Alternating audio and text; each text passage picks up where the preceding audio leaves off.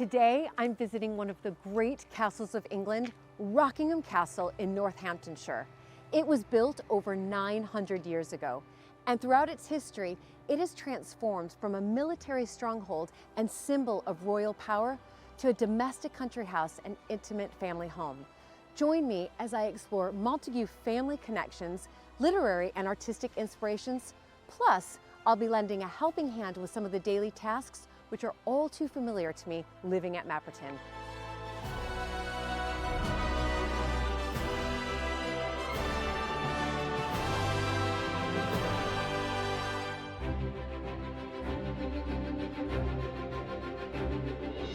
When I married into the British aristocracy, it was the start of a wonderfully exciting journey. But it was also a little daunting. I became a Viscountess, and for an American girl from a small town outside Chicago, that was quite a shock. I live with my husband Luke, heir to the Earl of Sandwich, and our family at Mapperton House in Dorset. Living in a place like this is a joy, but also a challenge. And every day we're aware that we're preserving a very special part of Britain's heritage.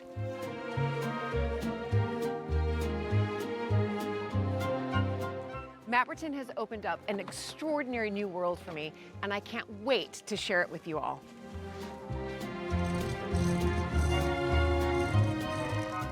So if you love castles and manors and stately homes as much as I do, please join this American Viscountess as I journey into the British countryside in search of some of Britain's finest historic houses.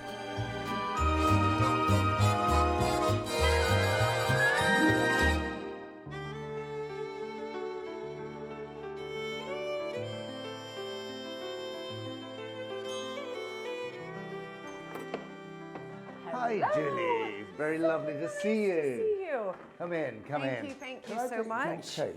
Whew. It's cold Thank out you. today. No, it's definitely that January post-Christmas day. Whew. But I'm feeling the warmth in here, that's for sure. Well, come into the fire. So, Julie, here we are in the Great Hall. This is part of the original Norman castle. It was the hall that was built by when William the Conqueror. William the Conqueror. Yes, ordered it in 1067. We know that. We also know that it was in the Domesday Book at 26 shillings value in 1086. Unbelievable. So really, I'm standing on 1,000 You're years standing, of history. Absolutely. And you know, the Great Hall is, for me, is just a fascinating concept because it's really where everything happened. Is that right? Everything. Well, you've got to have a little bit of imagination because what you're in today is a Tudor construct. Okay. Of which is 400 years, 500 years later. Right, right. The original Norman Hall would have been a big barn, going straight up to the ceiling, a couple of open fires, reeds and rubbish on the floor. The king would have been living at the far end, and everyone else and dogs, and don't ask me where they went to the loo, because the smell and the feel, you've got to be sort of, it's very difficult today, it would have been quite sort of earthy. Right. It would have been twice the size. For 500 years, from the Norman conquest to the Tudor period, Rockingham was a royal castle. During this time, successive kings and queens of England visited, with some adapting the castle to their own needs and tastes. Edward I did the first makeover. This is 1260s, and he put in central heating. No, he put in the fireplace. He put in the fireplace. And he put in the windows. Okay. And he built, up there would have been the minstrel's gallery. Right. And above it, he built a chamber for his queen, who didn't like slumming it with the troops. Right. Incredible. So you've got a lot of sort of medieval. The difficulty is you have to imagine it here because so much has been replaced by what other generations have done. Right. And so my family came here in sort of 1540 and finished doing the reconstruction because the date is 1579 on the beam. So your family arrived here Tudor period. Tudor period. Tudor period. So your family's been here since, well, what, 450 years? So incredible. Shall we go through to the library and have a coffee? Yeah, I would love that. But I have just spotted, rather, I mean, this is quite a beautiful portrait of Elizabeth I. I assume it's her, yes? Yes, it Am I is, right? yes. It's painted by Gower, and it's quite a young portrait. I think probably painted when she was probably 20, 25, 30. Right. She doesn't look all, not like those later ones where she was very much an icon and heavily Very fierce made looking. up. Yeah, exactly. But did she ever visit Rockingham? No, but she stayed locally, and she had lots of. One of the extraordinary things about this part of the world, it was very, very rich, particularly Tudor houses and wealth, because a lot of her closest advisors lived close by. So there's William Cecil, who was at Burley, which is only 15 miles away. You have Apthorpe, which was another palace. Fotheringhay, which is where Mary Queen of Scots was executed. That's 15 miles away, but there's nothing there. It's just a mound. Very fine church. Right. You have Kirby Hall, which is literally 4 miles away, which is semi-ruined, but was Christopher Hatton's house. It was Oh my goodness! fantastic. Oh my goodness! You know, we are so rich in big houses, big estates, but it's all of that. A lot of it is around that Tudor period. Is around that Tudor period. I know when I was driving here, there were so many brown signs telling me to go to visit this hall and this house. Yeah. But it's really rich with historic houses around here. You could just castle hop all day long. Oh, you could. Well, I should have said, of course, well, the Montagu connection at Boughton. Yes, no, of course. I did see the sign to Boughton on my way here. Exactly. Let's get have a coffee. Great. Fantasy, myths, ancient beginnings. Elevate your historical exploration to unparalleled heights with a History Hits subscription. Don't miss out on our latest releases, where classicist Natalie Haynes travels to Corfu to unravel the story of the Gorgon Medusa, one of the most iconic yet misconstrued figures of Greek mythology. Join Jasmine Elmer as she dives into something that people have been obsessed with throughout history: dragons. Where did they come from? What exactly is a dragon? Finally, Dan Snow explores the ancient history of the Isles of Scilly and discovers burial grounds built thousands of years ago. Discover hundreds of hours of award-winning documentaries and ad-free podcasts with History Hit. Sign up for a special offer via the link in the description.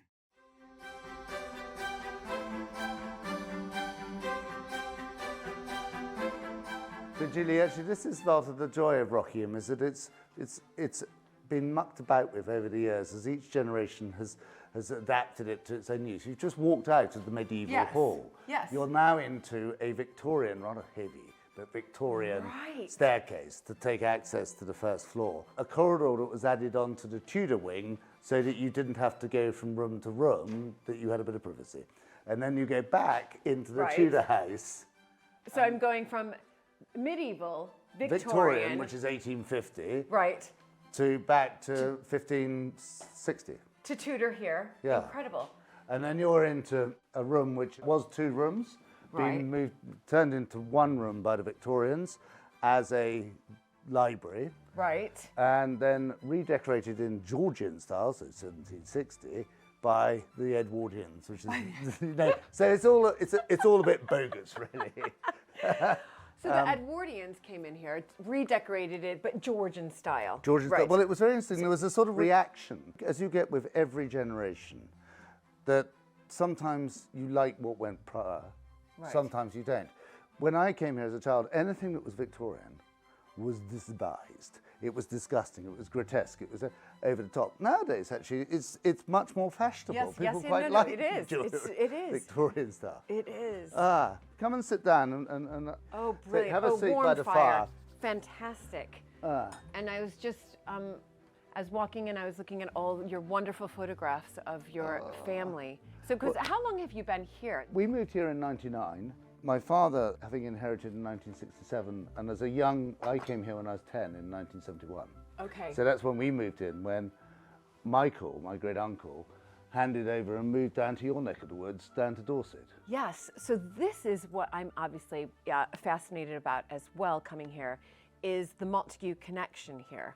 Yes. So it's your, Michael Seymour, who lived here at Rockingham Castle, married Alberta Sturgis's, who became the 9th Countess of Sandwich, an American like me, her daughter Faith. So Michael married Faith. Absolutely.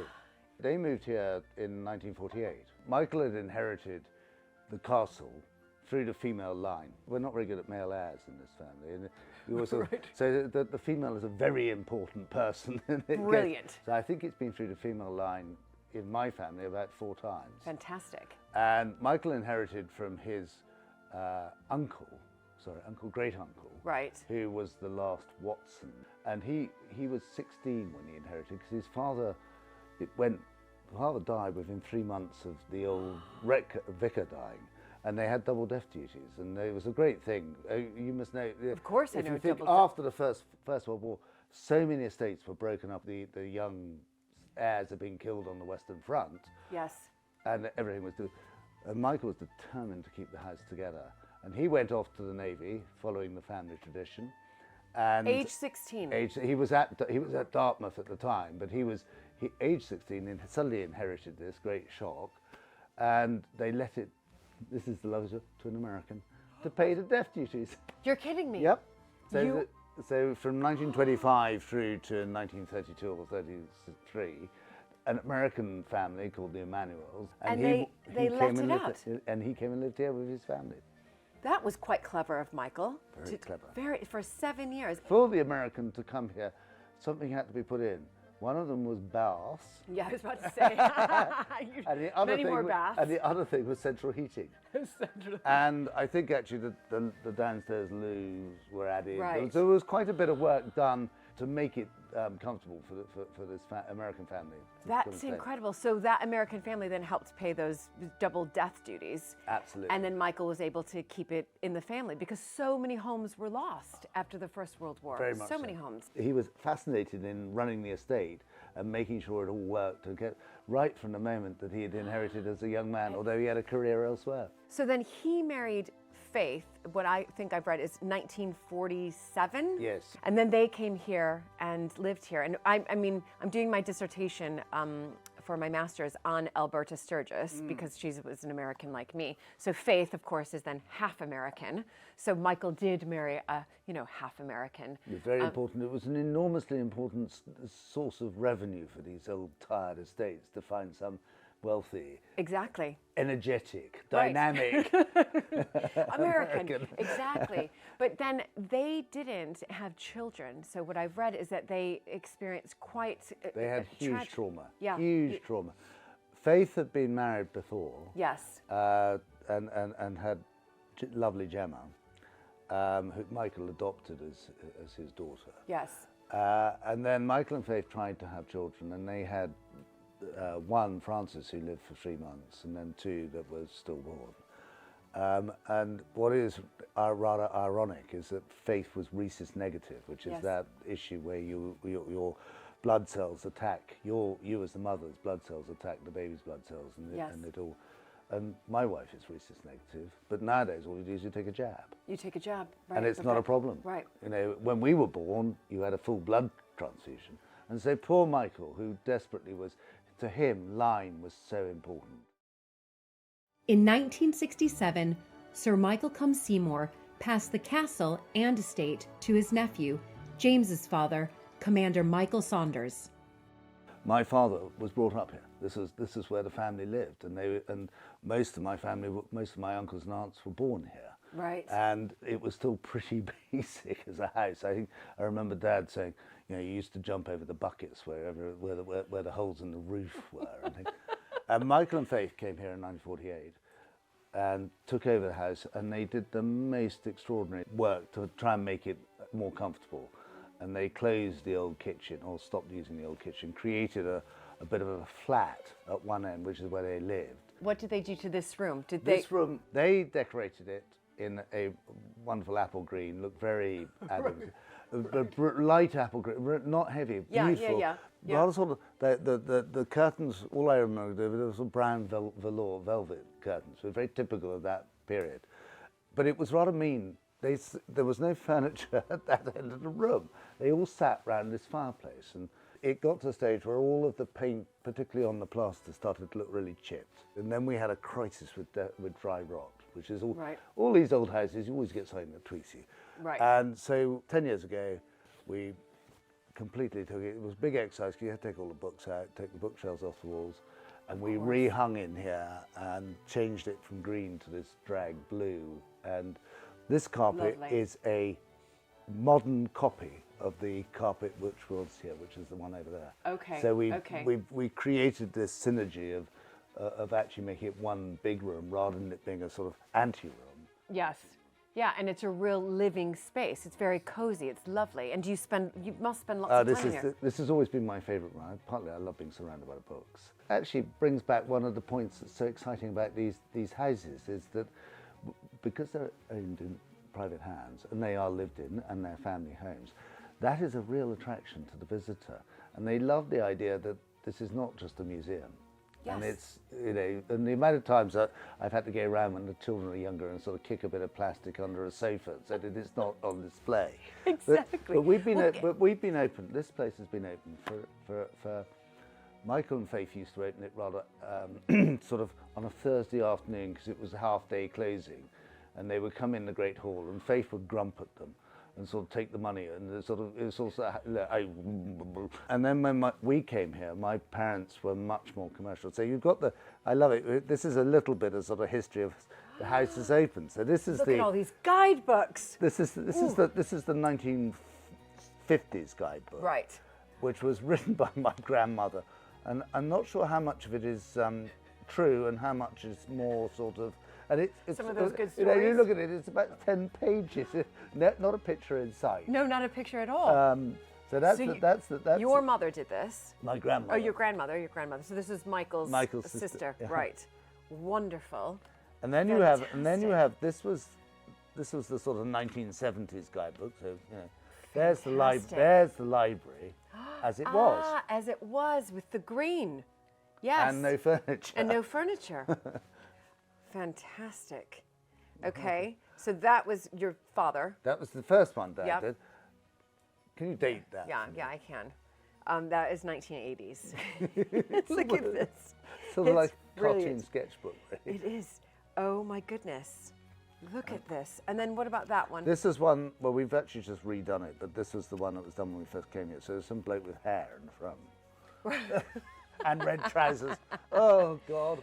You know, it's just And look at your young family there. Yeah. But I've just turned to the Watsons of Rockingham page. And of course, I've spotted here Lady Faith Montagu, who married, obviously, Michael Seymour, daughter of the 9th Earl of Sandwich. So we've made it into your guidebook. You've certainly made it. So pleased. So pleased. Well, there we are. But I would also point out that it's not the only time that the word Montagu appears. If you go right to the top of Really? the left-hand page, Edward Watson. Edward Watson married Dorothy, daughter of Sir Edward Montagu of Boughton. Who I think is the father of the Montagu family. Yes, he certainly is. We have one of his portraits hanging at Mapperton, and it's my mother-in-law always tries to hide his hands because she says that they look like fish, so she hides them with a plant. But that's him. He's really the founding father of our family. We have another one as well. I think he handed them out a bit like sort of confetti. But we've also got a picture of Dorothy, which I'd love to show you. Oh, so I'd love to see that. Yeah, should we go and have a wander down? Absolutely. Follow me. Lovely that we're in your guidebook. Are we in the new one too? Yes, you are, definitely. Okay, good. Before showing me the painting of Dorothy Montagu, James stops off in the panel room, a room at the heart of the evolution of Rockingham. You're back in to the old Norman Hall. Right. And this is the other half of the Great Hall with the great west window. It's where the King's platform would have been. Actually, the window is Tudor, so we have to be a little bit careful. I don't think that would have been there originally. Right. This is decorated in about 1670. So when I talk about Rockingham having a little bit of colour from each century, this is the Coryton, Charles II room. Yes. And it was the Lewis Watson, who is his father, had a disastrous civil war and he lost both his castle and his silver. His wife was a parliamentarian. This room is a room of reconciliation. You've got all the family coats of arms. Yes. It's dedicated to the mother. And this panelling, interesting enough, is pine because oak was in short supply due to the fire of London. And the Victorians stained it to look like oak. To look like oak. How fascinating. I mean, it's just incredible what they did. So what do you use this room for today? Well, it was the Victorian dining room. And then Right. Michael Seymour used this Right. to hang his Right. 20th century pictures. It was a sort of winter sitting room. My father remembers coming in here to play parlour games. But this is when we have the house full, this is the bit at the party room. Right. This is, you've got the backgammon table here, and it's the only sprung floor, so this is where the dancing happens. It's the only sprung. And you sit there slightly terrified that things are going on and something might get broken. But I wanted to show you this. This is the most lovely portrait of Michael. Oh. Captures him by Maggie Hamlin. And he was a great, great personal friend of Maggie's. He really encouraged her to get going. And they knew each other intimately. And you can just see that she's really captured his spirit and his character. And can I tell you that I recognize this because we have the study of this hanging at Mapperton. We must have received that study from through Michael. But it is, I mean, now for me, I've only seen the study, obviously, walking by it, and now to see the actual portrait painting is incredible. I mean, she is just outstanding. I mean, now we need to go and see our joint relative. Exactly. Yeah, so we are cousins, is that right? We are. And here, I happen to know, having been to Boughton, this is Sir Edward Montagu in his finery as Chief Justice of the Pleas.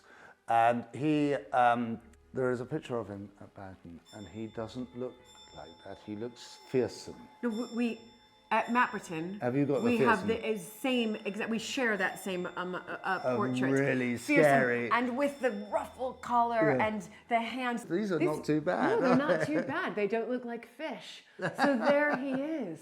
Well, But he's much younger in this one, and he seems a little bit happier here. Yes. But look at him being very grand and putting his Montagu crest up there. I know. And you know. But I think that's the equivalent of the signed photographs, isn't it? Yeah, but it was sort of handed out to all of the acolytes. Yeah, no, of course. I mean, it does say on off the executors to king. Yeah. Yeah, there we are, 1556. So he was he was the executor of Henry VIII. Of Henry VIII. Yeah, which is why I'm sure it's why we have Rockingham, because he would have, this is a royal castle. It was his. He would have facilitated the lease. He would have facilitated the lease. Because this is Dorothy, the daughter. Ooh, she looks quite fierce. So that's his daughter. Yes. Right. So that means that she would be the aunt of Edward Montagu, the first Earl of Sandwich. Absolutely. There we go. We really are related, You are. James. You know, there's the connection. She's quite a sort of terrifying lady.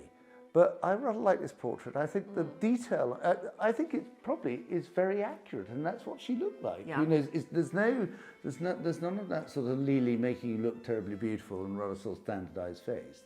That is what she looked like, and I love the detail of the bodice. And do you know what's extraordinary though? You know, I came here thinking, oh yes, there's this Montagu connection with faith, and this is brilliant. But I had no idea at all of this other female connection. Right here. Shall we go and see? There are a few more relatives, as I refer to them, the portraits in the gallery. Absolutely. Let's go upstairs. Now you've gone out of the medieval hall, back into the Victorian additions, rather lighter staircase, which gave access to the gallery. To the gallery. And the gallery was originally an exercise room.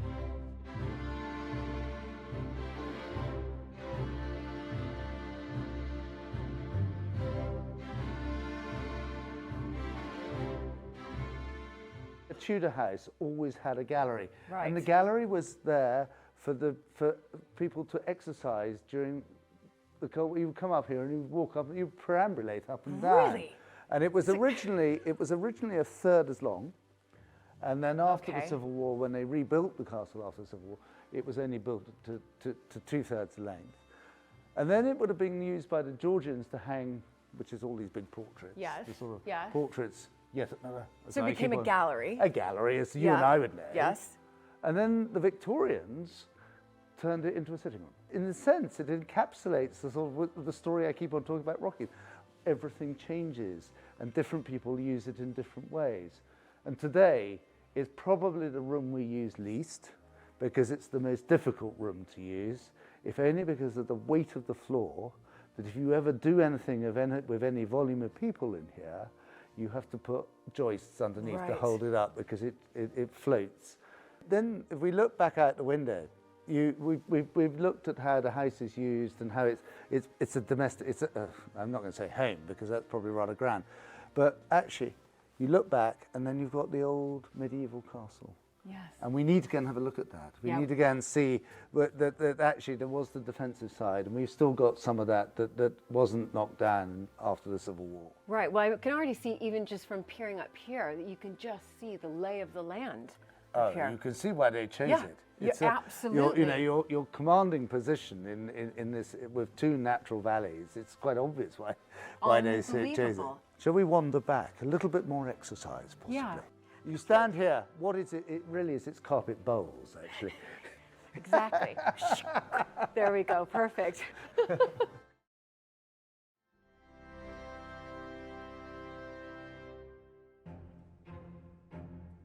When you come to Rockingham, this is it's a castle. It looks like a castle. It feels like a castle. You've got you can see the curtain wall, what's left of the curtain wall running up to your right with the Norman tower, and then the motte, which would have been behind that wall at the top, which is now the rose garden. That would have been where the keep was. It was dominant. We're sort of sitting down here looking up. Yes. You turn round and you have this, what is our sort of iconic towers. But what's really interesting about them is that they're not unique. They may be familiar to you because they are identical in size to the entrance gateway, Edward I's entrance gateway to the Tower of London. The only thing about the Tower of London is it looks different, is that it's got another story. So being 3 stories, it looks slightly narrower and less dumpy and squat. Of course. I thought it looked familiar, to be honest. Yes. So Tower of London just has one more story. Has another story in a bit, and then the crenellations. Right, and then it's got the portcullis. But it has the portcullis. And the reason we know that is that there was one plan when we were looking at trying to develop the visitor experience here, that people come here thinking this is a castle. And it looks like a castle with this wall, and you can see it dominates the landscape. Yes, of course. But you walk through, and it's like a stage set. Well, where is the medieval bit? Well, it's sort of gone and moved on. We thought at one stage it'd be quite fun to put the portcullis back, and we needed to have a template. So we sent the maintenance team down to the Tower of London because they've got a portcullis there just to see the mechanism. And then they did the dimensions, and they're absolutely identical. So obviously, Edward I had one stonemason and one designer, and he used the same footprint everywhere. But you can That's the same incredible. blueprint. But you can see here's the groove of the portcullis. Oh yes. Sadly, you haven't got it hanging down, and you can see where the winding gear. Oh, of course you can. Yes. Incredible. But we sadly decided not to do it. Actually, I thought it was becoming a little bit too much of a film set and rather ridiculous. But actually, the main reason we didn't do it is that actually you can't fit the winding gear. We've had it sitting proud of the crenellation. Okay. So that idea failed. But it is a medieval gatehouse. Of course it is. And it's it sort wonderful. of gives you a wonderful impression as you walk in. Oh, it's fantastic. Then you're in, and you sort of. And you imagine coming in on your horse or your carriage. It all sits up there. And with the flag right there. Yeah. Oh, it's very good. The flag's flying rather well today. At least you've got a bit of a breeze. I know, the flag's looking fantastic. So you get a sense of arrival. Why did they choose this site? Yes. What was so special about this site? Why here? And you can see it so clearly when you get to the edge. You can't see anything over the wall. No, you can't. You're climbing up towards the wall, and then you get this extraordinary view. Look. The Welland River running through the middle here, and you see the site, and you can see how it controls. You can literally see mile after mile. Yeah. I mean, this was the perfect spot. So in front of you, you see the whole evolution of time of the castle. You have the cross gable of the old Norman Hall. And you know I was saying it was twice the length. When you were inside, I said it's the whole length, and you can see it. It was an enormous tide barn. Yes, absolutely. The medieval castle, essentially that big building, the curtain wall, which would have gone all the way round, and you would have been protected. Yes. In 1544, James's ancestor, Edward Watson, was granted the lease to Rockingham from the Crown and set about transforming the medieval castle into a Tudor home. He, first of all, built this wing, originally a third as long, came right out to the end. Yep. I don't think he ever finished it. Built the wing going that way, put the bedrooms in, so you've got the bedrooms on the first floor. Yes. With the gabled ends. Yes. And these 3 wings connecting to the curtain wall. And then you've got equivalent wings going up the other side. It's absolutely fascinating hearing James decode the phases of building here at Rockingham. The English civil wars during the 17th century divided families, and like the dissolution of the monasteries in the century before, destroyed so much of England's architectural heritage. Lewis Watson, who was the grandson of Edward Watson, who got the lease on the castle, he entertained James I. He bought the freehold of the property in 1620 and was a successful royalist. His second wife was a Manners, who were parliamentarians and lived at Belvoir Castle. So he hedged his bets. He sent his silver to Belvoir to be safe with his brother-in-law, while at the same time flying the royal standard here, thinking he was safe in his castle. And he got it wrong, because the parliamentarians captured the castle, and he got locked up by the king for losing his castle in Belvoir Castle, Oh, which my the king had goodness. taken. Oh, my goodness. And all his silver. But he was then pardoned. Oh, he was. And he came back, and he joined the king at Oxford and was made Lord Rockingham. And then after the Civil War, he came back here, and he spent a lot of time trying to get all his bits and pieces together. But he built this little building here and lived in here while they rebuilt the rest of that. So that's a rather pretty restoration Yes. building. 1665, I can see. On the dated on the drain pipe. Yeah. And then you get the Victorian additions. You've got the gallery staircase that's been Oh, tapped yes, on which there. went tacked on there. Yes. And then the flag tower, Yes. which was put there to balance the fact this wing's not as long as the one on the other side. see. So it's not this. Now I have one little secret I want to take you to. Okay. Because there's something, we're going back to the medieval, but we have a little surprise inside the castle. Okay. Come with me. All right, exciting.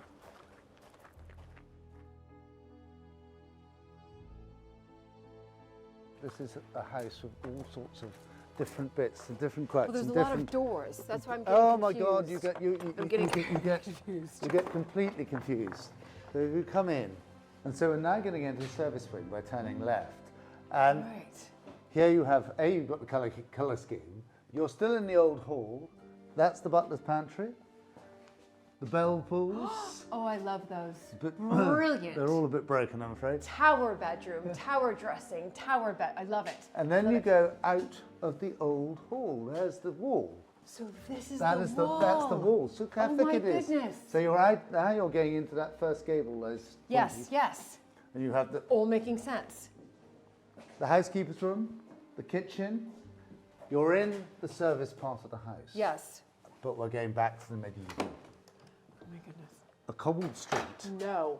leading up to Okay, what this would have is- been the keep. So here's the I curtain. just feel like I'm actually like on a set of like of a medieval feature film or something. And this is where the service wings. So you Can would we- have had your brew house.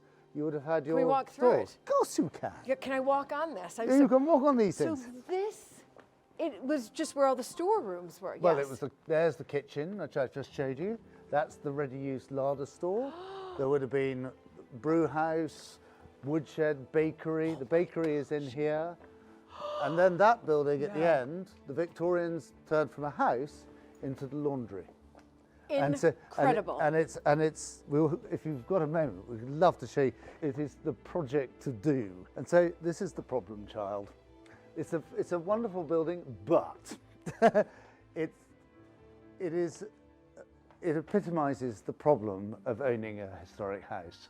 There are always going to be areas which need work, and this is Right. probably the worst description of needing work. It's watertight, Yes. it's dry, Okay, well, it's that's safe, brilliant. which is great. It also, you've got to store today's commercial course. stuff. I was- These are Santa's postbox, Exactly. the pumpkin. For the Halloween I'm not trip. quite sure. Look I'm at not sure- this. Look at these crows here. Who made this? the scarecrow. This is brilliant. And so I thought, oh, it might make a rather smart office, until I got a quote of £750,000. Nearly, said I was no. going to say $1 million, and I thought, no, I don't think. But it'd make a very good yoga studio, wouldn't it? It would be. You'd love it. I would love it. And This could particularly be. the first floor would be wonderful. The light would be lovely. That's It'd right. be You really- could check in everybody here, have sort of like your locker rooms down here, and Yeah. then you go upstairs and you do yoga. There There you you go. are. I'll just have to somehow raise some funds for it. I know. Exactly. One of our big problems. Exactly. Built after the Norman conquest of 1066, Rockingham was a royal fortress, a symbol of Norman power and a strategic stronghold between North and South England. The layout of the house and the castle was 2 baileys with a motte. So this was 1 bailey. Right. And the other bailey we'll see as we go around the corner. And then this was the motte with the mound, not here because this is the spoil.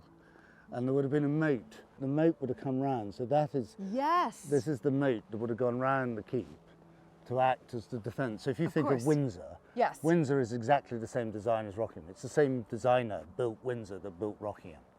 And so the keep would have been here with a motte originally on top with a wood stockade, and then it was stone. And it was you can imagine, you see the dominance of that keep. And it was there until the Civil War. And then at the end of the Civil War, the parliamentarians said that these places could not be refortified. They knocked them down. Here at Rockingham, you get a real sense of how vast the castle complex would have been. In the 1670s, the Lewis Watson, the son of the fellow who was here during the Civil War, basically came and he created a 17th century terrace garden. So you come up, every level is slightly different, Right. and they're all about 5 steps. And then they've created, there's a sort of pleasure walk that goes up the side of this mound. But if we go up to the top of the mound, Wonderful. by the bandstand, you can look over and see the layout of the old keep, or the fortifications of the keep, Right. which are turned into a Victorian rose garden.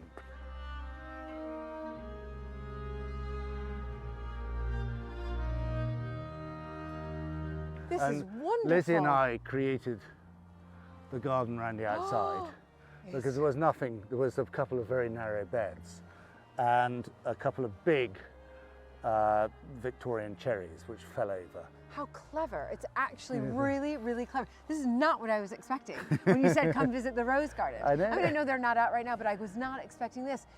This is And sensational. then the round bit is where all the gun ports were. And then if you go this way, Yes.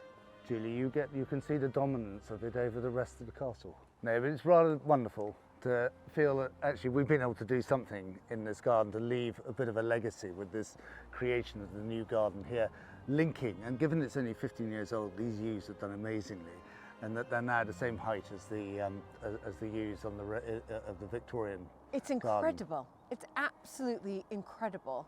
And I like what you said. It's just, it's always adding on, every generation, adding on to what is already there, but putting your mark on it. Leaving a little bit. Yeah, leaving a little bit. I will definitely have to come back here in June. Do you think? The end of June, the best weekend, the end of June, beginning of July, is when the roses suddenly come out. We're not a rhododendron azalea garden, we're limestone, but roses love this place. But roses. It's all about the rose here. I love it. There's a long list of tasks that need to be done every day at Rockingham Castle. I'm meeting up with caretaker Pete Smith to lend a hand. Morning. Hello. I'm ready. Good. You ready for it all? I'm Let's do it. I'm so excited. Let's do it. Okay. Which so way? To the right. Pete lives on site here at Rockingham, tending to the fabric of the building and making sure everything is shipshape each day. Okay, there you go. All right. You're in. There's a lot of keys and they're heavy as well. Yeah. And you carry them around all day. All day, just in case we need a key. All right, what's the plan?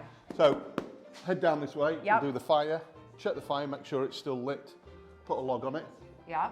Then through to the panel room, naval lobby, library, stone passage. How many steps are we going to do? Around about 20,000 today. Great. Just in the castle, we're going to do Just in the 20,000. castle. Yeah, just in the castle. So You if don't have to leave the castle to get your No, no. daily amounts No, in. up and downstairs. Incredible. So the first task is to stoke the fire in the Great Hall, and there's quite an art to it. It's warmer in here. A lot warmer. A lot warmer. A lot Fire warmer. goes 24/7. The fire goes 24/7. It does in the winter months, yeah. Oh my goodness. We'll go for a smaller log first. Okay. So if you pick up the front one, Okay. Oh, And I then- like this little gate here. that goes like that. That Please goes watch like it. this. Yeah, so it's leaning up. Oh yeah. Okay. If you do it the other way, it smokes. Oh yeah. No, we don't. I Yeah. know about that. We don't want that. Yeah, we don't want smoke. No. Okay. So. all That's right. it. Like a little Yeah. bit more or here? That's it. That's good. Is that really? Mm. Yeah, that's it. Okay. Okay. Bang on that. And that's you're just going to do this throughout the day. Every time we walk past, if it's burnt down, we'll put another log on. Incredible. So this And we'll just bring some stays more on. logs in later on. Right. That is brilliant. Okay. Yeah. Fantastic. All right. That's done. Okay, so as we're walking around, we'll check all the lights. Make all Yeah, I know make all sure- about light bulbs, Yeah, Pete. make sure no bulbs are blown. Yeah, but I mean, every day you must find one. Every time we've got to walk around with your head up. Don't walk around with your head down. All right. Okay. So we can take this one off the list. This one's off the list. Great Hall ticked. Done. All right. Whoa, this is dark. Yeah, Whoa, this is really dark. just on the Okay. right-hand side. It's on the right-hand side, which there's like a lot here. Yeah, the bottom one. Bottom. We'll go for the bottom one. Mine's like, there's. And then okay. the next one, And the next one. and the next one, and the next one. So And the next remember, one? you've got to check all the bulbs. All good? Oh. Yeah, I think it's all good. All right. What about shutters? 2 bolts. Yeah. Just the 2 bolts up. 2 bolts up. Yeah. Okay. Whoop. Oh, it came not out. right out. Let's put that slightly in and just turn it. Never gonna be invited back. I'm just, okay. Up, Okay. turn, drop Okay. it down, and folds. Yeah. Which way? Like It that. folds in. Yeah. Yeah. And then it fits in. We have And these fold as again. well. Fold again. And then it goes into that. And then it goes into that. I love these. Fold it again. So fun. I'm sure you're much. I know that you're super fast at this. I know I'm taking my No, time, it's but all right. I just don't want to break anything. Tick off the list. Tick off. Next bulbs room. So next is the library. All 4 lights on. All 4 lights. Yeah, all okay. 4. 1, 2, 3, 4. It's interesting. Press the button. Yeah. So you've got button ones. We don't have. I like the button Yeah. style. Security. I really like the button style. Wish we So had because that. we've not got visitors today, Yep. we can leave the blinds down. We can leave the 'cause blinds it stops down. the sun coming in and fading the furniture. Exactly. There you go. Right. And Some have got buttons, some haven't. some haven't. Yeah. Yeah. All right. And then your last one, And I'm checking bulbs. What about those bulbs there? they're non-usable. Oh, they're decorative. Yeah. Brilliant. Right. Bulb. Bulbs. All bulbs are doing. Stone Yeah. passageway next. What was So there? before we 13? go then, Julie, what we need to do, conserve electricity. Oh. We need to turn some lights off. Oh, all you do? off. All Yeah. off, 'cause now Unless you've we've got opened the windows. visitors. Yep. Yeah. Great. Again, checking the bulbs. Yeah. Oh, yeah. I forgot about that. Yeah. Thank you Make sure all the bulbs are on. for the reminder. And then More of a this. bolt at the bottom. Yeah. Pull that up, turn it. Button, Yeah. push. Okay. Go. Okay. You got it. That one's a hard one, obviously. Then fold. Okay. This one. And here we go. This is all very familiar, but takes quite a while. I think it even beats how long it takes to draw all the curtains at Mapperton each morning. And check bulbs. Check bulbs. Did I check bulbs in there? Yeah. Just checking those. Yep, all look good. Yeah. Okay. You know, I wanted one to be. I know. I know. They're up. You've Come done tomorrow such and about 5 or 6 will You've be done out. such a great job. Done such great. Okay. Okay. Here we go. Shutters. Yeah, shutters again. Okay. How long have you been here at Rockingham? 4 years and 4 days. Oh, it's quite lucky. Yeah. 4 years and 4 days. Yeah, yeah. All right. And before that, Before that, I was in the army. I was in the Household Cavalry, no. Blues and Royals. What? Yeah. Oh my goodness. So how many years were you doing that? I joined in 1976 and I left in 1992. That is a long time. So can I just ask, did you have to wear the, It's helmet yeah, and plume the plume? and cuirasses And you or did- breastplates, people Right. call them. Did riding school. Riding school's good experience. Garter service at Windsor. Yes. Escorting Incredible. from Victoria Station to Buckingham Palace. How many times have you been sort of inside Buckingham Palace, as in the gates? Oh, inside the gates? Yeah, Too many times, I can't remember. right. Too many times you can't Yeah, remember. yeah.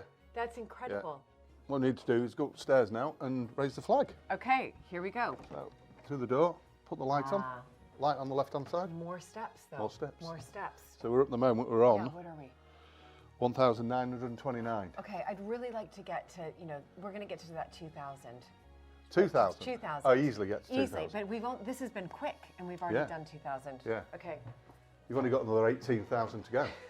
Exactly. I just got to stick with you all day long, and I'll get there. So we've got 56 steps to do. Here we are. This is halfway. What? Well, 2/3. We've got to So go. we've got the gym. Now we're going further up. Oh my goodness. Okay. All right, here we go. No wonder you're in such great shape, Pete. Keep going. We're hanging the flag. This is the flag. This is the ladder we're going up to hang I the love flag. it. Okay. So- Do you have a fear of heights? No. Okay, that's good. Have you? No, I don't have a fear of heights. I have a fear of cows. Do you have a fear of cows? No. Why a cow? No, I just. The only good thing about that, Uh-huh. there's not many cows up here. I know. I haven't. So we'll be all right going up there. I know. So I'm fine with So you'll be heights, fine. not with cows. Unless there's a cow up there. But I don't think there is. Unless you knew about my fear and you stuck Yeah, it up put there one up for me. there. Right, I'm I'll come in. up now. And there's no cow. There's no cow, that's good. Just a height. No, I don't have a fear of heights, luckily. I love this. This is incredible. Right, Okay, I've never. never raised a flag? Never. Never. No, never. Do not let go of the ends. Okay. If we let go of the ends, you know what we've got to do? No. Shimmy up the flagpole to get the Okay. rope. Oh my God. Okay. Or we could lower Oh. it down. What we And need what to is- do, By the way, what is this flag? this is the griffin, This is the the griffin. family griffin. The family griffin. What we've got to make sure is it's the right way up. Oh. We don't want the griffin upside down. Have you done that before? Yeah. And put the Union Jack up wrong way as well. Okay. Being ex-military, that didn't go down well. Okay. The griffin. So there's the griffin. Okay. That's the top one. So we unhook them. Okay. I'm going to keep hold. I'll keep hold. Okay, I'll keep You keep hold. hold of I'm holding So, this. Yeah. That wants to hook through there. Okay. Hook through here. Yeah. Okay, yeah, That's it. hooked. Hold it. Okay, so we can pull. So now I'm going to pull. You're going to pull until we get the bottom rope. So Okay. keep pulling. Go on, go on, go on. Keep going, keep I going. love keep going. this. This is amazing. All right. Hold it there. Uh-huh. Yeah, through that one. Okay. Okay, got it? Yep, got it. I'll hold that. I'll swap you again Okay, pull. and pull. Oh my gosh, this is so Keep much going fun. till we get to the top. Oh my gosh, this is so much fun. This is amazing. Okay. Well, Pete, I think it looks pretty darn amazing. What do you Yeah, think? it's pretty good. It's blowing as well. How fun. Yeah. I know it's blowing. Yeah, So and we can see fun. the griffin. And guess what? We got it the right way. Thanks That's to the you. best.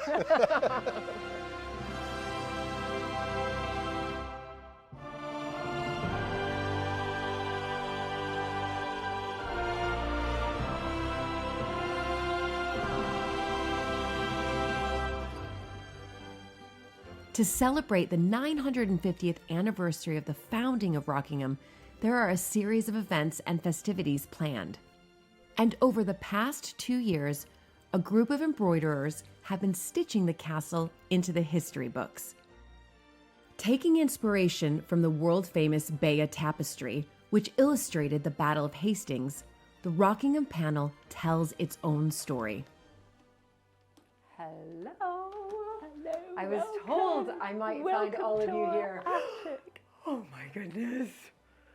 This is the place. This is where It's where it's all happening. This is where it This is happens. incredible. So we started in October 2019, and we're just in the last few stitches now. Oh my goodness, really. this is brilliant. You know, what's so wonderful is that, of course, embroidery, when you visit historic houses and, of course, Rockingham Castle, there's embroidery everywhere. Everywhere you look, there's embroidery. It was such a wonderful sort of pastime. It is. And it's wonderful that you're, you know, bringing it up to the 21st century. Absolutely, and this really is, even though it has William the Conqueror ordering Rockingham Yes. to be built, right down here we have 2021, which is when it was due to be finished, but COVID obviously has delayed it, with a COVID symbol and a little mask, and it's going to be ready this year.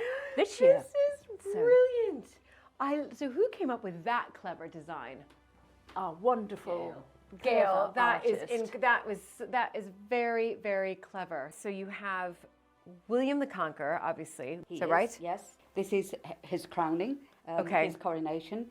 He was crowned immediately, so he could, because the coronation is the important part, so he could begin to take control of the rest of the country. And to do that, he ordered castles to be built throughout. And Rockingham Castle is one of those castles. Of course. That's the date along there. It was 1066 is the famous date of Yes, the battle. of course. 1068 to 1071. That is the building of the castle here. But of course, originally it's a motte and bailey castle, because here we're on an escarpment. We were in a forest, surrounded by woods. Yes. Very high up. So the remnants of the motte and bailey castle is now the Rose Garden. It's now the here. Rose Garden. And the last half of it is the modern day Rockingham with these Edward I's Yes. round towers. Round towers there. And we have the Wonderful. we've got the family here. And you've got, oh my goodness, yes.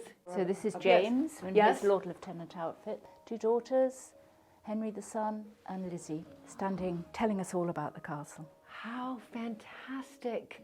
That is brilliant. And who's on the horse over there riding into?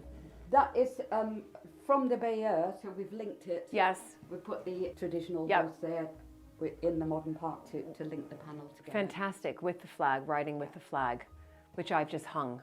So yeah, it was wonderful. It was absolutely, it was breathtaking.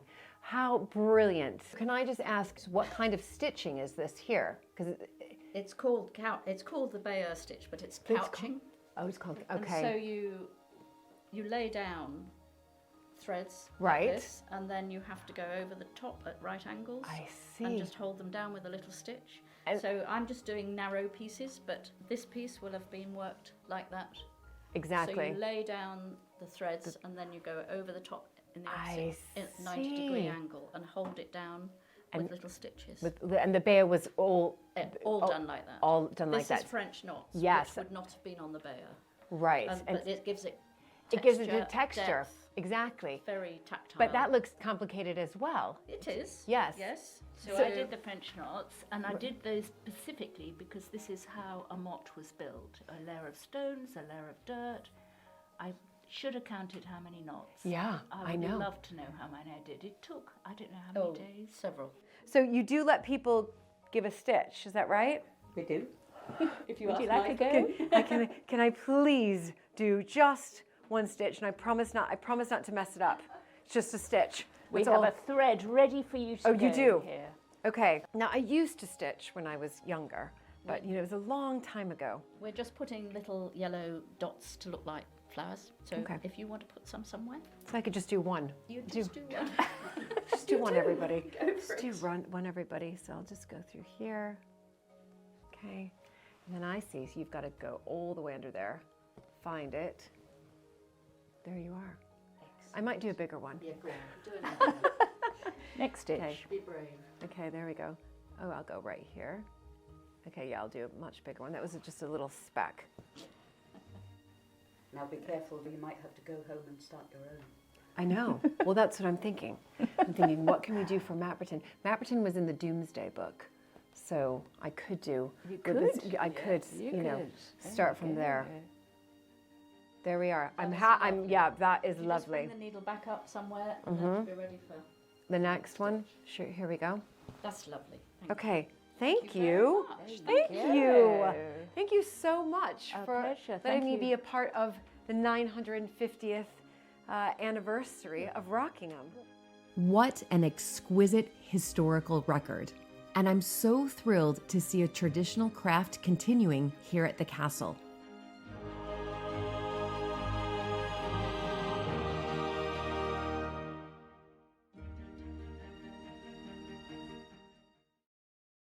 Hello, Hello, I'm Julie.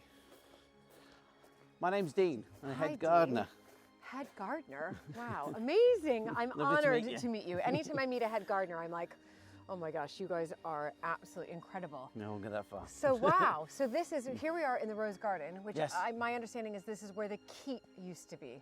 Is It that is, yes. And if you look at the design of the garden, it's actually designed to look like a keep still, with the yew being the different entrances, and we also have box-shaped view on the outside, which are the soldiers marching back to the keep. So we've tried to keep that so it's in keeping with what its original purpose. So this is the rose, these are all roses here, yes. They are. It's a traditional formal rose garden, which is not as common as it used to be, really. So. And so tell me what you're doing now. And are these, can I ask, because I know a tiny bit about roses, are they new roses or old roses or a mixture? They're a mixture. They're a mixture. They are old style hybrid tea roses, which we Right. don't really use that term anymore, but these are the taller, larger flowering varieties. So, Right. Yeah, there Brilliant. is a mixture of all different things. So I suspect it just must look absolutely spectacular. It does, And yes. Is it, what is it, end of June when they're in full Probably, bloom, would you say? yeah, probably a little bit early in that here because we are quite sheltered with the yew hedge all the way around. So we have quite a long season of roses. Right, So, yeah. well, that's brilliant. And my observations from talking to people that have come is that it's a very romantic garden. And obviously there's nothing more romantic than roses. And you know, when you're working in here, it's really nice because you do see couples and they're often taking pictures of each other with the roses and things like that. So it's lovely, sniffing the roses and all those sorts of things. That's so lovely. So that's really nice. And we've got obviously the fantastic views and everything. So yeah, it's a romantic type garden. Absolutely. Okay, so you've done a lot of planting right now. These are all new roses. No, not all of them are new. A lot of it, we're in rotation. So we're rotating a lot of the older roses out. They've done their job and, you know, it's time for them to have a rest, as it were. And but we've got to plant lots of new roses, over 200, to get the garden back into where it needs to be. But the problem is that roses don't like being where roses were before. So rose replant disease is a real problem for a garden like this. And the old method, I mean, scientifically, we don't exactly know what causes it. Even now, with all the scientific discoveries we've had, we're still not exactly sure why roses fail. I mean, there's lots of pathogens and different things in the soil, but, and so, you know, there's various methods of getting over that. But the main method that people have been using for years and years is the one where they take out all the soil and then replace that all with fresh soil and take all the old soil away. And the problem with that is it's not only back-breaking, it's a lot of work and it's a lot of cost, but also it's not very ecologically sound either. And so what we're doing, and hopefully successfully, is doing a slightly different method, whereas we're planting them in recycled cardboard pots. So you're going to actually, you're going to put in the cardboard? Yes. With it? Yeah, that's right. So it's... I've never heard, is this something new? No, it's not. It's not new. As anything in gardening, there's no such thing as a new idea. But mostly it would be something I would recommend somebody to do if they were doing one in a border. Okay. But it's not very often you do 200 of them. But yeah, you're going to try it out. This is going to try it out, You're gonna try it out. So the idea would be is this little self-contained environment. It's got compost in there, and its roots will grow. In the first year, we'll take very good care of it and its roots will grow. And as the water penetrates into the cardboard, that will break down into the soil. And then the first tentative roots will go out into the old soil. And hopefully, because it's bigger and stronger by then, and we've taken care of it, it will be able to withstand any attack just as the old roses do. Fantastic. But all the cardboard as well, it's recycled from things that we brought in the summer, from the different packaging. So brilliant. it's all good, and the compost we made here ourselves in the woods. So oh my gosh. Okay, so yeah. So it's local and it's it's that's recyclable. It's fantastic for the environment. All of that, right? Hopefully, yeah, and hopefully, I wouldn't say it was completely work-free, but I think it's a lot less work than digging them all out and replacing them anyway. But what we want to do is make a round hole, and so we can drop it straight in. So yes, that's why we've got. So what we've got here are spades that we normally use for digging post holes. Yes. So not your normal spade. No, not at all. And then what we've got to do is measure how big the pot is against the spade. Yep. And then go for that height. So we'll move this line out the way. Okay. So if I do this one and drop her in, then you can have a go at the other one. Okay. So wonderful. Okay. It's all part of the process. So what we want to do, we want the edge of the pot, that's quite good actually, we want the edge of the pot to be just above, just above, because we don't want too much of that old soil to go into that. Okay. So, and then we just backfill. And then you backfill it. And basically, the other thing, there's no firming down, there's no Stomping on it. We're not going to move any roots. And basically, we're going to let the weather do the job for us. Yeah. So what will Brilliant. happen there is that the frost and the wind and all those things will go in and compact that soil, you know, firm it back round the pot. And then we've got a lovely growing environment. The only thing I would say is taking care of it is that you've got to remember until the cardboard breaks down, it's in a pot. So you've got to water it as if it's in a pot. Ah, yes. okay. So you've got to be careful with the watering when it starts off. Right, so you've got to, okay. So where would you like me to make my mark? So if you want to go, they're about 18 inches apart.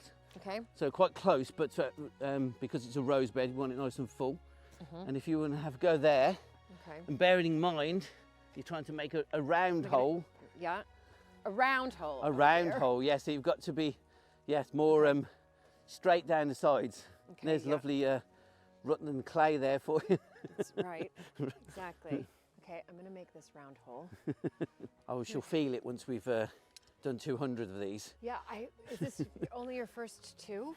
No, we've done a whole bed over there actually. So, but I've got a very good team as well. They'll be here helping me. Yeah, because I can already feel this in my back.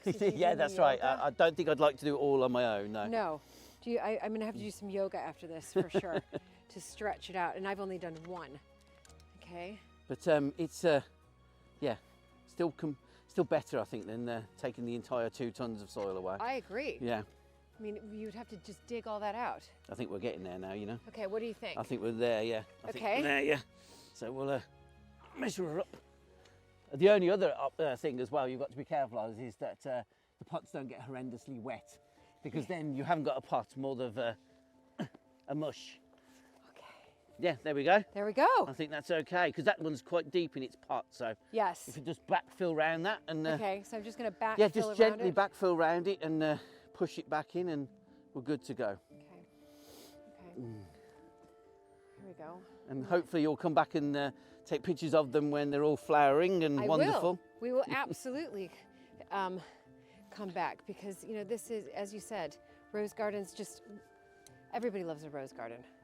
They do. Even, I mean, we have so many wonderful plants these days, but you know, there's something about the mystique and romance of a rose that really, people. All right, what really do you think love. here, Dean? I think that's good. Yes, I'm happy with that. Are you yeah. really happy with that? Yeah, I am. Me? Yeah, that's good. Okay. Yeah. Okay. So we shall remember that one. We shall label it. I hope it survives. Julie's Rose. Julie's Rose. I really hope it survives. Yes.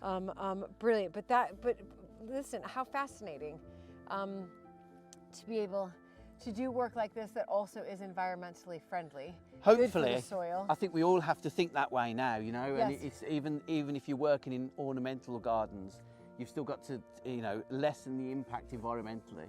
And of course, we are growing things as well, so you know that's good for the environment. Of course. Everything that we grow. But yeah, I mean, and also it's finding new ways to keep the landscape the same. You know, the old rose gardens are important. People love to visit them, and I think, you know, I'm very passionate about like keeping these rose gardens going and making them, taking them into a new age basically, but also keeping that mystique and romance. So. Of course, and making sure that people, when they come back to Rockingham, they can, you know, that's take right. their photo, embracing each other in front of a rose here. Well, we do have people that have come here for years, and they've come back and they say, you know, we had our wedding here, or we had our wedding anniversary, and you know, they like to look at the roses and remember those times. So, of course. It's very good.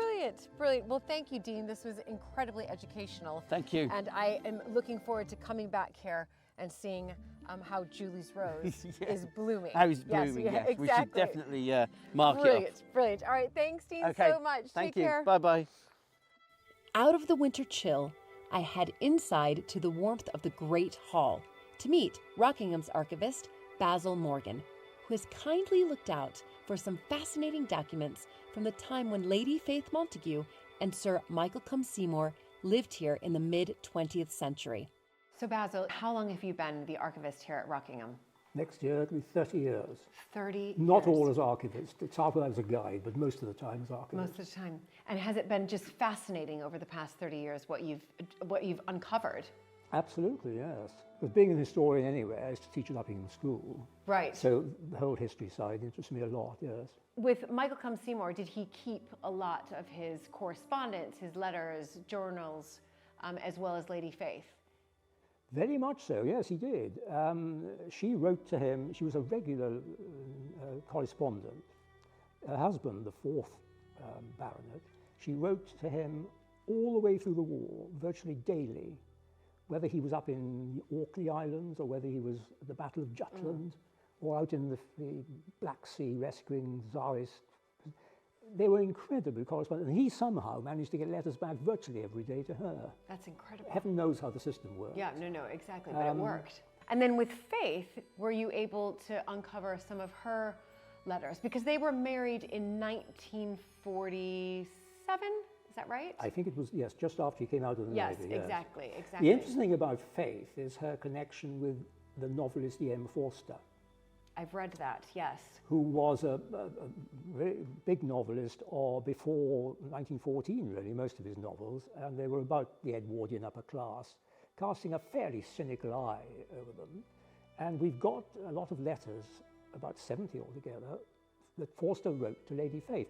It started off when she had written a short story, and Forster was a great pal of her father's. So he said, well, send it to Forster, I know Forster. And we've got a letter where he writes back saying what it's like as a short story, being quite gentle with her. Yes. And writing back and saying, well, it's a short story, so you've got to be pretty concise. You haven't got much space, you know.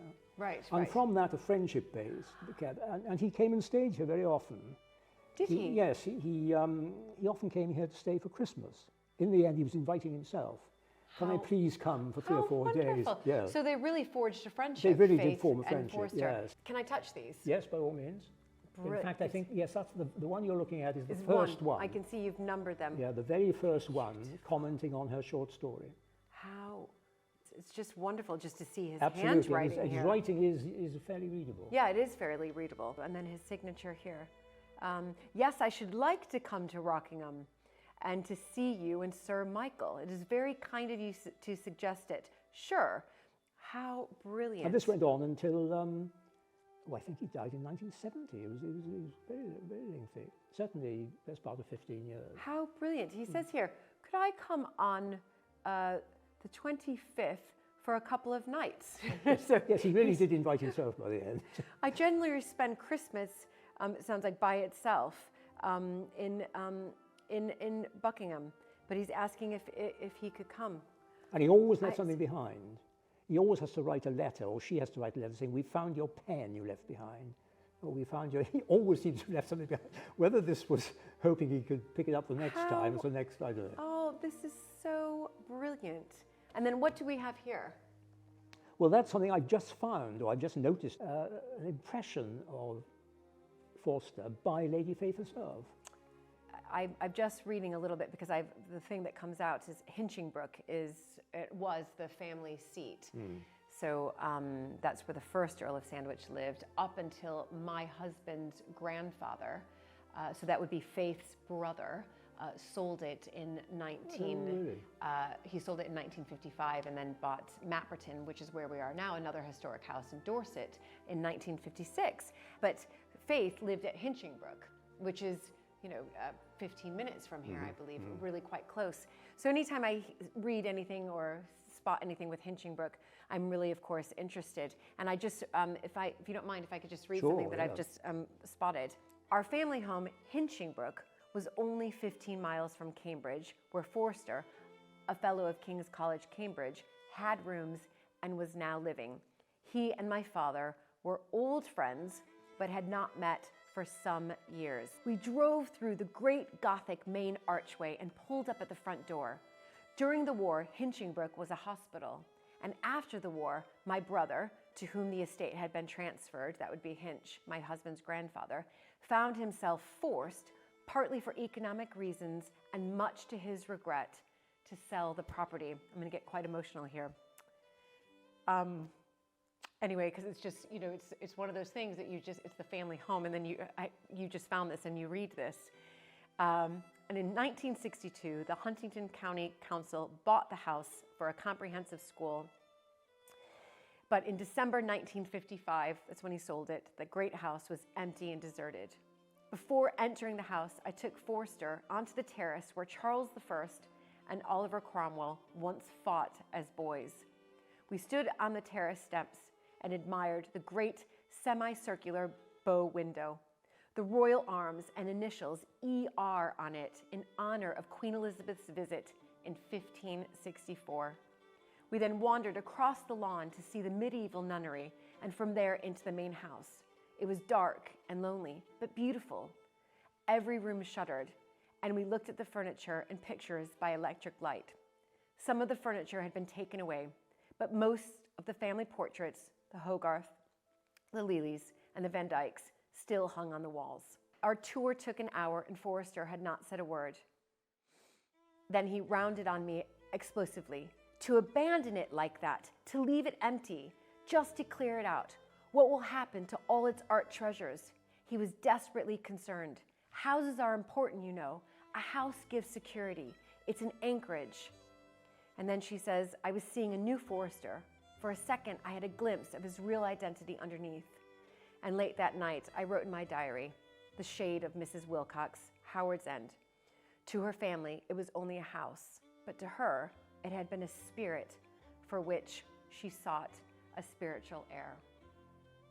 I'm so glad you found this copy, because I will immediately have to send this to my father-in-law, who grew up at Hinchingbrooke. So Hinch's son is my father-in-law, the 11th Earl of Sandwich, and he grew up in Hinchingbrooke. And I think these few paragraphs here really do sum up how I think we feel as a family, the sadness around losing Hinchingbrooke House.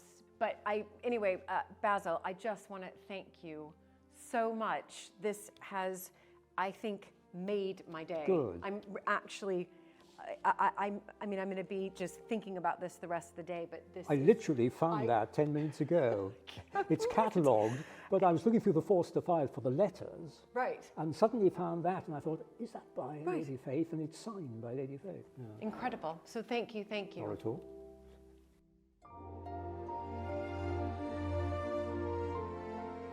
It's really hard for me to articulate the emotion that I felt today when I sat with Basil and we were looking through some of the letters that Forster had written to Faith. Of course, I have this huge interest in Faith and learning a little bit more about her because she was the daughter of Alberta Sturgis, the 9th Countess of Sandwich, who was an American like me and married into the Montagu family. There was a whole range of emotions that overcame me when I started to read her memories of really the first time that she met Forster, and she brought him to an empty Hinchingbrooke. Of course, that's my last name, Viscountess Hinchingbrooke. And when I started to read really the sadness around that and the regret of having had to sell Hinchingbrooke for economic reasons, and there was a real sadness that I felt, and I was overcome by emotion. But I'm so happy that Basil was actually able to find that. But for me, it was a sense of sadness and a sense of really remembrance of how these historic houses went through so much over the last century. Some survived and some were able to stay in the family, like Rockingham Castle, and some weren't, like Hinchingbrooke. And they were either demolished or, like Hinchingbrooke, made into a school.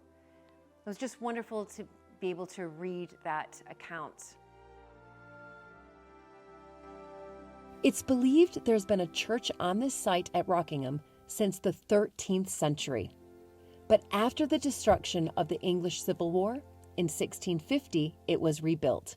And, just as with the castle itself, each generation has added to it since.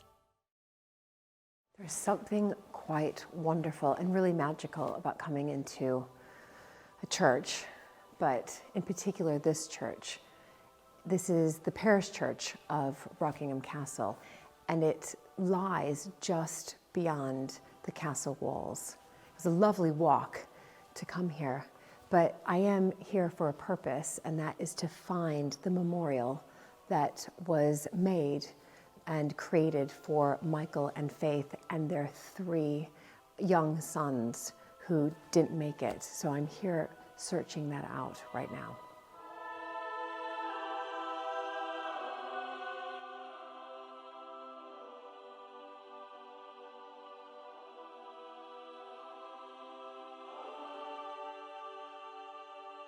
All around the side chapel are the most beautiful sculptures, but some were pieced together following the Civil War, when it's thought Sir Lewis Watson brought together fragments of the memorial to his grandmother, Dorothy Montagu, with that of his father, Sir Edward Watson. Oh, here we go. Wow. There, right away. And here it reads, remember Michael Seymour, 1909 to 1999, and his wife, Faith Montagu, 1911 to 1983. Their 3 baby boys. The care they took of Rockingham and the happiness they found there and at Witherston. Now, Witherston is a part of Mapperton, so there still is land that we have that is part of Mapperton Estate that is called Witherston. And the people who live at Witherston now, at the house that Michael and Faith were at, are friends of ours. And the many friends whose lives they touched.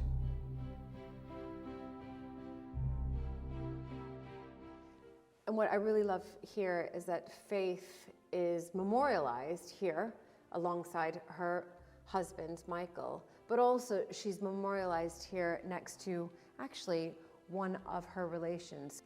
So it's extraordinary to see that Lewis created this monument for his grandmother, Dorothy Montagu, and his father, Edward Watson, side by side together, using the remains of other family monuments that had been destroyed by the parliamentarians.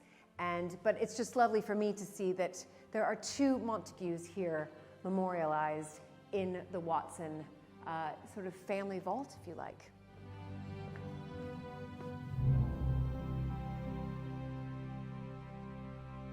When the Norman castle was transformed into an Elizabethan home in the 16th century, the room every fashionable house needed was a long gallery. And it's here where James tells me of a very special visitor to the castle in the mid-19th century. Well, it's wonderful to bring you up here to one of our literary gems. It's so nice to have an association with someone who actually is such a giant of our literary history. Charles Dickens. Incredible. Right away, as soon as I saw that, I thought there must be a story about Charles Dickens here. We're not a particularly literary family, but it is rather nice. Richard Watson, who is the picture, the gentleman on the right, was the younger son of Lord Saunders. Met Charles Dickens in Lausanne. Lavinia and Richard were on the Grand Tour. Okay.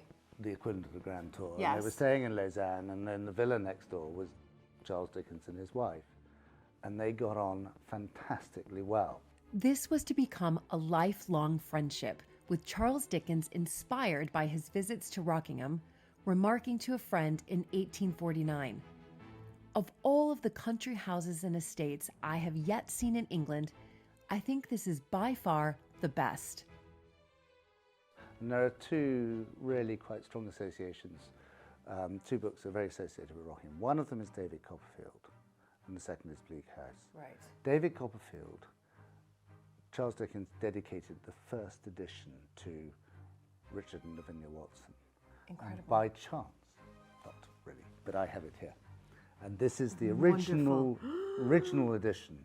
And there's a wonderful story with it, which I only really, if I'm honest, I only discovered when I got the book out today, because I bothered to read the letter in the flyleaf, that Richard and Lavinia's children loathed Dickens with a passion. They were far from liberals, they were high Tories, hunting Victorian landowner gentlemen who did not like anything that sniffed of any liberalism. And they sold all of the Dickens memorabilia. You're kidding so me. all the letters went to America. All of the books, anything that was to say to it, disappeared. And this one appeared in a bookshop with a book dealer in London in 1902, And it was bought by the third Sir Michael. So Michael Count Seymour's grandfather. Grandfather, wow. Who was married to Watson. So 52 years later, in one sense, after it was signed, it was found. And it came back. And the bookseller contacted. Yes. Right. And there's a lovely note in the letter sort of saying it's obviously very important because it's got the private dedication. Absolutely. Look at it. It says, affectionately inscribed to the Honourable Mr. and Mrs. Richard Watson of Rockingham, Northamptonshire. As a token. As a token of such, so what's that, regard and friendship. Yeah, yeah. This token Charles of Dickens. Charles Dickens. So he was really, really close to Terribly Richard close. and Lavinia. Yeah. And when he came to stay, some of them were relatively short, some of them were slightly longer, and he said a total of 20 days here. And he took inspiration from his husband. He staged plays for the benefit. Now, who did he do? How fun. I know. Well, we've got a playbill here. And would he stage them here in the Long Gallery, do you think? He certainly did one of them, they were staged here. Amazing, But he amazing. also staged another set, we're in the panel room. How incredible. I'm just taking it all in that Charles Dickens was here. But and this there was is a one- play. this is a wonderful- brilliant. But this is a wonderful room to entertain. Yeah. It creates its own atmosphere. It does. He was such a showman, but he was always the lead act. Look at this. Rockingham Castle will be presented Monday evening, January 13th, 1851, used up. And you're right, Sir Charles Coldstream, Mr. Charles Dickens. To be followed by the interlude of A Day After the Wedding, Colonel Freelove, Mr. Charles Dickens. And then you have, the performance will conclude with Mrs. Inchbald's farce, Animal Magnetism, and the doctor, the lead is Mr. Charles Dickens. That's the original. So this would That's be the playbill that would have been stuck. Right, just for the announced it. household. Well, I think that there may have been for other local friends Right, as but well. still, Sort of advertising it. I bet you he's never won to Mr. Shilley. No, but it's brilliant. And also at the end, it says, the theatre will be opened at 8:15. The performance will commence at 8 o'clock. God save the Queen. The Queen. So he used Rockingham as an inspiration, and it was actually very accurate in terms of some of the descriptions of the rooms and some of the characters. So Mrs. Rouncewell, the housekeeper, was a very accurate description of the housekeeper here at the time. Right. And I've got we're sitting in the Long Gallery at the moment. There's a lovely quote in here when he talks about how the evening shadows draw across the pictures. And as this is west facing with these big windows, Yes. you do get and as the sun goes down out over across the valley, it sort of the shadows draw across the pictures. And describing the portrait of Lady Dedlock over the fireplace opposite us, he says here, but of all the shadows in Chesney Wold, the shadow in the long drawing room upon my lady's picture is the first to come and the last to be disturbed. At this hour and by this light it changes into threatening hands raised up and menacing the handsome face with every breath that stirs. But So he's really describing, obviously, this room. This room. And that portrait there. I would possibly. Possibly. Yeah, you bet highly on it, likely. Yeah. You bet on it. Yes. How brilliant. So it's rather fun. So there's a very strong association with Dickens in here. The friendship between Charles Dickens and Richard and Lavinia Watson was one of real affection, which is reflected in Dickens' works, but also in his private correspondence. And he wrote the most touching letter at his distraught sadness at Richard's early death in 1852. He continued to correspond with Lavinia right up until his death in 1870. He wrote 2 months before, and actually we've got a copy of the letter here, where it says, "My dear Mrs. Watson, with the greatest pleasure I engage myself and Mary to you for the 2nd of May. You cannot too completely make me one of your family party. The dear old Rockingham days are always fresh in my heart, believe me. Ever faithfully yours, Charles Dickens." And that was written 2 months before he died. It's incredible. That relationship went on long after Richard Watson's death, and they were very close friends. Absolutely, and I can't tell you, we are so proud at Rockingham to have that association with one of Britain's greatest writers. Absolutely, but also that you were able to, I think treasures here at these historic houses are so important. But when a treasure gets sold and then you get it back, it's even more special and more extraordinary to even have that back in the family. So wonderful, incredible. I couldn't agree more.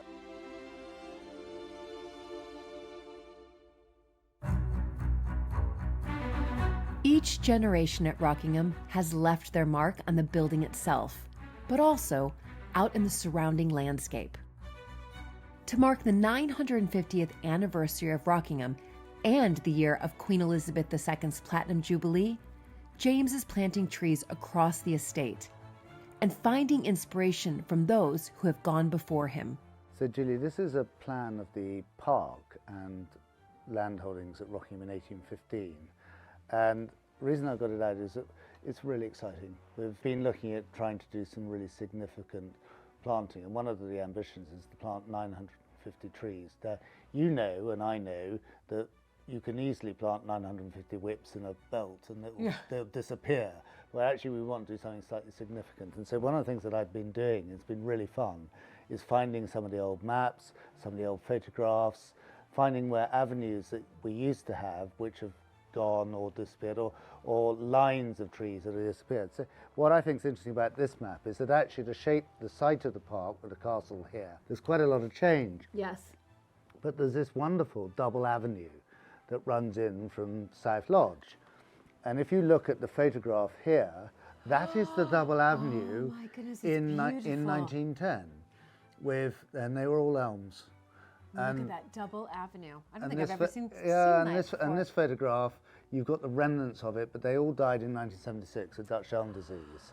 Of the Dutch elm disease, I see. And Dad put back a sort of, it's not really worked, but a mix of plain and beech. Right. Norwegian beech doesn't look good, and it's not a double avenue. It's sort of half a stand, half. And my ambition is not to go all the way down, but actually just to do it at the top. And so we're going to do that. And so that's where all 950 trees... No, that's about 36. All right, okay. Well, maybe a bit more, because you have to place them every... We also took an avenue out here of dead sycamore. We're going to put those back. And I really love this idea of the sort of single belts of trees around the park. Now, we've got a belt there, but I'm going to plant on the other side a whole line, a single line, all the way from some sultry coppice all the way down back to the castle. Oh, so this will be... Double line as well. Fantastic. Now, we need to go and plant a tree to mark the Platinum Jubilee. So would you like to come and help me plant a tree in the wild garden? I would absolutely love to do that. I can't think of anything better. Fun. Let's go and do that. The formal gardens here at Rockingham were redesigned after the Civil Wars in the 17th century. They are made up of a series of terraces around the castle. We were talking about Dickens earlier. Yes. This terrace was part of his inspiration. This is where he conceived the ghost of Lady Dedlock. And this elephant hedge, we always say, we call it the ghost walk, or we call it the elephant hedge, because it was, I think, more regular in the 19th century, and it got somewhat misshapen, but actually it looks like, if you look at it closely, it looks like elephants. It's wonderful. Well, we don't know how old, 400-year-old yew hedge? It absolutely does. Wonderful. And then if we go through this gate here, we're now going into the wild garden, and this was the access that the parliamentarians sacked the castle in 45. Right. And they came up this ravine. And they went over the wall. And they climbed over the wall. Well, I think Lewis Watson was lying in his bed thinking he was safe as houses inside his castle. Walking through an historic garden like this, you realize how fashions and tastes change. By the end of the 18th century, formal terraces were being supplanted by the desire for natural-looking gardens. Lady Faith Montagu and her husband, Sir Michael Cum Seymour, did much to revive the gardens when they lived here after the Second World War. Both Michael and Faith adored the wild garden. This was where their passion was, in planting trees and recreating it. We're now, 60 years later, having to cope with the legacy of that. So many of the trees have come to the end of their lives, particularly the sort of prunuses. So Lizzie and I are having really good fun going around filling the gaps and taking out some of the older trees. There used to be a whole line of beech along here, which was much earlier. But it's now given me the opportunity to plant underneath here. We won't benefit from it, but the next generation will. But so this is where some of the 950 trees will be planted. Very much so. Fantastic. And wonderful. Looking at them, we've already started. You can't see the Miller's estate there. we lost two big beech here, so we put a couple of specimens in. Now we'll wander down, we'll go back down the steep bank here to the pond.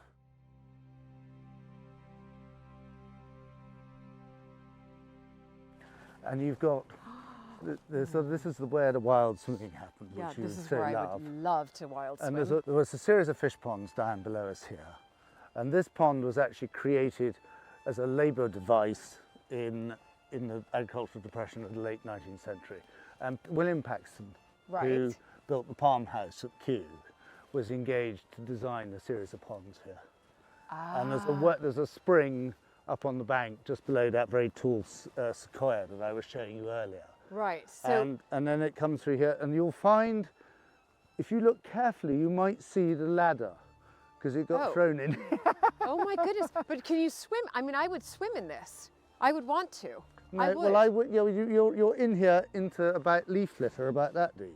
Okay. Beautiful though. It is rather peaceful. And It's beautiful. very- And I love that there was that little bench that we passed. Yeah, it's difficult to imagine at this time of year. You know, you're deep winter and everything's in hibernation. You come in spring, in the summer, and this is just a sea of different leaf colours and things. And a lot of it's down to Michael's and Faith's brilliant planting of the mix of the trees. You have different greens at different contrasts. Yes. And it just has the most wonderful, as you say, until the midges come. Until the midges come. Exactly. Oh, I know about them. Now let's go and plant our tree.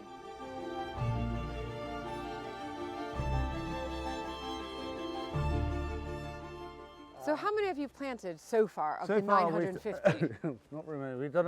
We've done about 30 in here. Right. In the garden. Okay. This is the 31st. This is the 31st. We're doing 38 in avenues.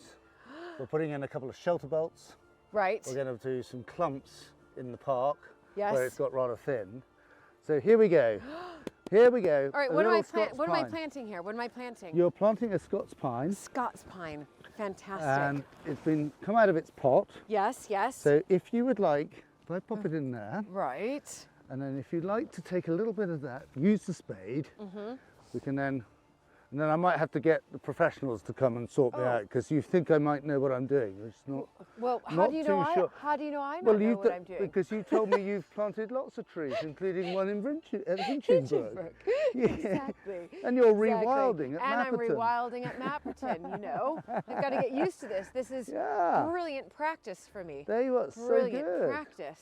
Got to We go need a all little at the around. back. We need a little bit at the back here. This is fantastic.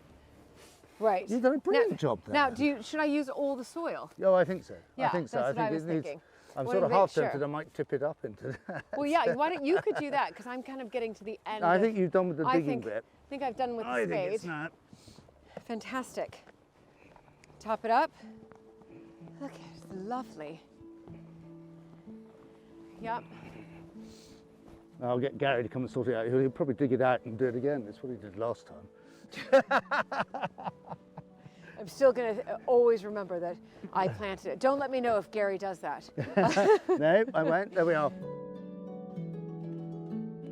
You We've are done a it. star. Thank you so much, Julie. Thank you, You James. planted my 31st tree for the 950th of Rockingham, the Queen's Platinum Jubilee. Isn't that just wonderful? Part of the Queen's, and we'll register it with the Queen's Green Canopy. That's right. And Thank I'm going you to so remember much. this day forever. Ah, brilliant. Oh, that's wonderful.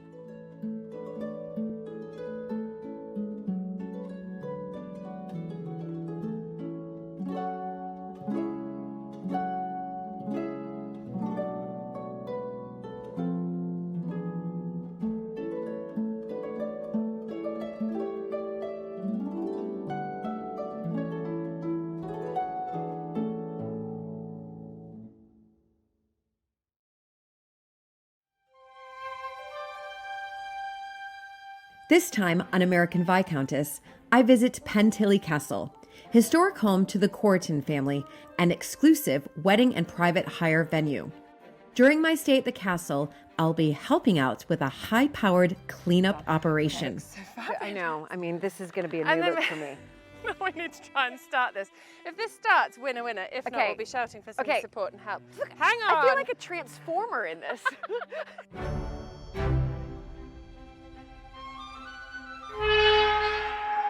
Oh my goodness. I'll step into another world out on the estate. We found that there's a vault underneath here, which is completely sealed. About here, there's the remains of a chair with a body. No. Yeah. No. He's just sitting there waiting. What? You saw him? He's just there. What?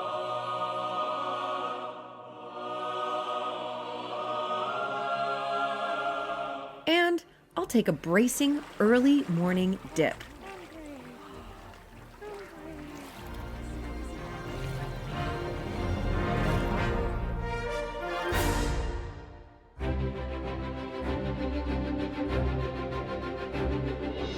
When I married into the British aristocracy, it was the start of a wonderfully exciting journey. But it was also a little daunting. I became a Viscountess, and for an American girl from a small town outside Chicago, that was quite a shock. I live with my husband Luke, heir to the Earl of Sandwich, and our family at Mapperton House in Dorset. Living in a place like this is a joy, but also a challenge.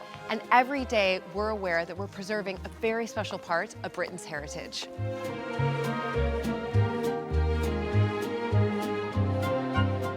Mapperton has opened up an extraordinary new world for me, and I can't wait to share it with you all.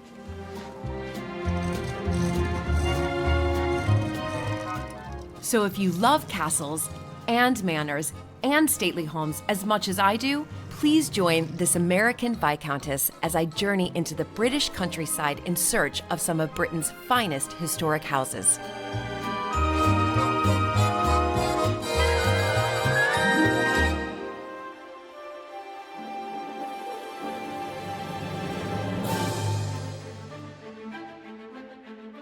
Pentillie Castle stands gloriously on the banks of the River Tamar in the southwest of Britain. Inherited in 2007 by Ted and Sarah Coryton and their family, it is now managed by daughter Sammy as an exclusive wedding and private hire home from home. It's the first time I visited Pentillie, and I can't wait to see Sammy again.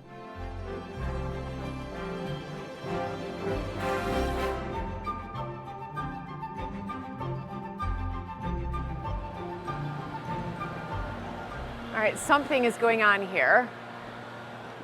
There are chairs. Okay. Wow. Oh my God.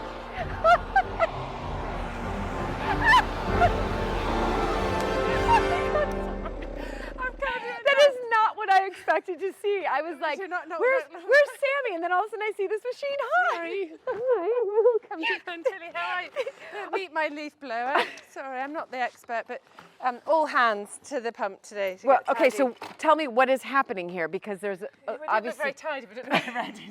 you're tidying up. We are tidying up. So there's been a wedding Right. this weekend. So yeah, there's chairs needing to go in and out. Turn the house around, basically, ready for guests tonight.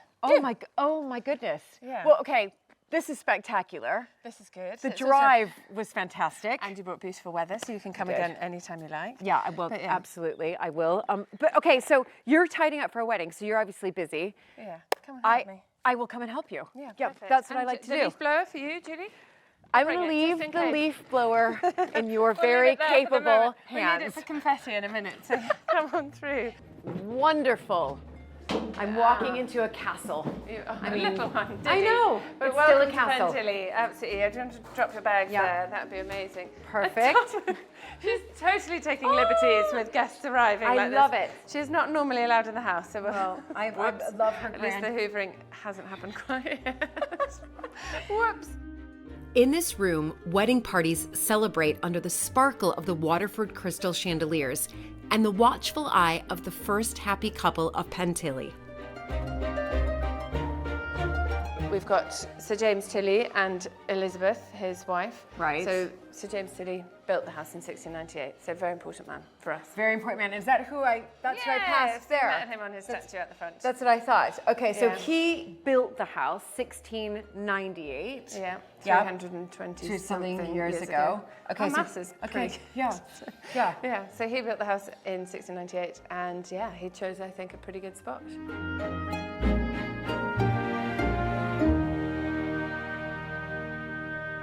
Look at this view. What do you think? Oh my goodness. Hello, England. Hello. That's England. And the weather. And the weather. And That this is Cornwall. England. That's England. This is Cornwall. But this is what, every American thinks, and everybody around the world. When you come to England, this is the view that you Green think and of. pleasant land. Yes, Do you not say? You put it Sorry, perfectly. so cliche. And the big lawn for croquet match or whatever. And that's right. The tidy up begins here. Confetti needs to be cleared up. And hello. This is Chrissy, our wedding coordinator. Julie. So you are the wedding coordinator. Well, this is fantastic. I mean, I kind of wish I had gotten married here. How many weddings do you do a year? Round about 25 to 30. Right. That's a lot. Different sizes. Yeah. From Diddy. Little tiny ones with just 2, which is so lovely. You can feel the emotion in the rooms. They are absolutely spectacular. Right the way through to weddings with 200 people down here on the lawn with a marquee. Incredible. Every single one is different. They're all memorable for their own right reasons. It's lovely. And I love that you're in your heels. They're fantastic. That's right, aim high. Chrissy loves a heel. I, on the other hand, do not. No, I know, you're same with me. But Sammy, how long have you been having weddings here? Because that's a big part of your business here at Pentillie, right? Yeah, it is actually. So since before we opened, so 2008 was the first one. Right. So that's going for a good 13 years now. Yeah, absolutely. I mean, if you count, the year that didn't exist. But it's a big part of your business here. It is, yeah. Weddings and private hire. So families come and they stay for the whole weekend, don't they, Chrissy? They take over the castle for 2 or 3 days. Yeah, or even a week. What can I do to help? Well, we need to get the confetti cleared. So okay. This is quite tedious, isn't it? Yeah, natural petal confetti though that we make here from the flower bed. Do you know what? So much for this. I'm going to get that leaf blower, Julie. You can have a go with the leaf blower. Can I have a go? Yeah. Oh my gosh, I was hoping you were going to ask me that. I need to try out that leaf blower. Are you ready? Are you ready? I don't think I am. What? Would you like glasses? I don't bother with the glasses. Okay, I'll give them to you once you've got this on. It's quite heavy. Okay. It looks very heavy. Okay. Come on the other side of the Okay, oh my gosh. blower. Oh my gosh. Sammy, I did not expect this when I was coming for a visit. This is heavy. Okay. Should we pop the glasses on? Put glasses on. Okay. You look so fabulous. I know. I mean, this is going to be a new look for me. We need to try and start this. If this starts, winner, winner. If not, we'll be shouting for some support and help. Look, hang on. I feel like a transformer in this. Rule the world. Oh my God. Oh my gosh. This might never stop. Okay, keep going. Neil was earlier pumping, giving me a bit of I'm going to try this. Here we go. Right, okay, pump it in. Okay. Come on. Chrissy, you're the detective. It will start, it will. I know. Oh my goodness me. Chrissy enthusiastically steps in. Ready? Yeah. Yep. Then producer Victoria gets all fired up. I'll get Neil. Neil! Can this go in the behind the scenes, please? But when girl power falters, Sammy calls in reinforcements. And with Ted, Sammy's father triumphant, it's full throttle ahead.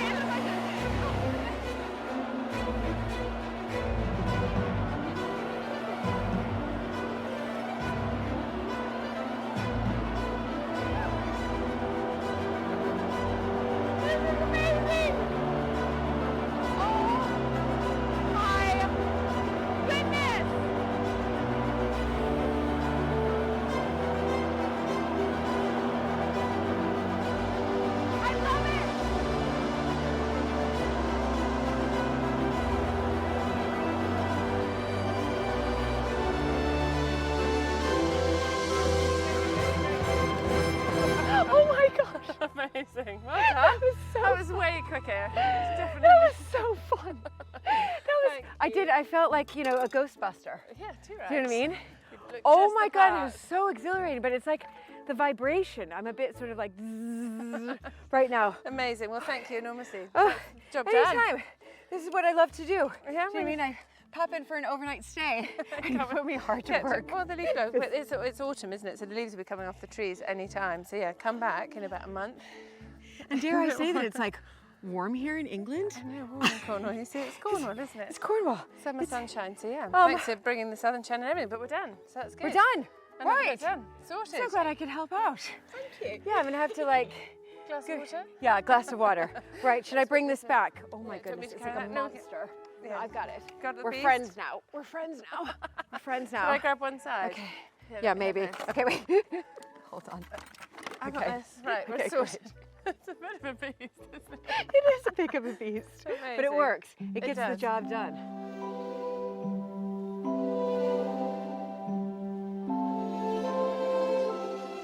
So come on through. Very the bookcase. impressed. The through there, but we'll show you all of this later. Come on through. If you don't mind, shoes off. Of course. Ridiculous beige carpet. Whose idea was that? We have the same rule. We have the same rule. Yeah, it's shoes wonderful. off is always good. Can I take this for you? No, I've got it. Sure? I promise you. I promise you. All right. So, how many bedrooms are there here? We have 11 bedrooms. So 1 downstairs on the ground floor, 8 double ensuite bedrooms on this level, and then 2 up in the turrets. The castle turrets. In the turrets. They must be very popular. I mean, I want to sleep in a turret. Well, you're very welcome. But instead, I've given you the Coryton bedroom. Okay. So this is one of my favourites. Oh, and you've given me such great views. It's a goodie, isn't Look it? at this. Yeah, down over the river. Incredible. You know, you are running this now. Yes. Yes. Quite daunting. Right. And sometimes brilliantly. But I've only been here for Often like dreadfully. But I've only been here for like a nanosecond. Yeah. And you're on the go all the time. Is this what it's like most days? Yes, but I think it's probably the same for you guys, isn't it? There's always, yeah, there's always something. There's always isn't it? something. So it's always, you have a plan for the day. I try and have a plan for the week. And quite often I still haven't turned my laptop on and it's 3:10 and it's time to go and collect the children from school. So it's a bit of a juggle, but I think that's the same in every house like this, isn't it? Yeah. But it's, just, I mean, there's lots going on. Yeah, every house, but this is a castle. It's got a couple of turrets. But yeah, I'm going to throw the sheet at you and let's get this done and then we can get you a comfy bed for this evening. Can you go around the other side? Yeah. I mean, are you like an expert at making beds? I pretend to be when I need to be. Down there. Okay. What about the corners? How are you on corners? Are you any good at hospital corners? Let's just do this one first. Hospital corners. Do you know a hospital corner? Right. So no. Then, okay, I'll show you. So down underneath, pull it underneath and tight. Yeah. Tight, tight, tight. Yeah. Now get this bit that's all drapey down here. Yeah. And go like that. Okay. Go like that. Yeah. And then tuck what's dangling underneath. Okay. That's it. And then bring the bit that was foldy up here. Yeah. Down, and then you've got a nice tight corner. Since the 19th century, nurses would use this method to make beds for their patients. I think we both need practice. I haven't done one for a while. So Pentillie was a maternity hospital in the Second World War. So we quite like our hospital corners. We take it all back to when there was ladies having their babies here during the war, which is quite fantastic. The war. And why was that? Why did it become a maternity hospital? Well, we're just 20 minutes from Plymouth, so down the river, and then the Blitz, and the Alexandra Nursing Home in Plymouth was, one of the places that might be attacked or suffer under a bomb threat. So the Pentillie and another house the other side of the river in Devon were both requisitioned as maternity hospitals. So Pentillie was a maternity ward. Sort of all during the Second World War, actually. We haven't done very well at this end. No, I haven't. I'm just going to kind of watch you again. So under. Yeah. Yeah. And then bring this bit that's all dangly. So you've got some to dangle, the side bit. Yeah. Oh, I don't know what's going on over there. Tuck that bit under. Okay. And then the side bit. Okay, yeah. And then the side bits. Okay. Housekeeping are going to laugh at me. They're going to say, oh, Sammy, no, they're going to look at my side and they're going to be like, she is rubbish. Well, between us, we both could do a bit more practice, couldn't we? I mean, I could. I don't think you need a bit more practice, but there this we are. is... Sort of okay, I'm happy. Let's do that. Tuck it under. I'll have to bring this back to Mapperton. Hospital corners. There we are. That's quite nice, isn't it? That's nice. I'm happy to sleep on this. I'm very excited to sleep on Perfect. this. And that's duvets, which always are hilarious when we get lost in a duvet. But oh dear. No, you're good. That one. Okay, here with my hand. Grab. And then pull it through. Yeah. Okay, yeah. That's right. Genius. There we are. Done. Look. I've made my bed. This is It was like really comfy, except one side of the bed didn't have any cover. My own bed. What was amazing when we first came here to Pentillie, we invited some babies and some mums to come and have tea.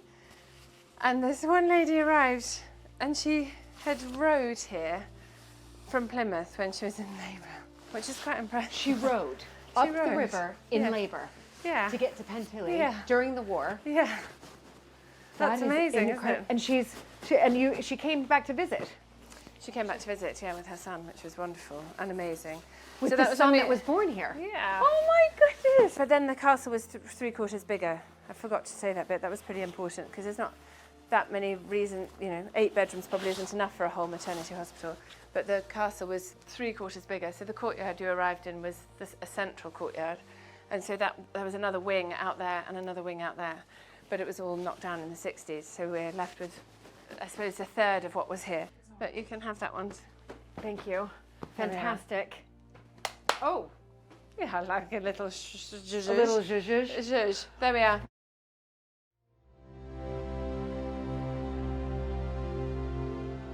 Over the past 50 years, Pentillie has undergone some dramatic changes. But since the family inherited the castle in 2007, they have transformed it into the most magical and tranquil place to stay.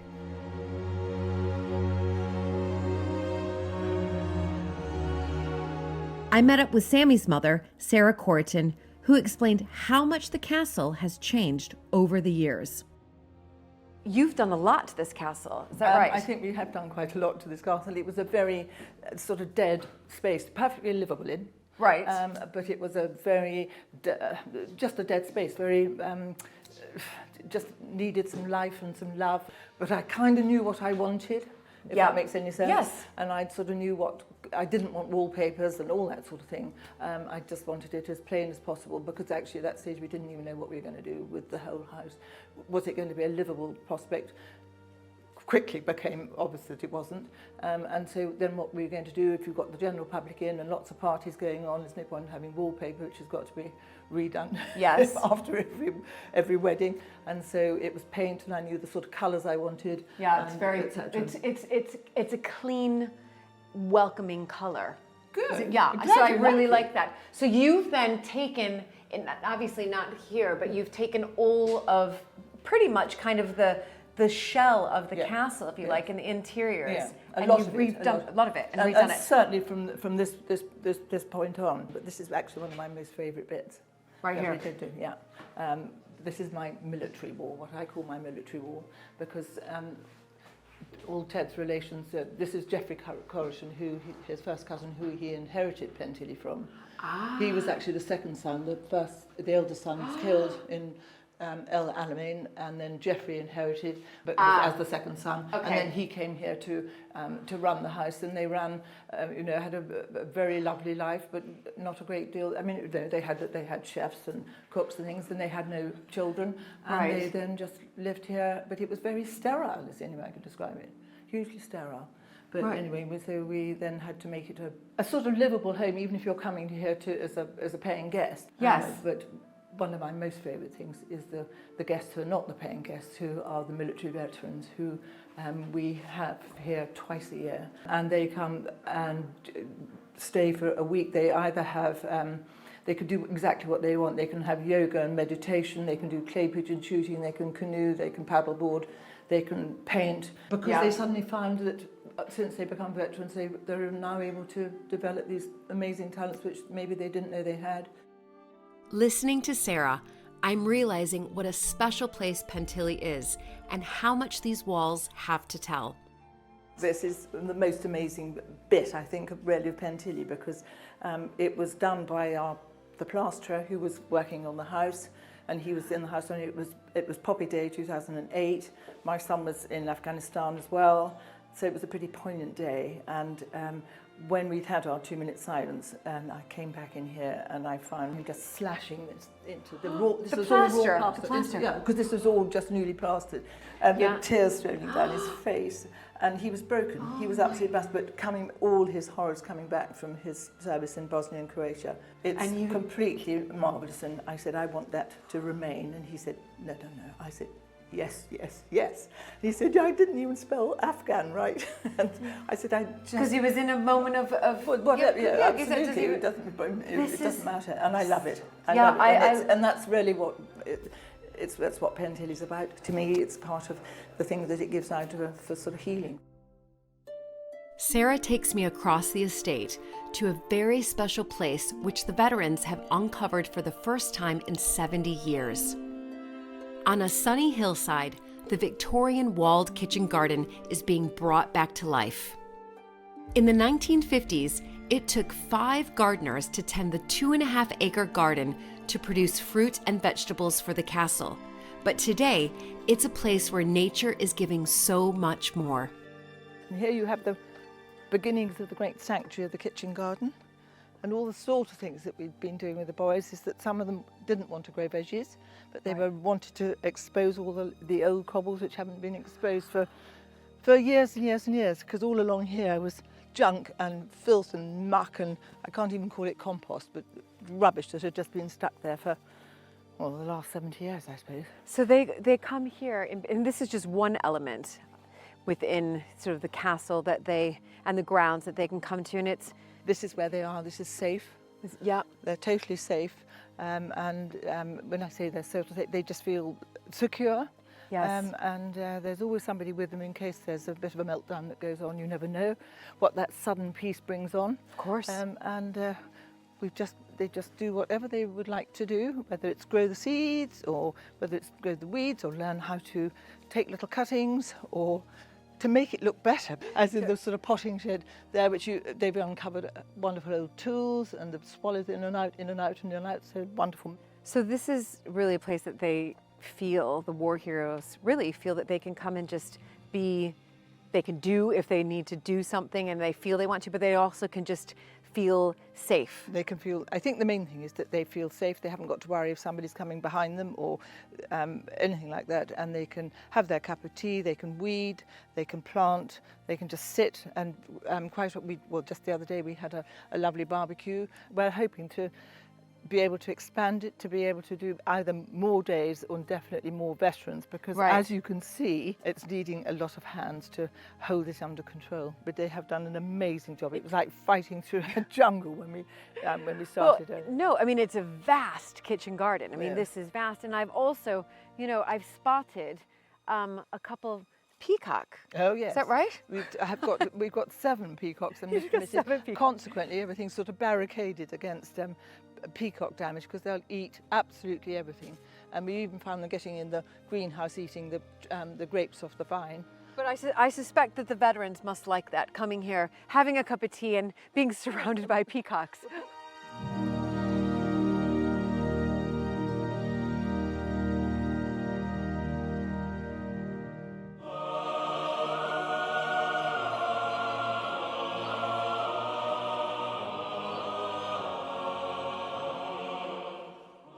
Pentillie Castle stands on the banks of the River Tamar in Cornwall. It's been home to the Coryton family for over 300 years. Hidden in a far corner of the estate is a monument to Sir James Tilley, who built the castle in the late 17th century. And there's the mausoleum. Splendid. I mean, just extraordinary. So this was built, this is a folly. Yes, a folly, but it didn't have any real purpose. But I think it was built in about 1670, 1680. Right. With Tilly anticipating or wanting to come up here and read a book and drink wine and get away from a nagging wife. Right, so he built this, he commissioned this. Yes, I think so. There's no record of it before. Right, and so this was his escapism, if you like. And I think so. I suspect he was able to look out and be like, look at this view. What a great man am I. Oh, I've got a little wooden shed in a field over there that I use for the same purpose. Not quite as grand or spectacular as this. It's not. So are we allowed to go in? Yes, of course we are. Okay, wonderful. It was in terrible condition, but we spent a certain amount of time restoring it, so it's all held together with stainless steel now.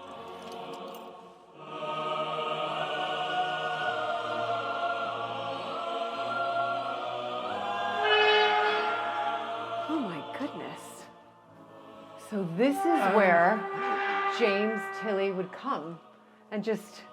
Well, there used to be windows either side, and I think there was originally a flat roof, a belvedere, so you could go up and stand on the roof and look at the view. Oh, and then I think the Victorians added a butterfly roof over that. You can see the view of the roof. Yes, yes, yes, I can see that. So this is him. It's Here he very, is. Very fine statue of him. I think it must have been made after his death because the sculptor wasn't very complimentary of his figure, was he? Right, no, he wasn't. But the reason he's here is that in his will he said that he wanted to be placed in his favourite chair, wired to it so he didn't fall over, dressed in his best clothes with his books and his fine wines, and to be taken to the building on Mount Ararat, and this is Mount Ararat, and to await resurrection. So he must have been quite an arrogant character to think that he was actually going to be resurrected. It doesn't happen often, does it? No. That we know of. And the story goes that they brought him up here. Oh, they did. They followed his direction. Yeah.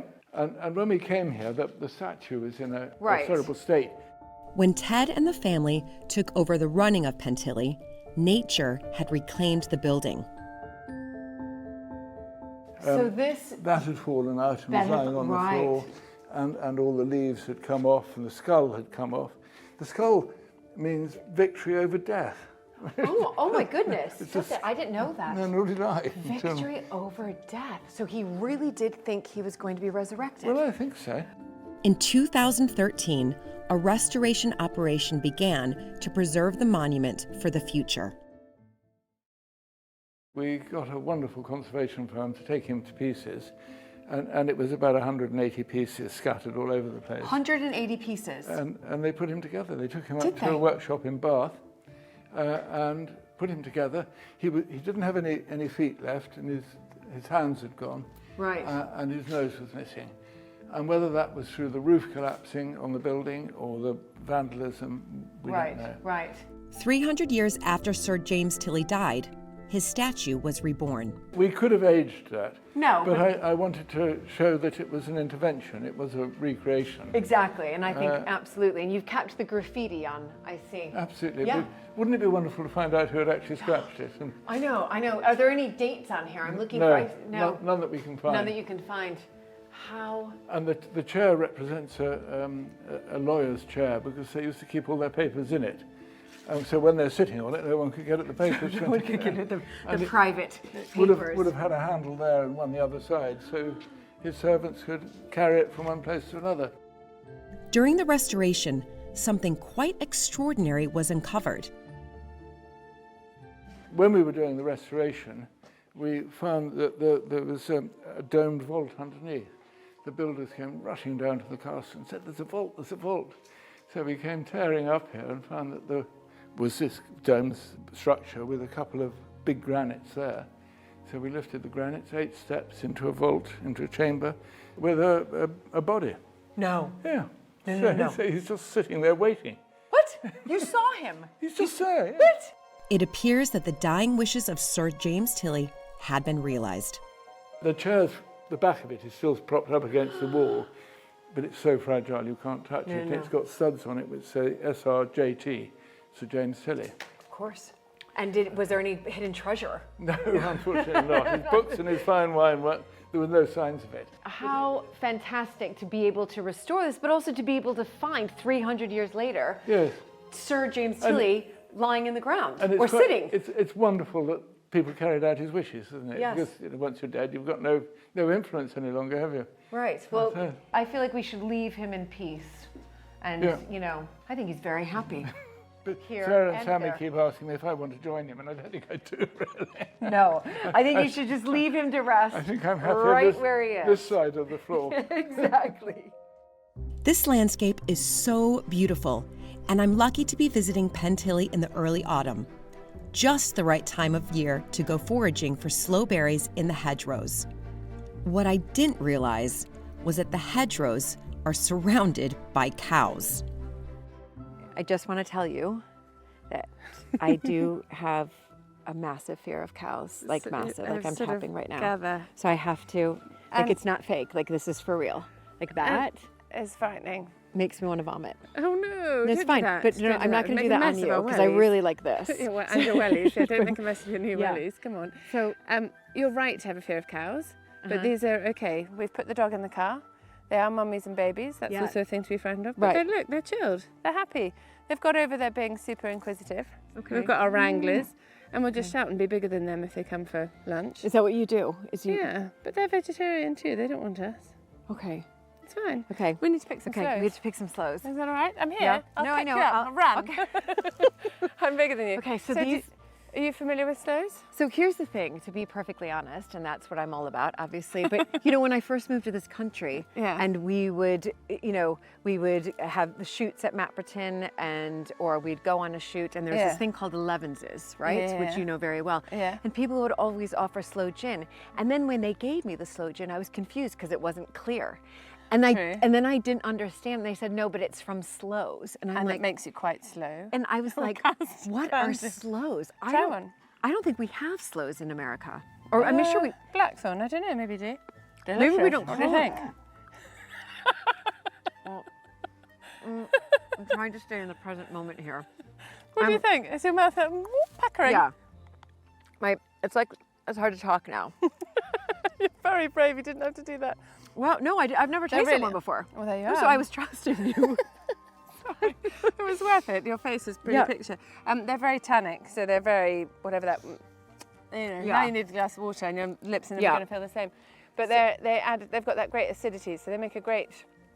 I don't know, what do you call it? A liqueur, I guess. So add to a bit of gin, or a bit of, or vodka if you wanted to, and some sugar. So how many sloes do you need to make a bottle of gin, sloe gin? Some.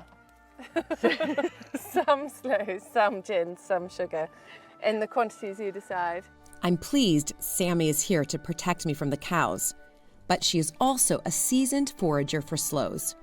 You need to know what you're picking. It's said that sloes are best picked after the first frost when they are slightly softer. Southwest Britain is rich in archaeological evidence of ancient settlements. Stone circles are believed to have served a ritual and ceremonial purpose, with their position connected to the alignments of the sun and moon. Here at Pentillie, a stone circle dominates this area of the estate where you can see for miles. So this must be quite historical, this stone circle. Right. Well, Was this well, like this- wizards, like Stonehenge? Sort of. It is the oldest unadulterated stone circle in Cornwall. Okay. So it's quite ancient. That's ancient. It's unadulterated because my father built it in 2017. You're kidding me. So it is the oldest unaltered stone circle in Cornwall, but not like Minions on Bodmin, which has had stones fall over and be picked up and all the rest of it. This one's unchanged since it was built 4 years ago.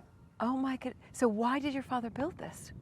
Because it's an incredible spot, isn't it? Yeah, that's what I'm saying. But so and a reason to get people to come up here. So when we've got Right. guests coming to stay, they would walk all around the gardens, but there was no real reason to get them up into a field full of cows.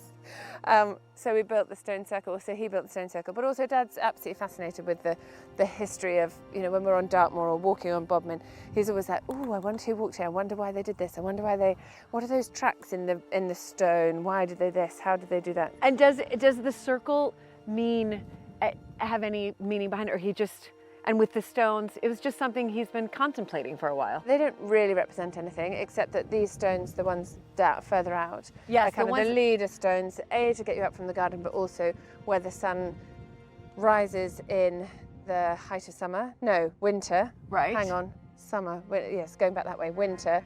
And then there's one down over there for summer. It's your dad's stone circle. I mean, this is just Ted's stone circle. Ted's stone circle. Okay. Well, So, has anybody cowpats and done all. yoga before in the stone circle? Do you know of? Could we be the first? I haven't.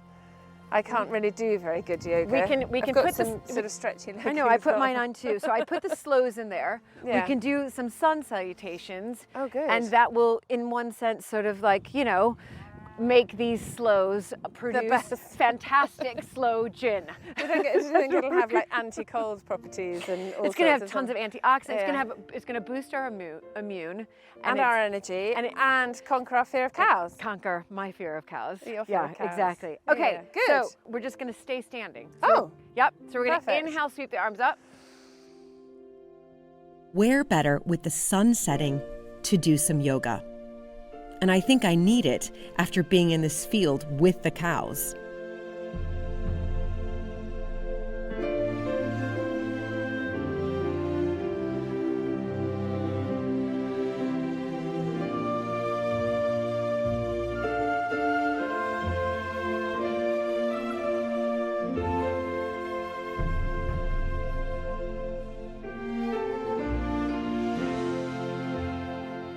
Hands together, exhale, heart center. Amazing. I feel better. I love that. Thank and you so much. Do I look calmer? Yeah, you do. Okay. No, this is good. You've got good. And these are going to be the best tasting, the best sloe gin, for sure. Pentillie has ever made. Back at the castle, I'm happily meeting up with Sammy's husband, Mark, who actually works in the gin business and has made me a very welcome and refreshing gin and tonic. He's just the person to show me how to make some sloe gin. All right, you can see your wife picked a lot. Amazing. I'm afraid there were cows, and so Sammy learned about my fear of cows, so I was picking one and then looking, and then picking another one and looking. But so this is from your wife, really. Well, that's brilliant. You've done a sterling job there, so thank you. They look amazing. Yeah, so tell me a little bit more, because as the American, when I first moved over here, I had never heard of sloes. I think maybe we call them something else in America. Okay. And I definitely didn't know what sloe gin was. And in fact, the first time somebody handed me some sloe gin, I didn't think it was gin because of the color of it. Ribena. Yeah, exactly. I was like, what is this? Some black currant? I asked for a gin, and because that's what you think. You think of it as clear. Yeah. So the concept of sloe gin is? It's one of the things that you as a sort of gin drinker, you look forward to in the winter. So this is essentially a blackthorn berry.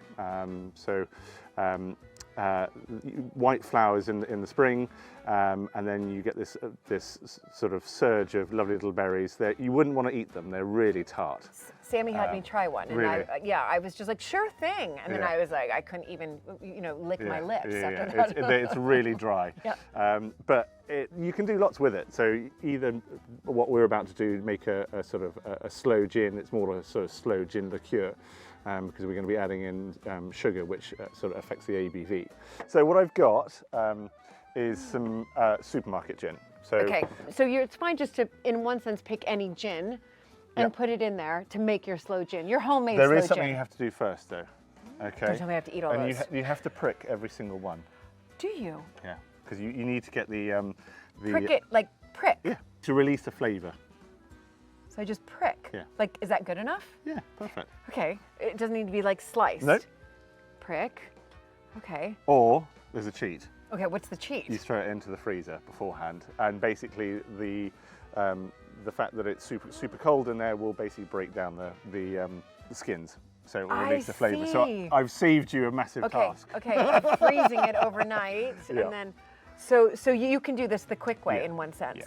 Well, it's popular here, especially for shooting. Yeah. Right? And so you're out on your 11s, and everybody has sloe gin. That was my first introduction. Was it? Most people will sometimes start when you're drawing pegs at the beginning of the morning. They'll give you a top glass with your sloe gin in. Oh. You then have to drink it, and at the bottom of your top cup is your peg number. So you start quite early. I haven't been to one of those shoots. Now I feel like I've been cheated. So I'm going to pop those in there. So early. it's there's people who just enjoy it for what it is, but yes, it is synonymous with shooting or field sports, or it's just one of those sort of things that people really enjoy. Yes. most people say with sloe gin, it's a third, a third, a third. Okay. So a third fruit, a third sugar, and then a third your gin. Okay. But I tend to sort of increase my fruit a little bit and reduce the amount of sugar that I put in initially, because once you put the sugar in, and it's made, if you make it too sweet, it's too syrupy, and Okay. So you can always add more sugar to it at a point in time. Okay. And are you tasting it while you're adding? That's it? a really important aspect of making sloe gin. You have to taste it at least once a week. Exactly. Okay. Okay, so don't look at the label. No. It's just gin. It's just gin. Just It's just gin. Do you want to do it? Okay, yeah, so I'm going to pour it in. So just pour it in. Okay. I'm going to make sure. Oh, there we go. That's it. Okay. So this is. And just keep going. And just keep. So I'm pouring the whole thing. Yeah. We're going to fill it all the way up to the top. Oh my goodness. Actually, leave a bit of space for some sugar. Okay. Oh wow. So this is going to make quite a lot of sloe gin, or Yes. not really? Yeah, Yes. it will. Look, it's already turning the color. Fantastic. So we're going to get 3 in here. No. Yeah, possibly. Oh, how wonderful. And then how long does this need to stay in? So you have to sort of turn it every couple of days. So give it a bit of a sort of shake up, because you want the sugar to dissolve. Yeah. And again, it just helps to sort of move everything around. So I reckon probably three months, and you're just adding the sugar. Fantastic. This is how you make your own sloe gin. So it just means you have to come back. I know, in order I for you am. to try it. I've already invited myself. I am coming back. I mean, who wouldn't want to come back here? I mean, this is brilliant. I mean, it's just so magical here. How wonderful. Let me put a little bit more gin in, and then we'll just give it a shake, and then you've got to put it into somewhere sort of dark, a dark sort of cupboard. So dark cupboard, and then you Yeah. check on it every... So give it a shake every couple of days. And then taste it after 6 weeks. Yeah, just see how you're getting on. Whether you need to... I forgot the cork, but... Lovely. Oh, it's rather pretty. Fantastic. So then this just needs to go into a dark... Yeah, just so we'll put a cork on it, and then that's that, done. Okay, great. Well, should we just sit and drink? Yeah. and watch Cheers.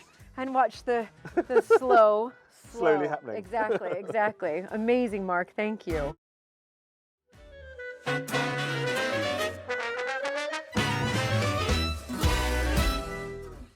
Pentillie Castle has undergone many changes since it was built for Sir James Tilley in the late 17th century. But one treasure that has kept ticking since then is up in the tower overlooking the croquet lawn. And I'm just in time to give Sammy a hand. The aptly named clock tower. There we go. We're going up to wind the clock, which happens every Friday. Just don't wait until I've got up here. Okay. It does. Okay. You're much quicker than I am, I suspect, because you do this how many times a week? Oh, it's about to go. Fantastic.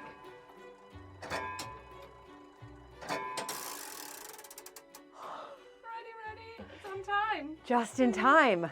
Yes. This is obviously, I mean, this is quite ancient. Well, Older than you and I. Yeah, exactly. Imagine. Exactly. It's got grey hairs than me. And so what does it date back to? This is 1788. And the bells, I just donked my head. The bells, so of which this one isn't the one that dongs, but we can just dong this one for... That was a bit louder than I expected.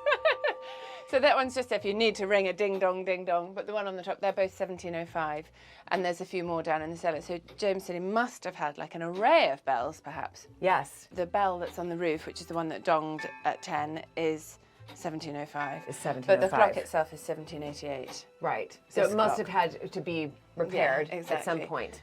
So you come up here how often? Once a week. Once a week? Friday mornings normally. Right. Not always me, I confess. It is sometimes Steve the gardener, who's a legend and comes and keeps us on time.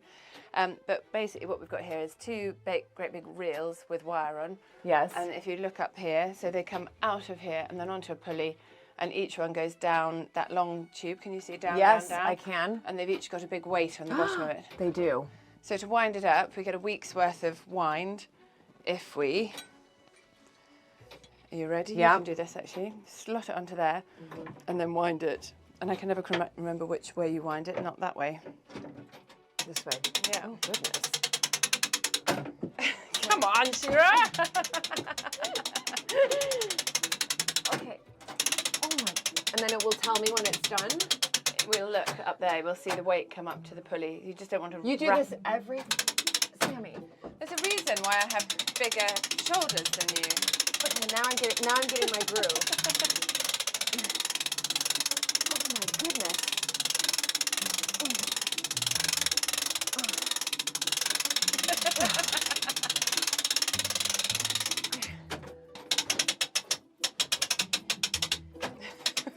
Come on, faster, faster!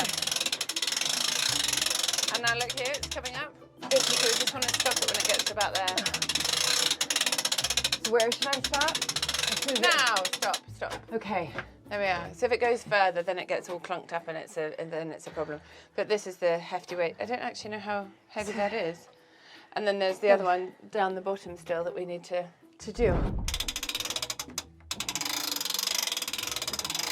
This is much easier from here. Hang on, you're nearly here. Oh, I am. I'm much faster on this one.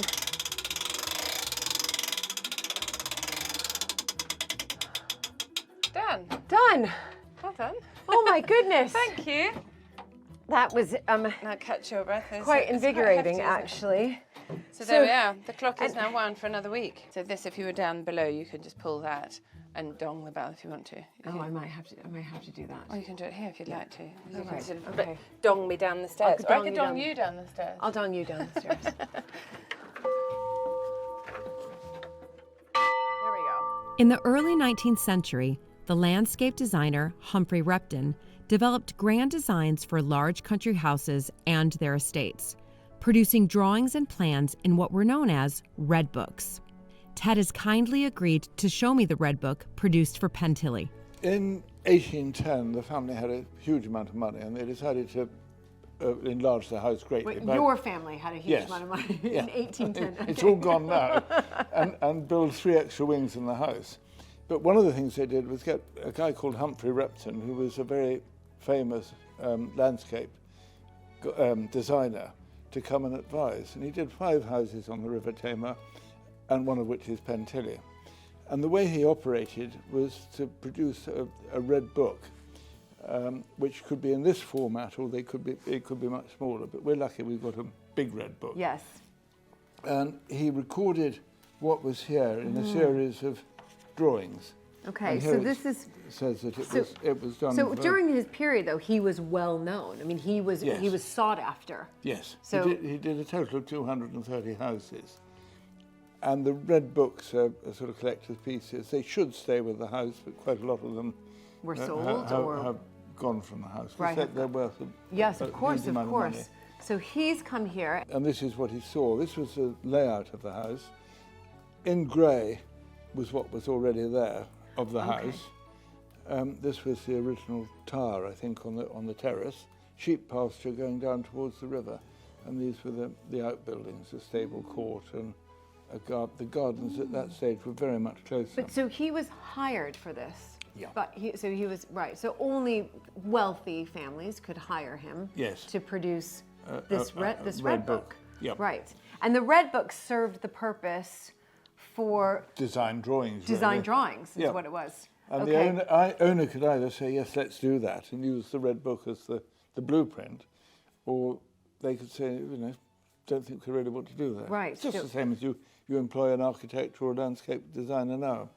Exactly. But I love how he's just written here, this lawn to the east may be fed by sheep, as that is to the west, or, if not deemed too large, for a rosary. Yeah. Or flowers garden. He went into a lot of detail about it. He did a couple of paintings.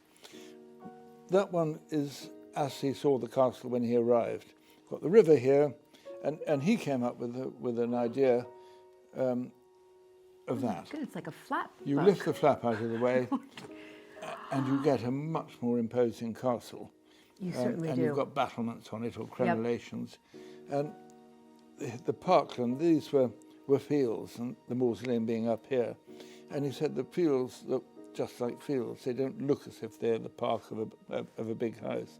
So get rid of the hedges, but leave the trees. And you can see these trees in lines, and some of these trees are still there. His idea was that a view that's just a view is boring. There's no space. There's no texture.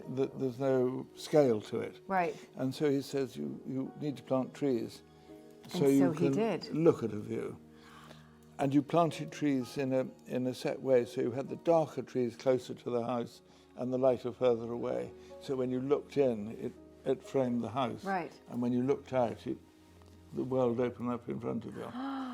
Because the house was designed to be impressive from the river. Absolutely. Because that was the main thoroughfare in 1810. This is how he saw it. Yep. And then how he wanted it to be seen. Yep. And it's very similar to that now.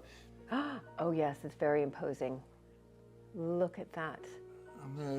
And when he presented his red book to your ancestors, when they saw this, is this what they had intended to do in the end? No, they didn't follow Repton's advice. I think they'd inspired them, and they got a guy called William Wilkins, who had been involved in St Paul's Cathedral, to design a house. And look, you can see again lots more trees, many, many more trees. And the house was a lot bigger. It had these 3 extra wings going out. The front door was now where the drive is. And it was a nightmare. It had 18 bedrooms and 1 bathroom. Yeah, that's a nightmare. So the mornings weren't good. You needed to be up first. Exactly. And no heating. So the plans for the house, the black is already there. Yes. Or was there, and he said leave it. But the grey, it was what he suggested that should be built. Fantastic. And you've got Mrs. Cox's room there. I presume that was scullery, larder, cook's pantry, servants' hall, a grand hall here. What a fantastic and wonderful reference. A real and it's treasure. Fun that it's it a treasure. Stays with the house. Yeah, it stays with the house. Because without the house, it has no, to my mind, no value at all. It's wonderful that you've kept it here, and I've been able to look at it. Fantastic. Oh, thank you, Ted. Not at all. How special. If you can see right behind me, that is the moon. It's just made its appearance, and it's just incredible. Full moon, in extraordinary color, and really just capping off the most fantastic day here at Pentillie. I'm getting ready for supper. I can't wait to spend the night in my room, but today's day out has been sensational. So really from just arriving here, picking up the confetti, blowing it away, spending time with Sammy, that extraordinary sun salutation to help me with my fear of cows, and picking the sloes, making some sloe gin with Mark. I mean, so much in one day, spending time with Sammy's father, Ted, at the mausoleum, and of course the wonderful military wall with Sarah, and that lovely walk in the garden, and being able to really experience what veterans are able to experience here as well. I couldn't even have imagined what today would have been like, and it has just exceeded all of my expectations. Sammy and her family are just one of a kind, and to be here at this really loving family environment and around such a supportive community, and of course that just says it all right there. So I'm off to dinner, and then I'm gonna sleep really well tonight.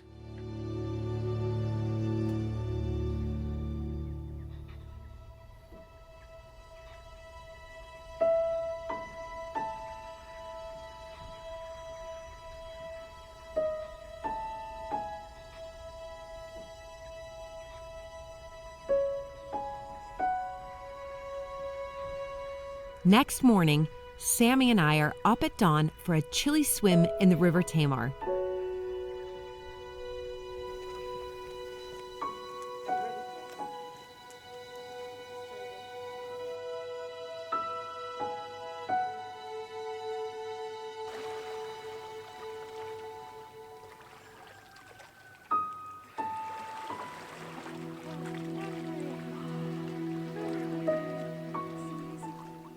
It's a wonderfully exhilarating ending to my visit.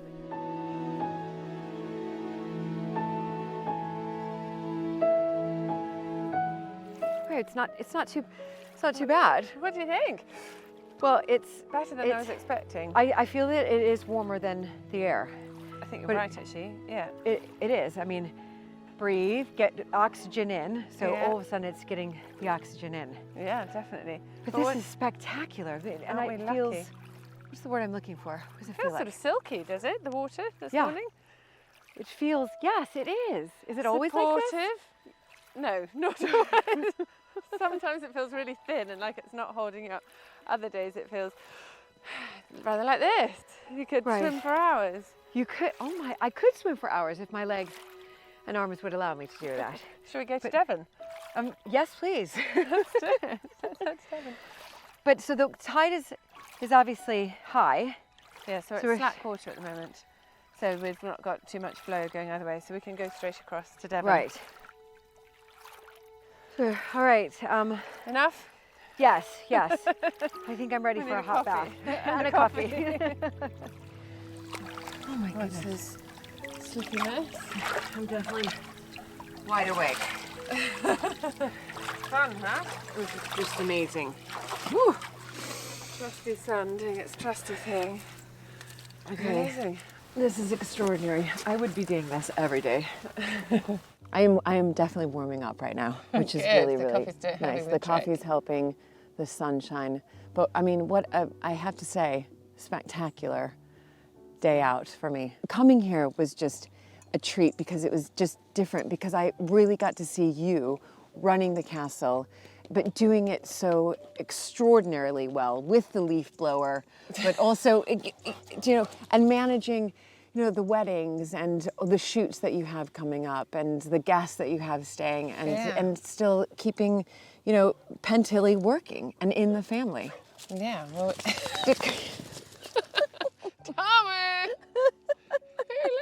Tamu agrees. Okay, Tamu agrees. She does agree. She's very happy to be here with all the guests. No, it's fun, and yeah, there are definitely good moments. I think also some days I run it better than others, but I think that's the same for everybody. Just everybody, for all of us. Deep breath, but yeah, Right, deep try breaths and get it back in the river. And get back in the river.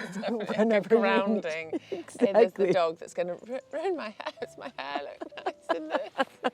But yeah, the dog comes and shakes on me regularly just to keep you grounded back in the real world. That's right. Well, I'd be We're swimming very in lucky, here. aren't we? Very spoiled. Well, you do an amazing job, Sammy. So you deserve to be spoiled. Definitely. Sweet. Well, it's nice to share.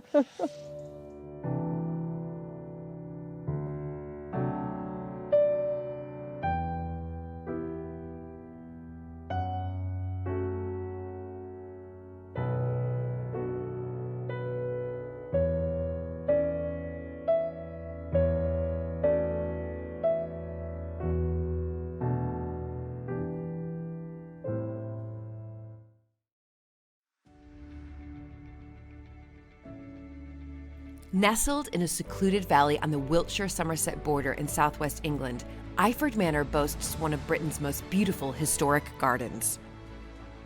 During my visit, I'll be in deep water with the head gardener, Troy. Is there a snake in here? Yeah. What? Getting artistic in the kitchen with head chef, Jack. Look at that. And enjoying the glorious British summer weather with William. I'm coming back! This is crazy!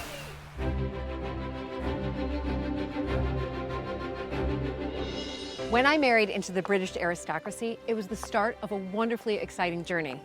But it was also a little daunting. I became a Viscountess, and for an American girl from a small town outside Chicago, that was quite a shock. I live with my husband Luke, heir to the Earl of Sandwich, and our family at Mapperton House in Dorset. Living in a place like this is a joy, but also a challenge. And every day we're aware that we're preserving a very special part of Britain's heritage.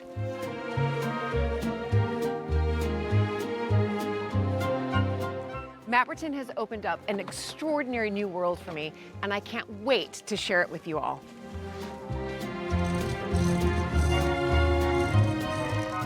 So if you love castles and manors and stately homes as much as I do, please join this American Viscountess as I journey into the British countryside in search of some of Britain's finest historic houses.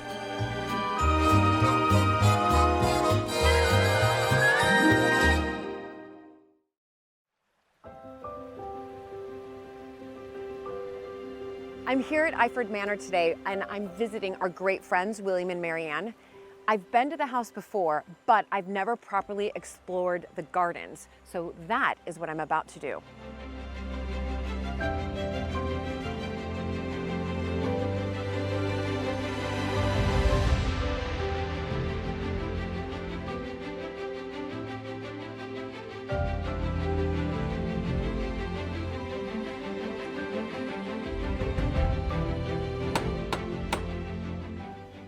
Hello. Hello. How are you? Good. Good So to see nice you. to see you. Yeah. Now, am I just about to walk under the Iford wisteria?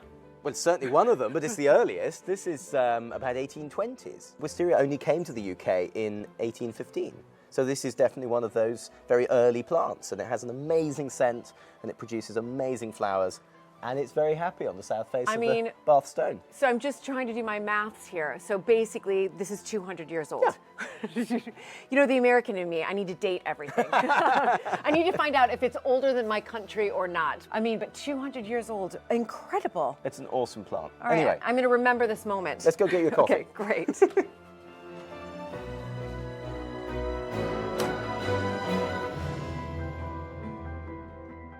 Well, you've picked a really lovely day for me to come. Thank you. It's lovely to see you. Thank you. Thank you for bringing me here when the sun is shining. So tell me a little bit more about why your gardens are so special. Well, they've got a very rich history. They go back to medieval times when this was a rich factory owner's house with a factory at the other end. It was two buildings.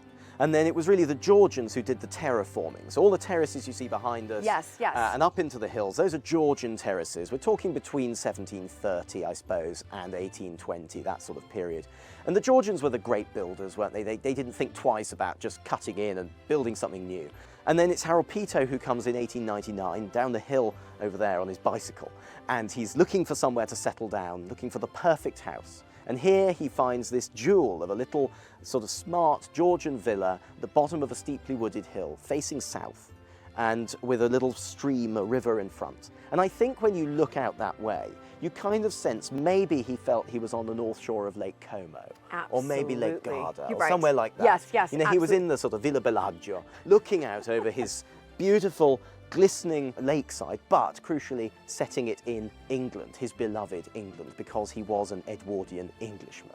So he's really the creator of these gardens. He's the augmenter. Right, he's the He augmenter. takes a Georgian garden and plays with it and turns it into something else. He's not a capability brand sweeping everything away to create something new. He is somebody who augments, who builds another layer of history for another one to come on top of him. That's us. And another one on top of us. And it's that extraordinary rich sort of sandwich, I suppose you would say. Well, I like that word. Of course you would. But, you know, that extraordinary sandwich, the filling is getting bigger. And I suppose the failure is when you're the one who puts the top on the sandwich. Yeah. Because you're not continuing You're not continuing You're wrapping it up. Yep, exactly. Well, my husband wanted me to mention to you that we do have a connection. And I don't know if you're aware of this. I'm not. But my father-in-law, Sandwich, Yes. speaking of Sandwich, so the 11th Earl of Sandwich, my father-in-law's mother was Rosemary Peto. How extraordinary. Yeah. So her great-uncle was Harold. I've always wondered whether Harold Peto had an influence or vice versa, or knew Mapperton. Exactly. I've always wondered that. Because Mapperton's Italianate gardens were created by Ethel Labouchere, and they were created over 7 years, from 1920 to 1927. So Harold Peto was still around, right? He was definitely around. He died in 1933. He would have been, I would think by that stage in his career, advising. Yes. Rather than doing. He was in his 60s and early 70s. But I bet he went to visit. I bet he went there. These gardens are 20 years prior. So this is 1900 to 1910. Yep. The cloister, which we'll see later, is 1914. Right. Pretending to be 12, 15, because nothing you see in this garden is quite as it seems. Don't trust anything. Don't trust anything. That's my best piece of advice for this garden. The gardens at Iford may largely be the brainchild of one man, but it's William's parents, Elizabeth and John Cartwright Hignett, who have lovingly kept Harold Peto's vision alive for the past 50 years. My mother came to Iford in 1965. She bought Iford from a nephew of Harold Peto, and she basically spent 50 years restoring Iford. I mean, she picked it up as a 25-year-old single woman. What? Which is kind of, in the 60s is kind of crazy. So your mother bought Iford, aged 25, Yep. and took over the running of it. That's right. I mean, she was moving her family from an enormous house called Ano Park. Beautiful. Yeah, Sir yeah, John yeah, of Soane course. house. Moved down here, bit of a downsizing, if you can call it that. Still, downsizing nevertheless. And so she moved in. She married my father in 1979. I think it was probably one of the best things that happened to Iford in the last 50 years, because he then poured his energies into this garden for 40 years and restored the buildings and the structures so that now we're in a position to take it on for the next 50 years. Exactly. So you grew up here. Condition. You Yeah, grew I up did. here watching your parents run this. Exactly right. Because this is, you know, not only is this a lot to take on, of course, but the gardens. So the gardens are what people come and see. And I actually haven't seen them yet. So what I want to do right now is go and explore these. Let's go have a Maybe look get around. my hands a little bit dirty too. Absolutely. Great.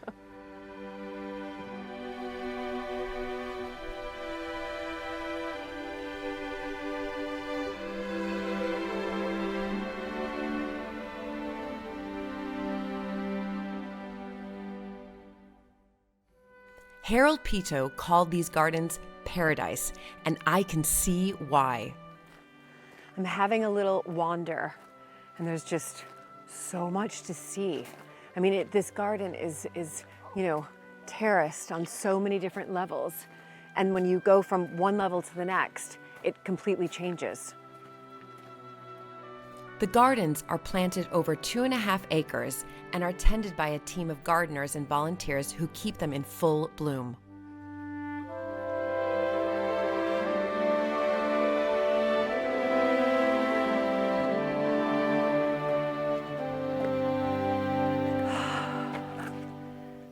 It is incredible. It's just magical, and there's so many places dotted around the gardens that you can just find a spot, sort of contemplate, because it's so peaceful, it's serene, the smells are incredible. And again, it's just an opportunity to find a spot, sit down, and just be.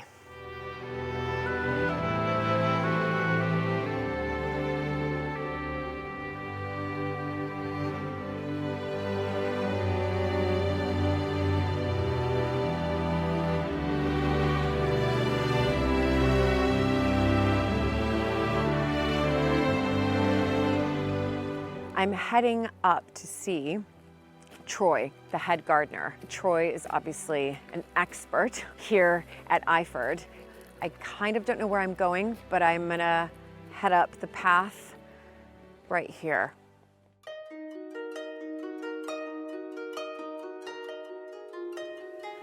Hi. Hello. Oh my goodness. I found you. Yes. I'm now in the Japanese garden, is that right? Japanese or Oriental garden? Or Oriental. There's so many different layers of this garden. I mean, and I don't just mean by the way that it's built up. There are so many different sort of compartments, I guess, if you like. What I find fascinating here is you literally walk 6 yards behind you and you've travelled like 6,000 miles to Europe. That's like the Roman Appian way, and here we are in Japan. Right, that's where I just was. So why is it that there are so many, what was it with Harold Peto? He purposely did this to create these sort of different elements throughout. Yeah. It was a genius, I think, you know, because there's these moments, but he doesn't try to separate them. They're very much linked, but it feels still effortless. You know, it doesn't feel awkward moving from one space to the other. No. I don't know how he manages to achieve that, because it's one of the most difficult aspects of garden design, if you like, the transitions. But I mean, he went to all these places, so he travelled to Japan, I think in about 1895, very early on, really. He spent a few weeks there and brought back, obviously, the ideas and some of the things that he saw there. Right, so this is kind of like a little grand tour. Do you know what I mean? Absolutely. That's what it kind of feels like when I walk around. So, Troy, tell me, how long have you been here as head gardener? So I've been here just about 2 years as head gardener. But I mean, I've known Iford for a long time. It's the way it nestles in the landscape so beautifully was the first thing that struck me. I used to walk along the river about 25 years ago. Oh my goodness. So it's lovely to be here now in the garden. In the garden. Okay, so you probably get asked this all the time, but I'm going to ask it anyway. Do you have a favorite part of the garden? I think it is probably here. Oh, good. It is. I think there's something different about this space. You know, it's not about the obvious. Right. It's about the orchestration of the greens, the dappled light, the sound of the water there, the coolness, the temperature changes dramatically, you know, just stepping into this space. So, yeah, I think here is one of my favourite places. It's got all those elements. So what can I do to help you? Well, today if I can help. I'm cutting you're gonna let me. I'm cutting these irises down today. These are right. a lovely Japanese water iris, but I think I'm okay continuing with that. Okay. What would be really useful, if you don't mind getting into the water. I love water. Okay, I love doing. well. I mean, like, how far do you want me to go? Well, it would be really nice to. I've got a net. We can skim off all of this kind of floating leaves, which would be lovely. Fantastic. Well, did you lay these out for me? I did. Oh, excellent. I thought you might. I have to have waders on. I'm so excited. So I'm going to put these on. Now, I'll grab the net. Great. Okay, fantastic. Super. So I'm just going to put these on. There we go. How do I look? All right, Troy, I'm ready. So those wobble, those ones. Okay, but I'm going. I am going in. I'm going in. I'm stepping into the unknown. Okay, that's a bit. Okay, I'm stepping in. Okay. Okay, there we go. Me and water. We do like each other. Yeah, it's. Watch the deep bit. Where's the deep bit? Okay. Okay. So I'm just all this. Yes, please. Okay. All this. Okay. Super. Just like a surface skim. Surface, so a little bit higher up. Yeah, and probably the net a bit more horizontal. So that's it. Yeah, and just kind of drop in and then. So it's not over the edge. I think that was my issue. Okay, that's not a very good job. Do you want me to?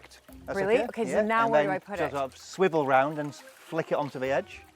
I'm just curious. They don't have any holes in them, do they? It's feeling a bit. It's feeling a bit cold. Okay, so so it's like a pancake, right? Yeah. Okay. On here. Yeah. Thank you. 1, 2, 3. Okay. And you just carry on. And then I don't have to flip it back around. Fine, no. Okay, so I'm gonna go under here. Okay, great. Okay. So how fast do you normally do this? Well, we like to do it every week and probably about 2 hours. So it's quite a commitment. But I think that surface, the clarity of the water, is quite important. And because we're in there, we are stirring it up, but that all settles. That all settles, the stirrup. Okay, yeah, wow. Okay, so I'm gonna be here, Troy, for like 2 hours. Yeah. So we've got the weeds, the leaves here, but also some of that blanket weed as well, which. Okay, so I am trying to get the leaves in, yes? Yes. Oh, okay. I see a dragonfly there. Oh, so much wildlife. It's great in here. This year we've seen so many things. There's frogs, toads, newts, snakes. Wait, I'm sorry, say that again. Wait, no, I'm fine with frogs, I'm fine with toads, fine with newts, I swim with them. Snakes, I have an issue. Are there snakes in here? We've seen snakes swimming in here. Okay. The safe ones, they're only grass snakes. They're just grass. I didn't know grass snakes could. You think, Troy? you're putting me into snakes. I do have a fear of snakes and cows, but they're not like gonna attack me, right? You just might scoop one up in your net. What? What? Shut up. Is there a snake in here? Oh my gosh. I think. Stephen, did you really see a snake? You did. Oh my gosh. I mean, I'm really bad at this. Sorry, Troy. I'm visiting Iford Manor, known for its beautiful historic gardens.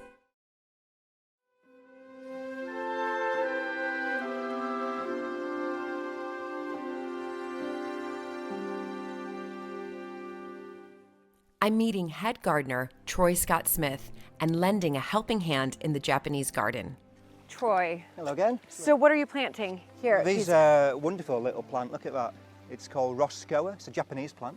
Oh. Roscoa auriculata. Lovely open purple trumpets. So we're just going to put these around here. So fantastic. And do you do these every year? They're perennial. No, they last over time. Oh, yeah. they'll last. Oh, wow. Yeah. Okay. So, yeah, just a case of digging that hole where you are. That'd be great. My mother-in-law has this brilliant line that she says, people come to visit a house once, but they come to visit the gardens 4 times a year through the seasons. Yeah. And do you feel that as well here? Yeah. I mean, Iford's, I think, is a bit special because it doesn't necessarily rely on the horticulture. Right. So, you know, it's the setting. So in winter's beautiful. I really like the play of light in winter on the structure, on the soft bath stone we have here. And then in spring and summer, of course, you know, you get all the loveliness from the blossom. So yeah. I mean, you love winter, and then as spring arrives, you love spring, and then summer, and you love summer. This is the draw. People come to Iford for the gardens, and you as head gardener, why do you think that is? It has got something unique, I think, but I think it is that sense of arrival. When you arrive, it's unexpected. You come down these steep-sided valleys. It's nestled in the valley floor, the river, fast-flowing river running just by its doorstep. And I think all that adds to that somehow the drama.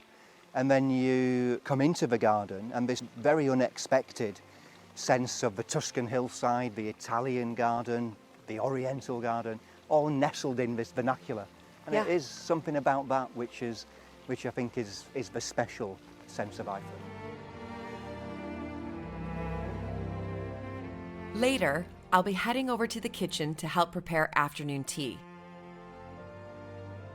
But first, I need to pick some rather special flowers, which apparently are tasty too.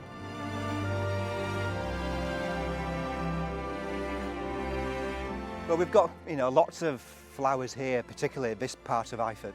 But what we've got over here is actually some pots, which are probably perfect for you. They've okay, got fantastic. Violets and all sorts of things in. So let me show you those. Yeah, because I want to make sure, obviously, I think we're going to top them onto some cakes. Well, these would be fun, wouldn't they? Yeah, beautiful, and the colours. These are a little violet called Tricolor. These are little okay, so here's the thing. When I just need to pick it from the top. Is that right? Well, I think probably for eating you would, but for the garden, if you can pinch it right down. Yeah, okay, that's what I was going to ask you. So and then you can just take the top. I don't suppose you want to eat the stalk, but yeah. So and actually, these you can eat as well. What? These daylilies, you can eat them. You're kidding me. Whether you be brave enough, but you can eat them seriously. So have you eaten them before? No. Okay. But you can. I wouldn't joke about such a serious thing, really. So. Yeah, these or the buds would be lovely. You can eat the buds. Shall we try now? I think we should try one right now. Shall we? It seems a shame this is it. To take the flower. There we go. Okay, it is a shame to take the flower. Okay, Shall we just go for it? All right, on the count of 3. Yeah, go on. 1, 2, 3. Actually, okay. Actually, really nice. Actually, not bad. It tastes like something. I really didn't know what to expect. These are really nice. I'll do that again.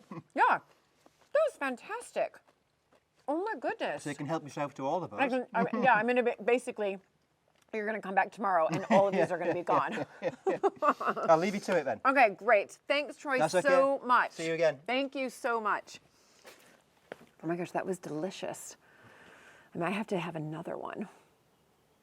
Yeah, he's gone. Okay, I'll pick like this really small one here so it goes unnoticed. It's actually really delicious.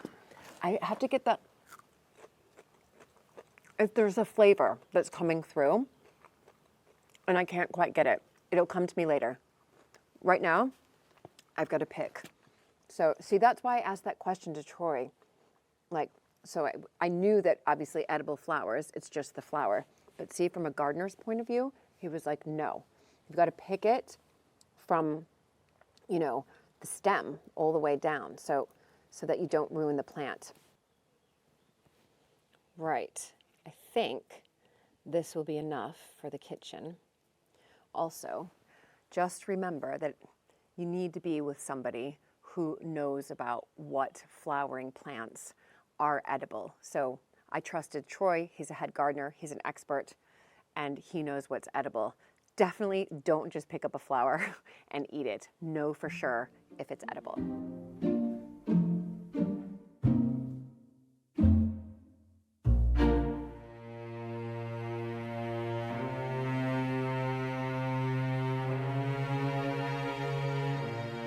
After a glorious morning in the garden, this happened.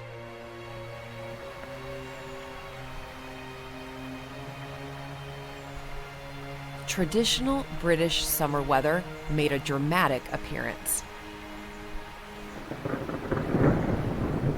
And so it rained.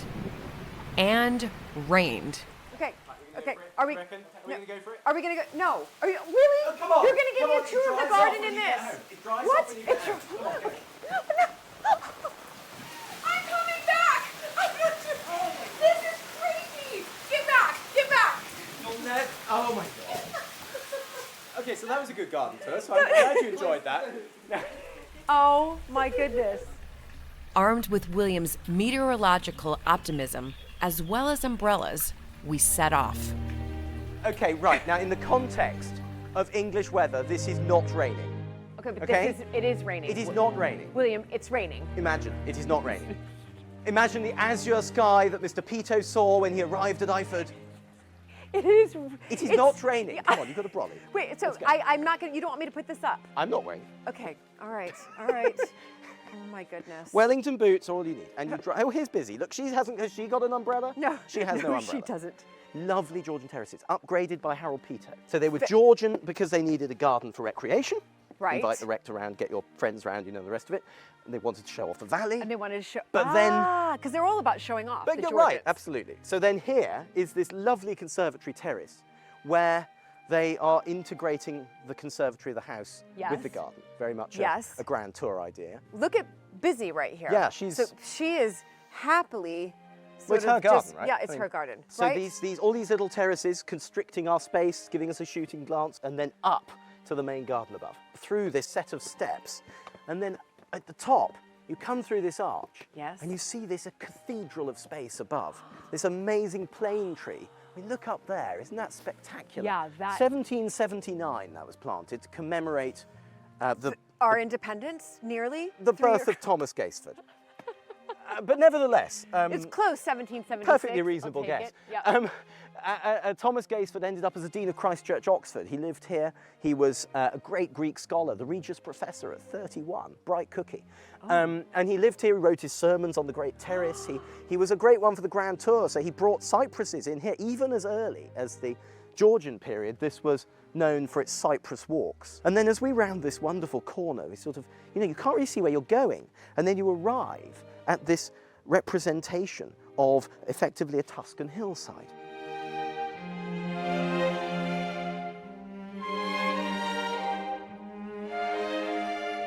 So here, if you look up, you've got this wonderful tree form of juniper, the cypresses, you've got rosemaries, old rosemaries with their woody stems, really redolent of trips to the Mediterranean. And the thing about this garden is that it is essentially a series of memories, but they're not Mr. Peto's memories, although they were. They're actually your memories, they're my memories. They're things which trigger a memory in us. And we go, oh, that's a bit like when I went to insert holiday that you had when you were 9 or whatever. And that's the point of these fragments of masonry.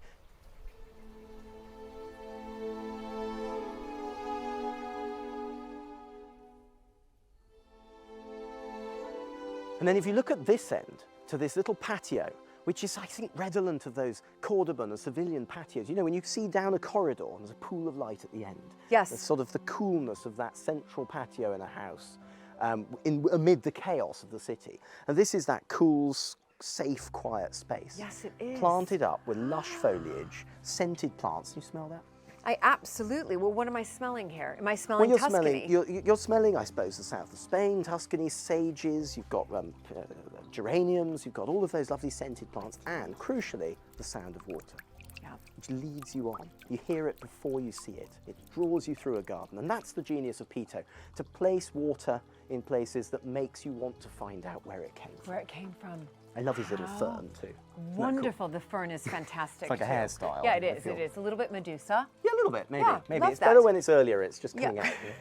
So essentially, Peto is creating a garden an international garden, but he's not doing it in the sense that here's the French bit, here's the Italian Renaissance bit, here's the Roman bit. Here he's intermingling everything. If you drew a Venn diagram of all of the world's cultures, all of the kind of the bits that they all thought were beautiful, this is the intersection of that beauty. How wonderful. And then you come into this little pool with a little garden, perhaps Pompeian, the sort of thing you see at the back of a house in Pompeii. Absolutely. Yes. A little bit of water. Kick the kids out, go and play Ludo or whatever they played, abacus, at the back of their house in Pompeii. And so this is, and now I'm just seeing, I mean, we've only been through just a fraction of the garden, but there is water everywhere. Yeah, absolutely. It's a crucial element of the garden because it really creates life in a garden space, doesn't it?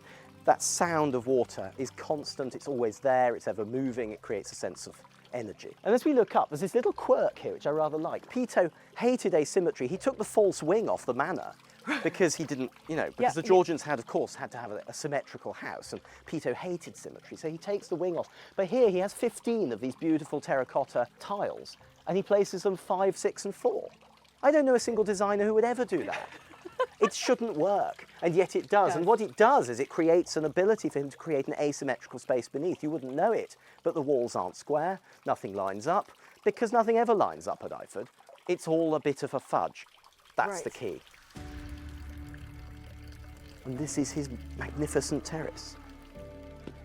This is incredible. This is the wow moment right here. It kind of is. This is wow. It is. This is what I think he wanted you to just stop and take it in. This is just magical. So this is a representation of the Appian Way coming out of Pompeii on its way out, with the cart tracks and all of that, passing monuments and sarcophaguses and orchi and. I mean, I'm actually forgetting that I'm in England right now. I honestly am. That's literally what I was thinking. Okay. So then you've got lovely English roses up the columns, which gives the sort of whimsy. You've got Romulus and Remus, which is the last copy taken from the Capitoline. So that's very much the influence of Rome right at the heart of the garden. But then look out through the colonnades and you get this incredible setting of the landscape. And it is the borrowed landscape, shake. He learnt this in Japan when he was there in 1898. Shake, what does that mean? Shake is the borrowed landscape. It is setting your garden in the context of its surroundings. So it's the opposite of what Roman theory does, which is build a forum and a safe space and everyone looks in. Yes. The Japanese are building something to look out. Much out. more of an outward-looking gardening style. And as a result, you're constantly with this balance of the foreground and the space that you're in. It's like a basilica, isn't it? With a half round absolutely it is. And then the outward view, and there's another out to the countryside. Fantastic. So everything is always in balance. And the internationalism is the other key here, which is that he wasn't going out in a sort of 18th century British Empire way and saying, we really ought to be more British. You should be more British, you'll appreciate it, you'll love it. He wasn't doing that. He was going out to see what everyone else could teach him. This was a magpie for ideas. He wanted to learn. He went to Japan for 10 weeks to learn ikebana, to learn flower arranging, to learn about the placement of objects, to learn about shake. All of these amazing concepts were completely alien to the West. learn and then bring them back and here. And then to use for his clients. Right. Incredible. The love and respect which William and his family have for Harold Peto's vision here is so inspiring. And clear to see as we arrive at the Japanese garden, where thankfully the water has settled after my wading efforts.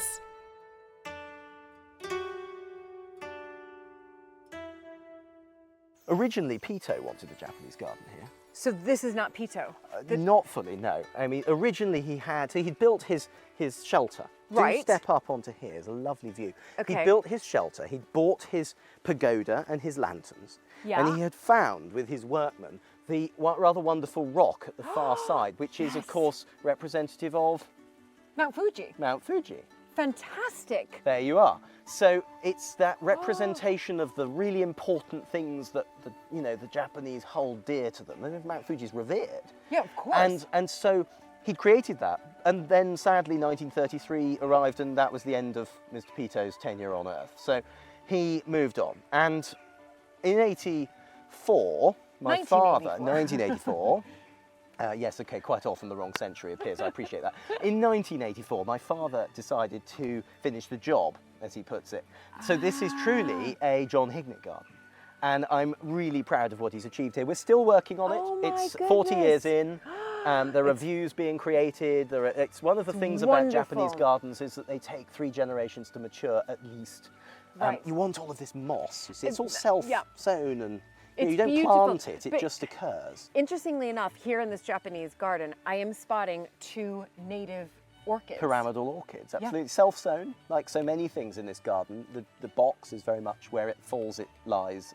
And then you manage it from there. And of course it's on a rock, which is, 10 tons of rock, which was taken across on rollers in the Roman fashion, pulled by a digger by my father from some yards away, some 100 yards away. Yes, he placed that there. So that is his island. And then the whole of the idea of this garden is really based around that sort of Chinese cosmological idea of the north and south, east and the west. These stones, you see the scales of the dragon here? These 2 are the dragons coming down to drink and to steal the pearls which are under the temple. And so it's all the stories are in there, woven in, but in a subtle way.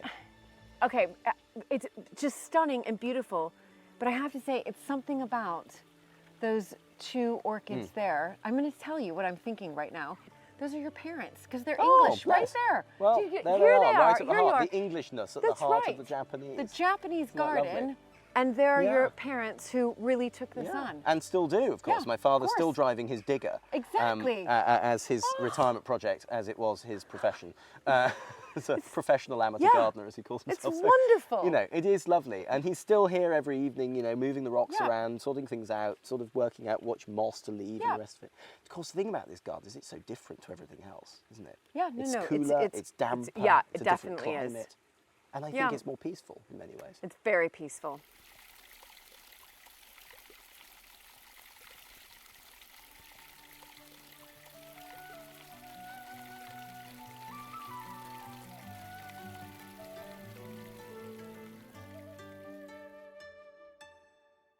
I'm spending the day visiting the stunning Grade 1 listed gardens at Iford Manor in southwest England. The gardens have developed over the past 100 years from the vision of Harold Peto, who lived here in the early 20th century.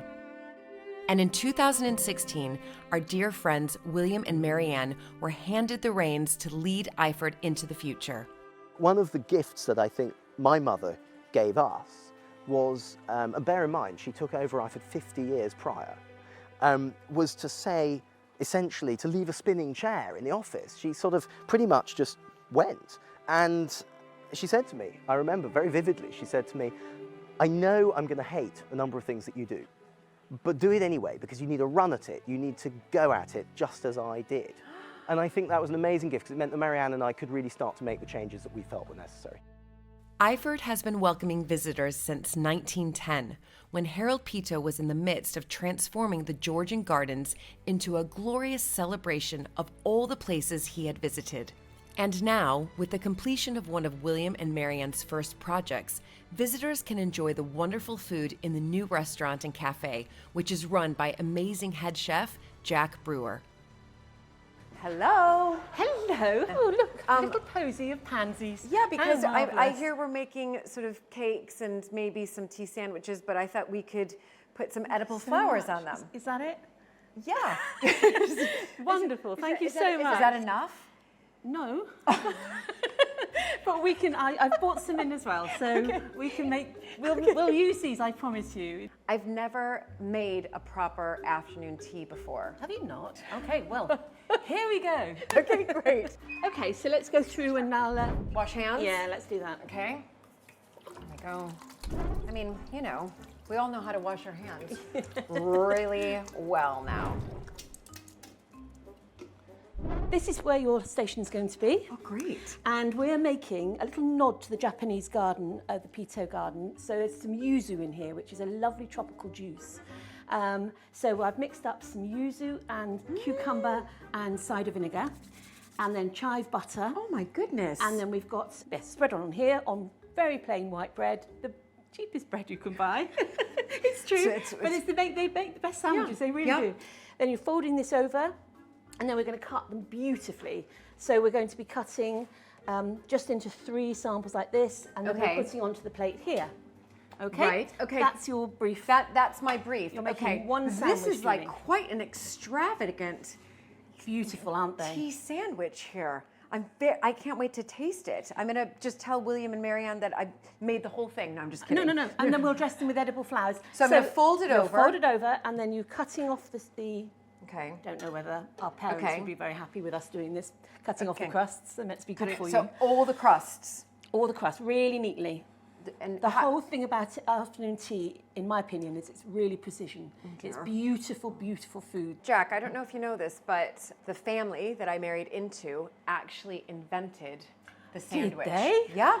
Cool. Yeah. So they'll be so proud of you today. Well, here's the thing. You'd think that I would know how to make tea sandwiches. Yeah. But the sandwich that the 4th Earl invented, and it was named after him, was actually, in one sense, roast beef between 2 pieces of bread, and it became the sandwich, the lunchtime sandwich that we all know. Not this. No, this is something completely different. Yeah. And it is, and it's such a treat to go out for afternoon tea. Every American, I'm certain, that has visited, Britain has come here to have their afternoon tea. We just don't have the same wonderful, tradition. Top cutting Was there. that? Yeah, wonderful. Now turn it round again. Okay. Super. Yeah. And then cut it into 3, so you've got equal sizes. Okay, equal sizes. I mean, I have known chefs to measure. Oh their my sandwiches. goodness. I know. It's that much of an art. Okay. Skill. Okay. Yeah. Is that lovely. right? What do you think? That's good. We'll go with that. Perfect. Okay. All right. Yeah. So if you just kind of turn them up on their side so that they fill, so that you can actually see the filling. Okay, this one I have to just do quick. Yeah. Don't tell anybody. Okay. So turn them up like this. That's super. Oh my goodness. See how beautiful that looks? Yeah. I'm going to turn And then this you're just going to drape the tendrils, the little pea shoot tendrils, over. Oh my gosh. It's beautiful. Okay, I'm just making sure it's Yeah, that's top work. Absolutely wonderful. Well done. So this one's okay. Okay, there we Yep, go. Well done. Beautiful. Like this. Yes, well done. Oh Top my work. gosh. Well, I'm learning from the best. So that is Thank true. Right. Now we're going to decorate some cakes. Okay, This let's is go. exciting. With my This is with my edible with flowers. Your edible flowers. Let's do it. So here we are in the bakery now, and this is a chance to go crazy.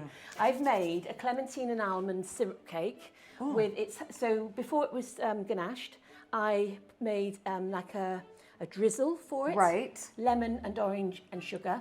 Okay. Which, when the cake came out of the oven, I just washed it over, kept washing it over so it filtrated into the cake. So it's like, it makes it not heavy, it's a very light cake, but it makes it so delicious. I mean, and moist. Okay, I'm just going to ask you this question because obviously I'm not a baker, I'm not a chef, but ganached. Great word, isn't it? I know. What does ganache mean? Ganache means, so you melt chocolate, dark cacao, and butter together. Then you add some honey and cognac in there. Cheeky. And then it gives it the most beautiful glaze, which is really lovely. Goodness. That's a ganache. So it's been ganached. Ganache? This has been ganached already for you, Julie. It's brilliant. It's one of your favourite words. If we move to the flowers, so we have your lovely bunch, and this is where you knock yourself out. These are beautiful. They're gorgeous, aren't they? So we've got another little surprise which we're going to be using, the pink palette, which I was talking to you about. How wonderful! Yes. How wonderful you match. Thank Great, you. isn't it? You knew. And then the orange is going to go beautifully with the cake here. So I think it's over to you. Okay, so I'm going to pick. You want to get a little bit of kind of height in there and and facing out. Exactly. That looks amazing. I've got some little nasturtium flowers, leaves that you could actually pop on if you wanted to. So would you put it on top? Do you see how I've just put it on top there? Yeah, or no? I would. Yeah, no, definitely. That's too big. Anything goes. Anything goes. Okay, like that. I think that's stunning. Really? I think you've done a fantastic job. Okay, well, thank you. All right, what's up next? An angel cake. Oh my! Which is goodness. just the lightest thing you'll ever eat. In the middle of the cake, yes, you've got raspberries and blueberries. So when you cut into it, they tumble out, or they should do. Oh my goodness. That's the plan. I'm sure growing up in America, yes, angel cake, yeah, right? It's the thing. It's an American. That's why I did it. It's an American. It's an American recipe. I'm sure America, we'd have angel cake, so you did it on behalf of. I did. The token American. Yeah, it's and it's lovely. a showstopper. It really is a showstopper. Beautiful. So, in a nod to what you're wearing, which I didn't actually know, and the raspberries, etc., knock yourself out with the... I'm going to go pink vibes, yeah, right? I definitely think pink is the way here. Okay, and just sort of like... You put it anywhere you like. I mean, it's not quite nice to have a sort of a bit of a sweet dress, you know, just dress the cake. Okay, but basically. avoid the raspberries. Okay, I really need like guidance I here. mean, there are raspberries inside, so if you want to take them off, I just put them on Yeah, there. I love it. I love it. Okay, I'm gonna kind of like go like that, maybe.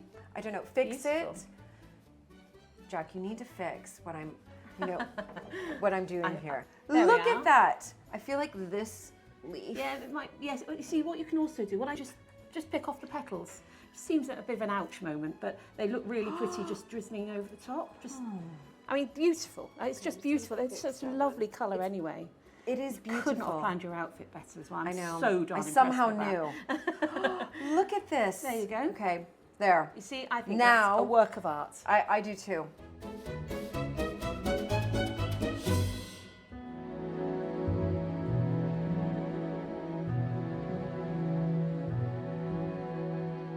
The cloister, built in 1914 in the early medieval Romanesque style, is a Grade II listed building. Being here, you feel like you're stepping back in time to the sun-drenched hills of Tuscany.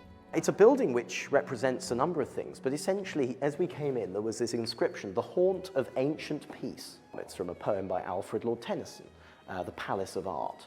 It's well worth a read. It's all about creating a space that's very sacred to you personally. And this is this sacred space for Harold Peto. He creates it and places in it his objects that he treasures the most, that mean the most to him.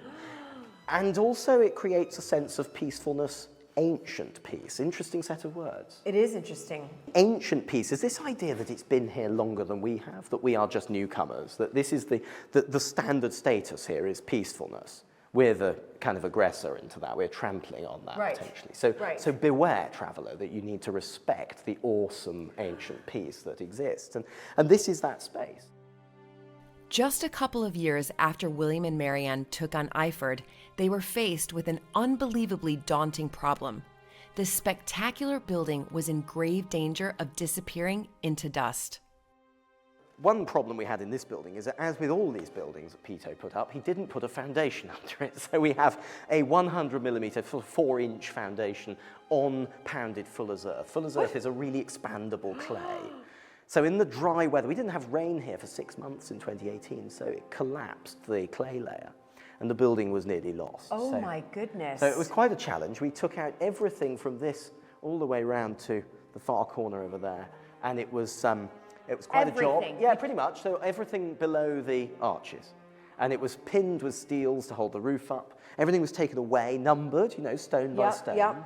And then we dug down by hand, no machinery in here, of course, you can't get in. No, of course. And took out the fuller's earth, replaced it with a concrete foundation, built it back, numbered stones, replaced the columns in their right orientation, resized, etc. Oh my goodness. And then, of course, we took the scaffold away, and that was the terrifying moment. The engineer just came and did it on a Sunday evening without anyone knowing, actually.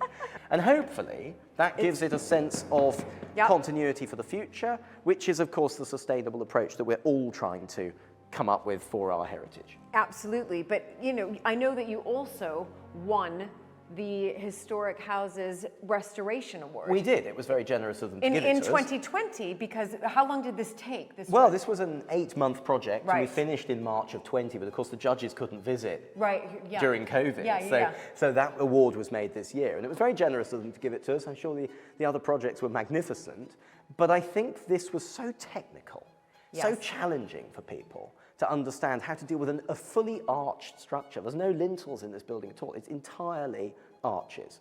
So if you move something, everything else moves. And that was the great challenge. So I think the engineers should really get the credit for this. The workmen, the craftsmen, they always give the prize to the wrong people, don't they? You know, the guy just commissions the work. But ultimately, this is about the amazing work of the people who built it. Absolutely, and definitely well-deserved. I mean, absolutely, because you're right, it is that technical. It's not like anything's changed as far as the restoration, but we also have to remember that restoration doesn't just mean, you know, stripping things back, revealing something else. It means making sure that this stays standing for future generations. Absolutely, and that is the whole point of creating the restaurant, the cafe that you've seen when you were with Jack, of creating all of those spaces to create some sort of revenue that will enable the garden to survive long into the future. These places shouldn't be parasites of a community, or the people who live in them, they should be living and breathing engaged with their community. And that's what we seek to do over the next 10, 20, 30 years, so that Horatio, hopefully, or his brother or sister or whatever, can want to inherit this and see it as a real positive benefit to their lives. And it seems like such a silly thing to say when you live in such a beautiful place. But actually, you can wake up in the morning, you know this, you wake up in the morning and you think, oh, which tree's fallen over today? Yeah, actually, or which leak. Right, which leak am I going to deal with today? Actually, it's about creating an environment where there is the funds available, where there are the funds available to fix the leaks, to sort the trees out, to make it sustainable for the long-term future. That's really the point of conservation heritage. Now, of course, you round the corner, and then suddenly you have this view to the valley beneath. And I think this is the reserved secret, right for the end of the visit, that Harold Peto wants you to see. Do you see the weir on the river? Yeah, absolutely. It's the source, I think, of that ancient peace, that sense that this has been continuously flowing. It's never quiet in the Iford Valley. No. You always hear this white noise. And white noise attenuates other things in the distance. It makes things calmer. You know, you put white noise to get your kids to sleep. Yeah, right? no, absolutely. So it's all of that, and it's that sense of positive energy of the movement of water. And I think that's at the heart of what the ancient peace is. Absolutely. Wonderful. How spectacular. And now it's time for tea. I 100% agree. Let's go. I'm certain Harold Peto would be overjoyed that his gardens have been revived and nurtured by the Cartwright Hignett's, and soon a new baby will join William's family to enjoy growing up in this magical place.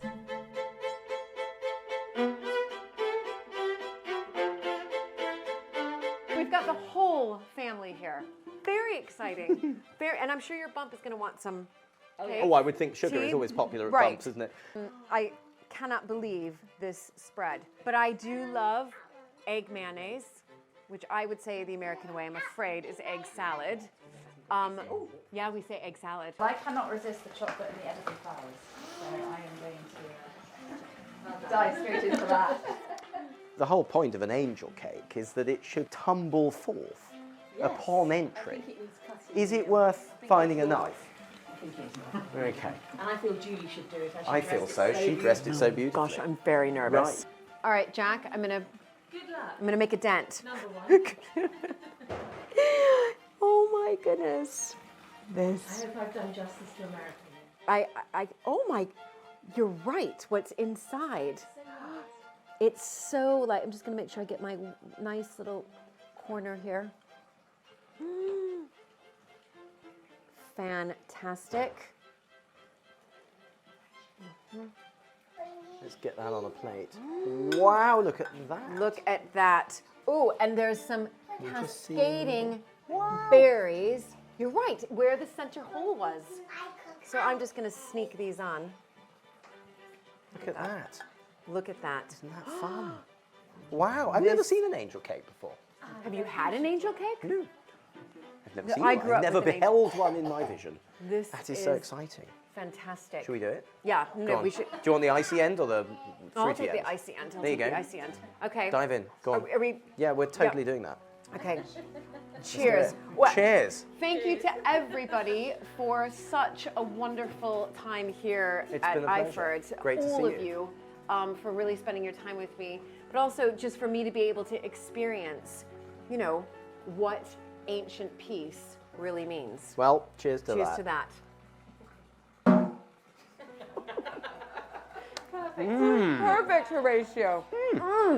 That's amazing. Isn't it? It's light. Who knew Americans make cakes? You now know.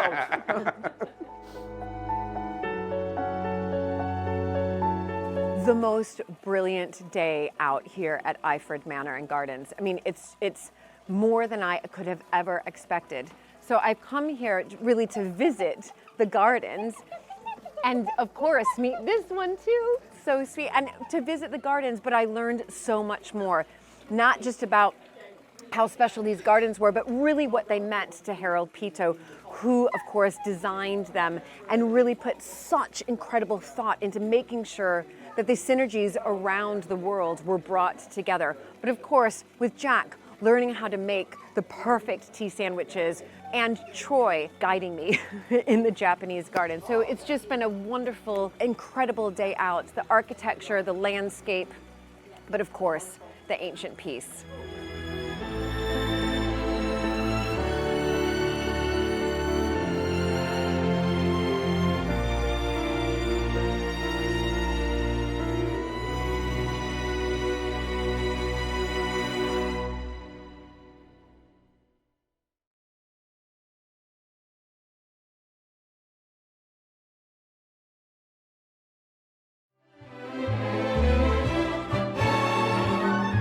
I'm here today visiting Palace House at Beaulieu. And Beaulieu is known for the National Motor Museum, but also Palace House was one of the first historic houses to open up to the public.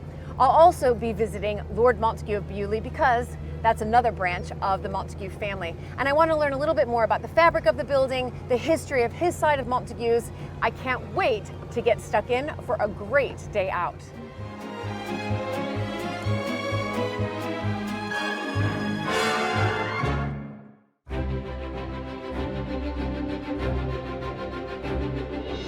When I married into the British aristocracy, it was the start of a wonderfully exciting journey.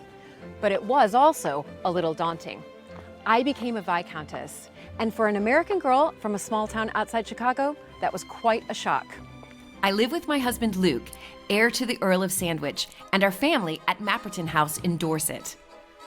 Living in a place like this is a joy, but also a challenge. And every day we're aware that we're preserving a very special part of Britain's heritage.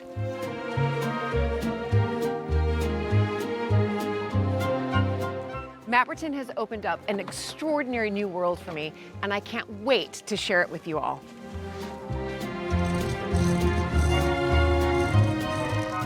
So if you love castles and manors and stately homes as much as I do, please join this American Viscountess as I journey into the British countryside in search of some of Britain's finest historic houses.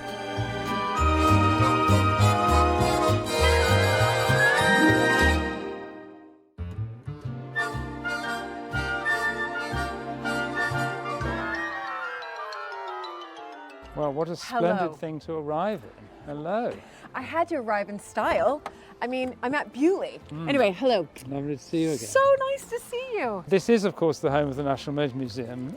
We don't actually have one of these in the museum, so if you'd like to leave it with me, I'm sure we could find a space. Well, I'd have to actually ask our co-production partner, Aonia.com, if I could, but he might say yes. But no, isn't this, I thought if I'm going to come to Beaulieu, home of the National Motor Museum, I must arrive in style. You certainly have done that. Well, look, let me just show you a little bit about the outside of the house before we go in. Beaulieu is here because Cistercian monks founded an abbey here in 1204, and this piece of the building on the right with the rougher stone was the gatehouse to the abbey where they would receive guests. And it was from that that much later, after the abbey was closed and much of it was demolished, that my ancestors built a house by extending this gatehouse, and most particularly my great-grandfather made it into the house you see today. It's lovely. It is really lovely. But using the same type of stone that the monks would have used. Is that, am I correct? Are my eyes still good enough to see that that's some Montagu heraldry up there? So on the right are the Montagu lozenges that we know so well, with the Monthermer eagle. And then on the left is the Scot moon and stars, which is a reference to our Scottish ancestry. To the Beaulieu side. That's right. Yes. Anyway, come on in. Fantastic. So here we are in the front hall of Palace House. Now, although parts of this building date back to the 13th century, this hall and much of this wing are actually from the 19th century because my great-great-grandfather, Walter Francis, 5th Duke of Buccleuch, decided to give the Beaulieu estate, which he owned, it was one of many estates he owned, to this man, my great-grandfather, Henry, who was his second son. And it was only when that happened that Palace House had a resident owner who actually made it his family home, and he undertook lots of changes to make it into a nice place to live, which I'll show you as we go around. So the modern history of Beaulieu really starts with him and his marriage in 1865. Because he made it a home. Absolutely. Right, so he made it home. So now we're moving on to John, his son, Right. my grandfather, and my grandmother, his wife. His first wife actually died from the Spanish influenza, which swept through Europe after the First World War. Yes. And so he remarried in 1920 a lady much younger than him, who was my grandmother.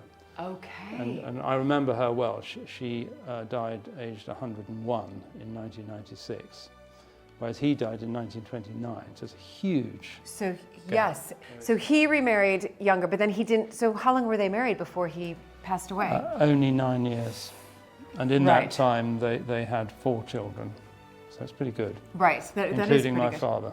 Including your father. Yeah. So when he died, how old was your father? Who was then? Only 2.5 years old, so my father never remembered him. But my grandmother kept the estate going through the years that followed until my father got to the age of 25. Oh my goodness. I love these female empowering women stories. Ralph's father, Edward, the 3rd Baron Montagu of Beaulieu, was to build on his mother's legacy and transform the fortunes of Beaulieu. And the key to this transformation was his passion for cars. His interest in cars, would you say, came because from his father, Very much so, and yes. who he didn't know, and so in a Yes. sense that made that connection Yes, that it he did. never really had. And what I should explain is that John, my grandfather, was a great pioneer motorist in Britain, and as an MP, which he was before he inherited his barony from his father, he campaigned a lot in Parliament and in the House of Lords for motorists' rights. And Ralph's grandfather is credited for introducing the British royal family to motoring when he took the Prince of Wales, later King Edward VII, for a drive in his Daimler. In 1952, Beaulieu was one of the first historic homes to open their doors to the public. Ralph's father, Edward, paid tribute to his father by creating a display of veteran cars, the beginnings of the National Motor Museum. It all started in this room because Right. when he first opened the house to visitors in 1952, and he was not the first, but one of the first to do this, to open his historic house to the public. Believe it or not, he got 5 old cars into this room, and he did it as a tribute to his father. Really actually quite genius. You know, when I look at that date, 1952, it reminds me of the story that my father-in-law told me that, you know, in 1953, they tried to open up Hinchingbrooke to the public and sell tickets to the house, but that didn't work. Maybe had they put cars in, it might have still been in Well, the it works for family. some stately homes and not others. But obviously that's just one generation back. Let me take you through to the portrait gallery and show you where it all began, because the family ownership of Beaulieu actually goes back to 1538. So come on in Okay, here. fantastic. Yeah. Beaulieu was a monastic estate until Henry VIII closed all the abbeys. Yes. And in 1538, this man, Thomas, 1st Earl of Southampton, negotiated to purchase Beaulieu and another estate called Titchfield from Henry VIII after the abbeys had been closed. And in fact, the stone from the abbey was then used for building castles along the coast here, because there is no stone in this area, so it was almost treated like a quarry. It was rather sad. Right, This wonderful yes. abbey building, partly for symbolic reasons it was demolished, but also because they actually wanted to reuse the stone elsewhere. So he then is responsible, though, for building what we see today? In part. In part. I mean, he adapted the Great Gatehouse into a hunting lodge. It was definitely not a main residence. The New Forest was a popular destination for hunting, and Beaulieu, it was almost like, I suppose, a sort of holiday home, we might regard. Right. His grandson, Henry III Earl, and if there's one person in history that I would love to meet, it's this man, because he is the only person to whom Shakespeare dedicated any of his works. Shakespeare dedicated Venus and Adonis and the Rape of Lucrece to him as his benefactor. But did he inherit then? He did. He did. Yes. So he inherited Beaulieu. Yeah, it was not a main home. His main country residence was Titchfield, which is on the other side of the Southampton Water from here to the east. But it is possible that Shakespeare plays would have been performed either at Titchfield or maybe even here. Maybe even here. If only he kept a diary. Oh, right. As you can see, this is our main dining hall. So we're now in the oldest part of the house. This was the Great Gatehouse to Beaulieu Abbey. Although this is Victorian restoration, this kind of vaulting is very much in the pattern that the monks would have built in. Right. And I'd particularly like to show you this because this is where my height, my sister's heights, and also the generation before my father and my aunts, as they grew up, were penciled on the wall. Oh my goodness. Okay, so where does yours stop? No, I can see it there, 1985. I think it's about the same. I don't think I've grown since then. So, but now that I see this, what was it like growing up in this palace? Well, there were always have in my lifetime been two definite sides to the house, a public side and a private side.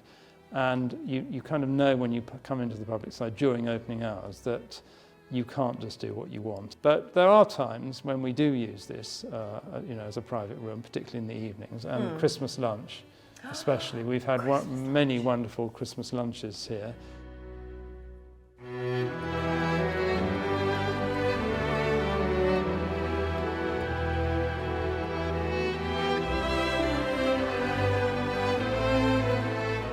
It's wonderful for me to see that you do still use these rooms. Absolutely. I think that that's really important. I know that there's obviously what you were saying, that there's the private side and then there's the public side, but when we can, we use these. Yeah. It's the same thing at Mapperton.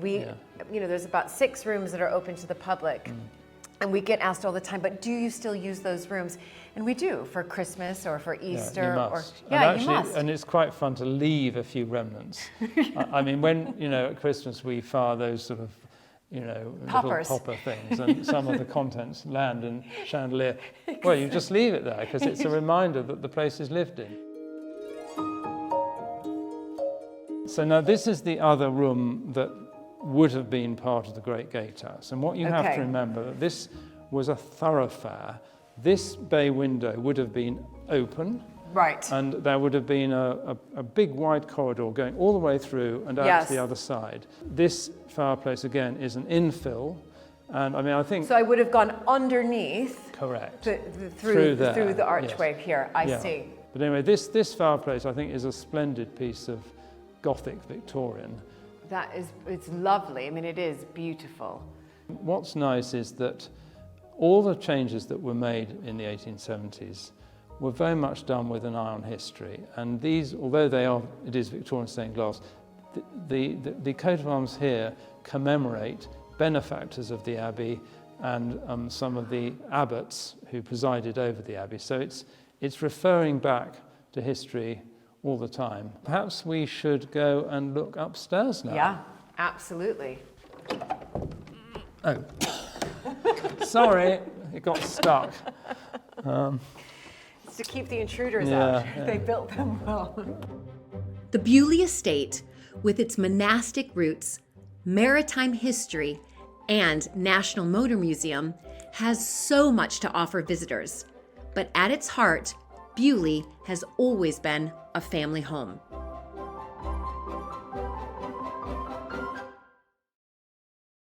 Now, I really want to show you a very favourite room of mine, the library.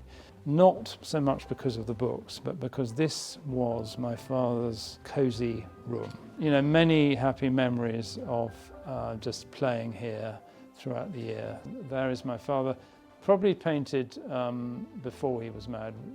He'd be in his early 20s there. Beautiful. And looking restless, which he always was. Well, that's why he was the pioneer to, absolutely. He had so much energy. Opening up his historic house. It's incredible. Always thinking of new ways to innovate. In contrast, my mother here. It's lovely. She just looks so relaxed and at ease and... not a care in the world. Well, let me tell you, in that chair you had to be relaxed because you couldn't sit up in it. Visitors didn't see this until after my father died, and you know, I still have the option to close it off when I want to use it, but I very much left it as it was, and I really don't want to make major changes here because I just think it's lovely as it is. I must show you this, because had I brought you in here blindfold and spun you around a couple of times, you might have said, well, how do I get out? So these are all false books. It's wonderful. You know, none of these are serious titles. It's absolutely brilliant. But don't try to pull them out. No, I was tempted. Then I remembered it was a door.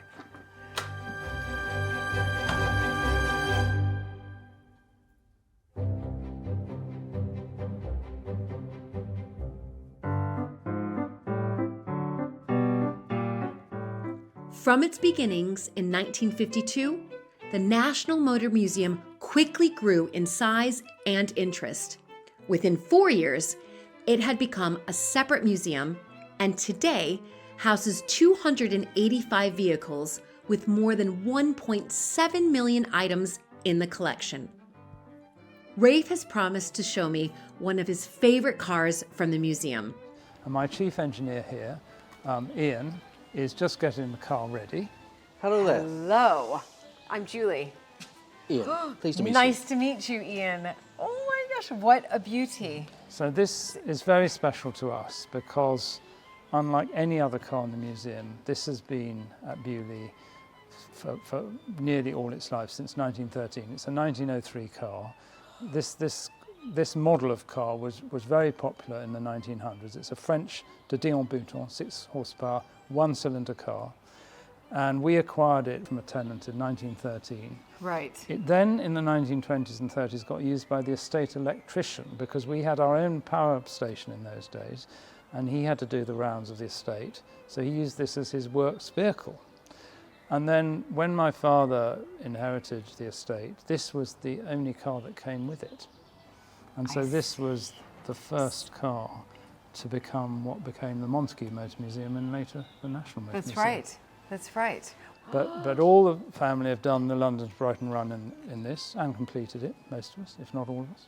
All of you have. Really? So it's a very special car to us. So can you explain to me and everybody else who's watching, what is the Brighton to London run? Basically, it was originally called the Emancipation Run. So in 1896, the first run was initiated, and it's basically tearing up of the red flag, where prior to 1896, you had to have a man with a red flag walking in front of your vehicle.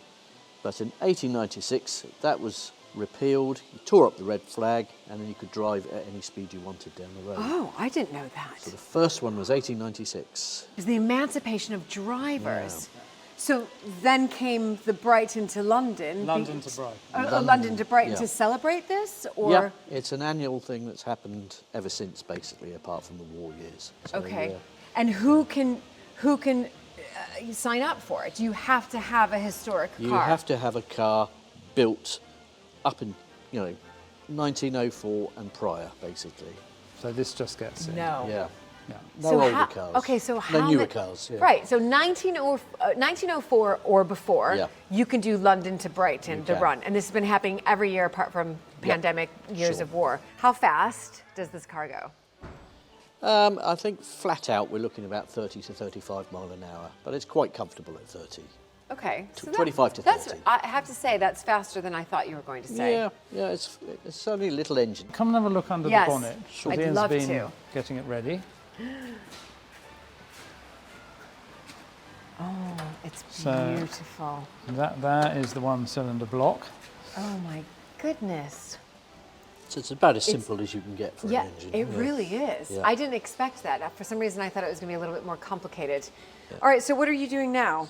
Well, I'm just about to make it run. So okay. To make it run, I have to turn a few things on, turn the fuel on, turn the battery on, set the ignition controls to, which is very important. You must set the ignition controls on a car like this because you're going to be starting it on the handle. No. And if you get it wrong, it's going to hurt, basically. And you quite frequently, these sort of cars would break people's arms if you didn't do it right. Okay. So vital that we do it right. Yeah, okay. Yeah. I will have you do that. So there's a little switch here that we just tighten up, and that connects the battery. So under here there's a little fuel tap. And that, you turn that on. That's on. So on the carburetor there's a little hole, and we just poke this little bit of wire down in there. Right, so that's just, you're just using this to test it. Just to make sure there's enough fuel in there to start the engine. Okay. Okay? Okay. So next thing we need to do is set the controls. I'll just put my little bit of wire away so I don't lose it. We have an array of controls here. Yes, Most you do. important one is the one on the side there. That's the brake. Brake, yep. This top lever, you hear that clicking sound? Yep. Well, that's the advance and retard of the ignition, so it's the ignition timing, basically. Okay. So this lever is the gear lever. Ah. So you've got your low speed and your high speed. No clutch. No clutch at all. No clutch. And the final control is this little switch here, and that's the ignition switch. There's a lot of gadgets here. No, it's very What about simple this once one? you get Does used that to still it. work? You can Try it. try that, yeah. So brilliant. Oh my gosh. Oh my goodness. This is incredible. I'm nervous to drive this though.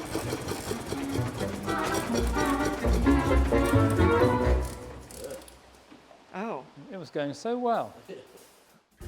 Oh dear. Maybe the car is nervous of me driving it too.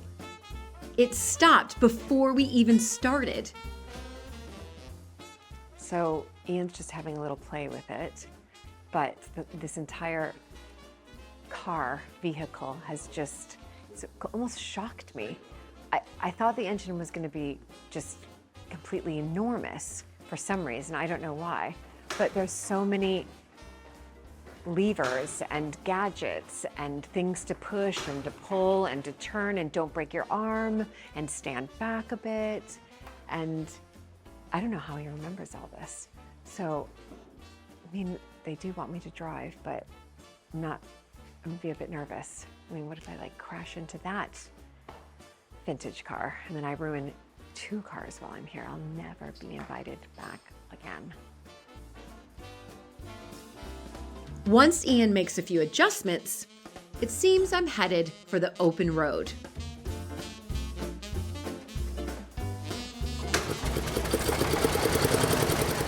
First though, a much needed lesson. See, you just gently push it.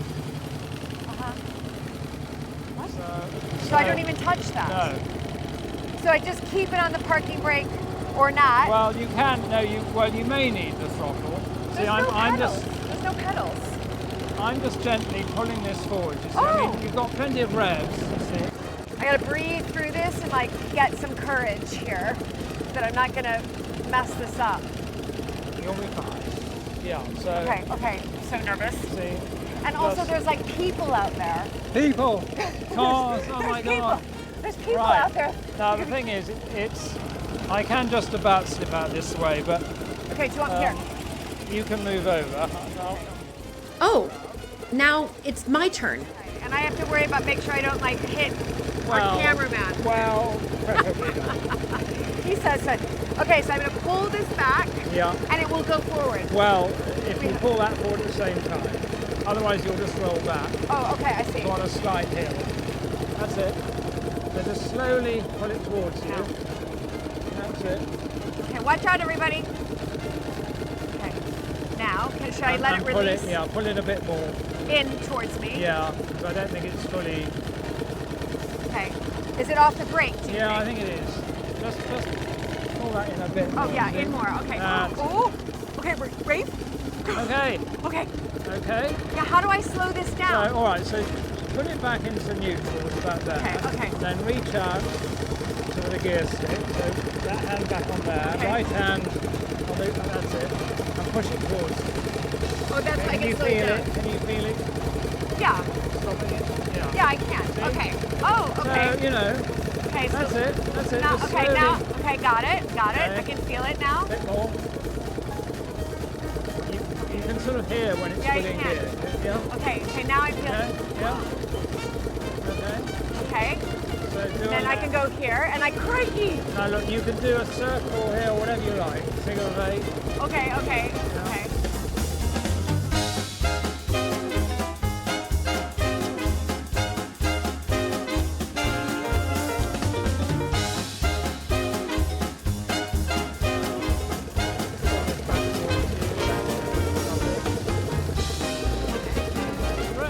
Oh my goodness. Put it right. Yeah. I think we really need a longer straight to get into high gear. Yeah. I don't want to go into high gear. I'll have you keep it in high gear. Now what do I do? Right? Well, you can carry on. We'll do it We'll go hit straight? Yeah, why not? Okay, she's telling me to stop. Ooh. No, you didn't do anything No, I didn't wrong do there. anything. Okay. I don't know what happened there. Luckily, Victoria wanted us to stop, so that's... That was not planned. That's called conking out. But you just keep it going on gravity and we'll get back to the workshop. So if necessary, I will get out and push. I'll but we're still moving. I'm happy to push with you. No, it's all right. You won't need a lot of pushing. It's nice to feel the wind going through your hair. So, how was that for me? I mean, I was nervous. It's nervous because it's so different. It's like you have to work your left brain and your right brain, and your handbrake here, and then get it into neutral here, and then you've got to turn the wheel at the same time, and then you don't want to stall it, which I did. That's why. No, she didn't. I mean, well, it stalled itself. It stalled itself. It wasn't your fault. Oh my goodness. Lovely and quiet now, isn't it? Just like an electric car. It is. It's like an electric car. That's exactly right. That's what our roads are going to sound like soon. Quiet. Back to the safety of the workshop.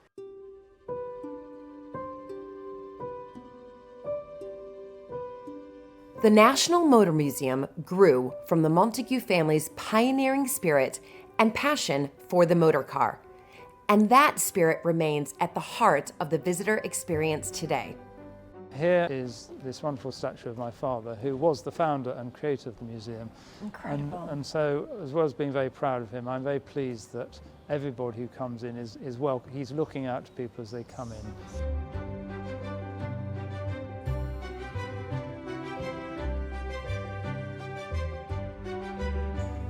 So here we are at the National Motor Museum.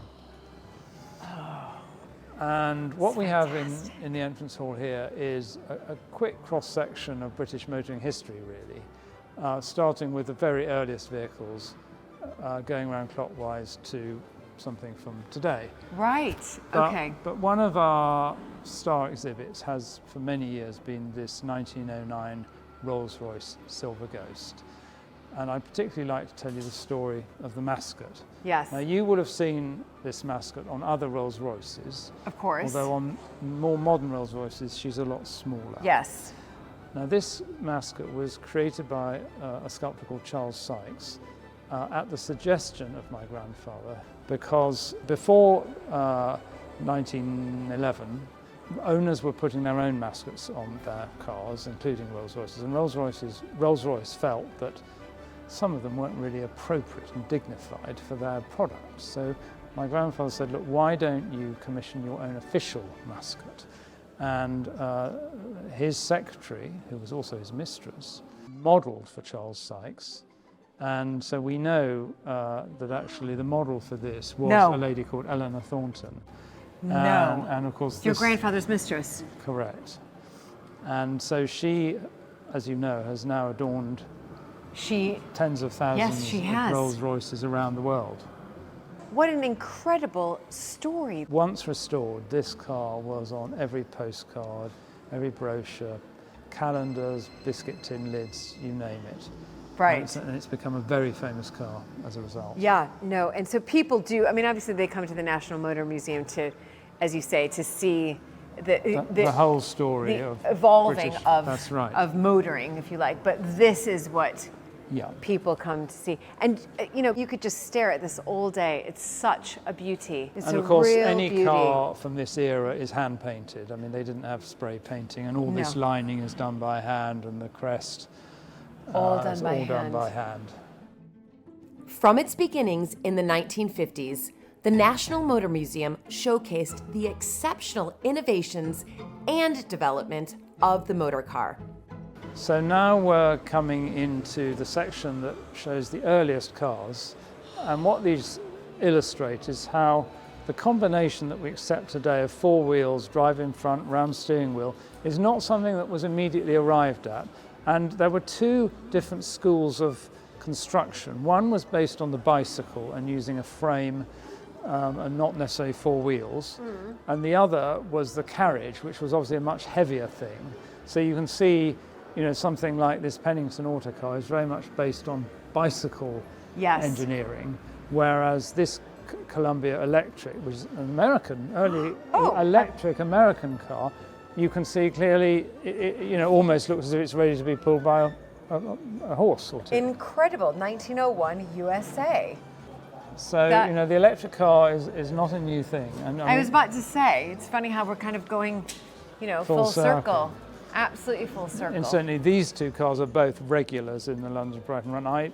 This is really my car of choice because she's such a good performer and will easily outrun the Didion which you were driving. Right, and four-seater, I see that, so quite... Yeah. And here is our, four-seater. Yeah. Here's our other Didion, a year later than the one you've driven, and this is a four-seater.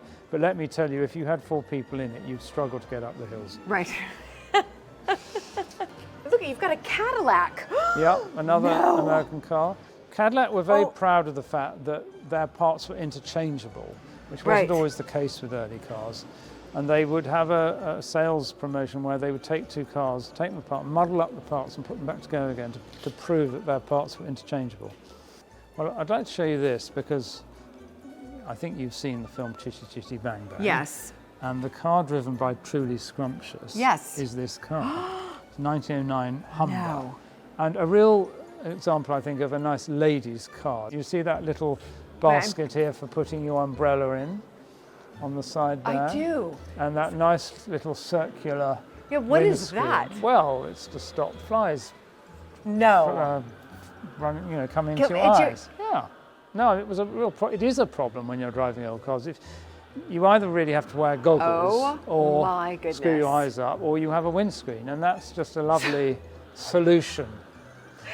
That was their solution for the windscreen and a place to put your umbrella. So I think it's a reminder that actually women were driving cars really from very early days of motoring. Right. Well, thank goodness for that. We might not have been able to vote, but we could at least drive cars. And we're just passing Chitty Chitty Bang Bang, a car created for the film. So in a sense, it's not an authentic veteran car, but so much a part of our growing up, seeing the film. This was created for the film? This is the one? Well, one of several. One of several, right, one of because several. You know how it is in films. No, I know. Yeah. But you know, it's like my favorite film. It's just it is in itself part of motoring history, you know, or motoring folklore at least. And a wonderful car to be seen in, as is this 1935 Auburn Speedster from your country. Oh my goodness! This is a right-hand drive one, so made for the British market. What's interesting, I mean, it's just a fantastic piece of styling, but only a two-seater. And with no proper storage in the back, just this side door, which is large enough to put your golf clubs in. And each of these was certified to have reached 100 miles an hour before it left the factory by a racing driver called Ab Jenkins. And there's a special plate inside to verify that this car has been tested to 100 miles an hour. Right, to 100 miles an hour. But quite nice for the straight roads of parts of California, say. It's a beauty. It's a wonderful piece of 1930s styling, isn't it? And the mascot there. Yeah, love him. Yeah. But having driven her, I have to tell you, not good for windy roads. Right. Yeah, it's rather large. Yeah, not long. And then, as you can imagine, it's really important for us to keep refreshing the exhibitions and have something new for people to see when they come back. And this is our present exhibition, Cars from the Bond film No Time to Die. So these are the... Yes. And what's interesting is they didn't buy an old DB5. Oh my goodness! The car. This is the car. Well, one of them. Well, one of them, but yes, yes. This is always the thing about films. Yes, there's several. But look closely at the damage. This is actually all vinyl. Yes. This is actually gel. It's gel. But this is real damage. This is right. When the baddies start shooting straight into the glass bomb, that really is crazed glass. Right, that is wonderful. Oh my goodness! I can't There he believe is I'm seeing doing it there. that. There it is. So has this drawn in Yes. numbers, especially during children's That's holidays? right. And it's a great way of combining our subject, which is obviously the history of motoring, with a popular theme. Yes, yes. Which we need to do. yeah, no, absolutely. You've just got to keep creating.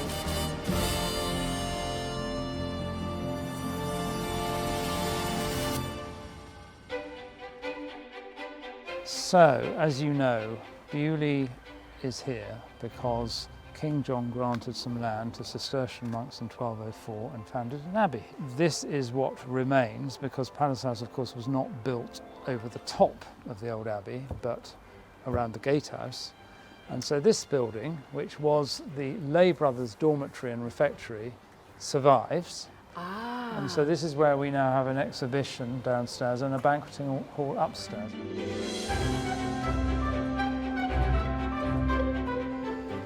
So this is another exhibition space for people to come through and see, is that right? That's right, and this is just worth looking at because this model shows just how extensive the buildings of this abbey complex were in this building. Okay, so this survived. This survived, and this building survives, which is now the parish church of Beaulieu. But all of the rest was just pretty well destroyed. Some remains on the ground. But because of Henry VIII? Yeah. Unbelievable. And this was, you know, more or less the size of Winchester Cathedral. It was a Oh big my abbey goodness. church. Let me take you upstairs because we have these wonderful embroidered wall hangings created by my mother to tell the story of Beaulieu Abbey. And they really are wonderful pieces of art. Oh, they are. So she produced Incredible. about one of these a year, and this one depicts the foundation of the abbey, which all started with King John having a bad dream. He had ordered some troublesome monks to be stampeded, but actually his men refused to carry out his orders. And he then felt so bad about it in the night that he had a dream about it. And so here you see King John being, in his dream, beaten by the abbots who he had regarded as his enemy. And then he suddenly, it would seem, realised the error of his ways and then granted this land here to monks from Peto in France, Cistercian monks, to found an abbey. And we use this for weddings and dinners and receptions. This had been used as a sort of farm, a glorified farm shed. At one time it was actually a farmhouse, so it's been converted several times over. I think these little slit windows are probably the original pattern, whereas these bigger ones, not. I mean, this is where the lay brothers slept. Whether they had partitions, I'm not sure. But this is actually, I think, my favourite of the wall hangings because of the colours, and I particularly like this deep purple background and the angel and the stars. This depicts the dedication of Beaulieu Abbey, which happened in 1246. So foundation 1204, dedication 1246. So, you know, some decades later, yes, several bishops attended. This is wonderful what your mother did. And it's a mixture of canvas work, applique, screen printing, hand embroidery, machine embroidery. She didn't really mind mixing it up. Right. As long as it produced the right stunning. Image. So, I mean, these two panels really just show monastic life. You know, you've got forestry, keeping sheep, making wool, honey, beekeeping, wine, or grapes, wine, yes. ploughing the fields, harvesting, baking bread. I mean, the detail really is the storytelling. The monks knew all about the use of herbs, both medicinal and culinary.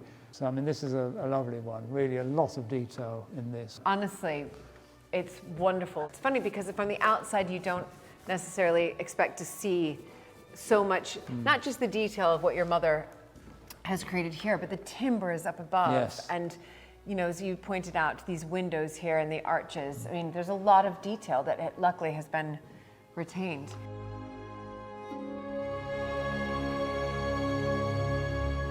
This recalls the closure of the abbey and the dissolution. Oh. And here is Henry VIII granting the ownership, or selling the ownership, to Thomas Risley, my ancestor, the first Earl of Southampton. So we have, as my mother imagines it, the final monks leaving who were pensioned off.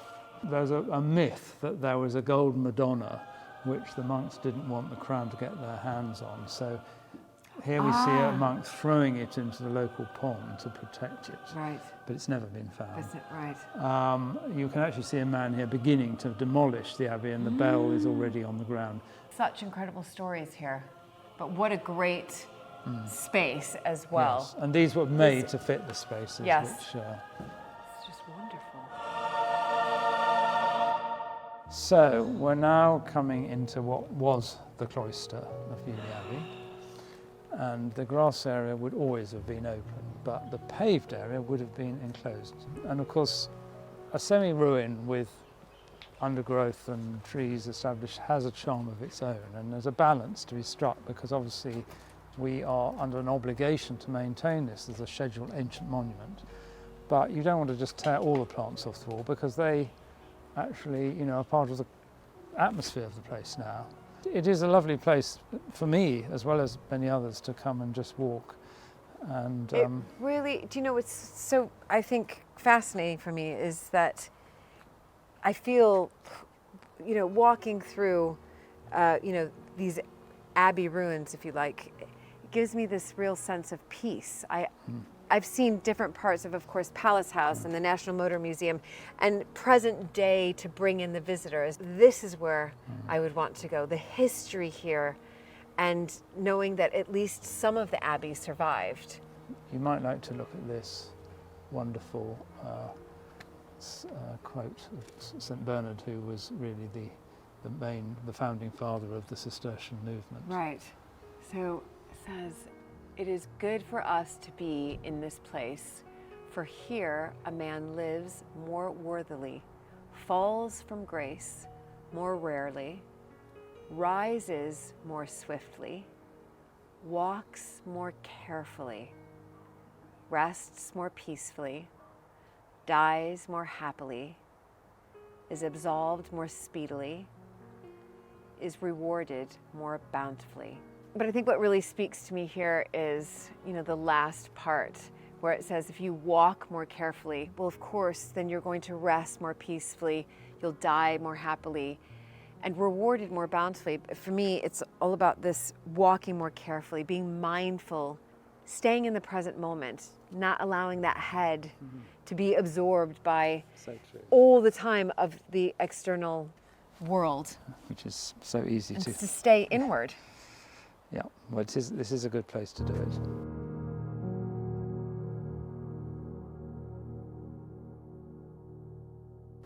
Okay, so we're now coming into what would have been the Abbey Church, which was the size of a cathedral. And the choir monks would have actually worshipped at this end, possibly behind a screen, with the laity down at the west end. So this box hedge with the cross represents roughly the position of the high altar.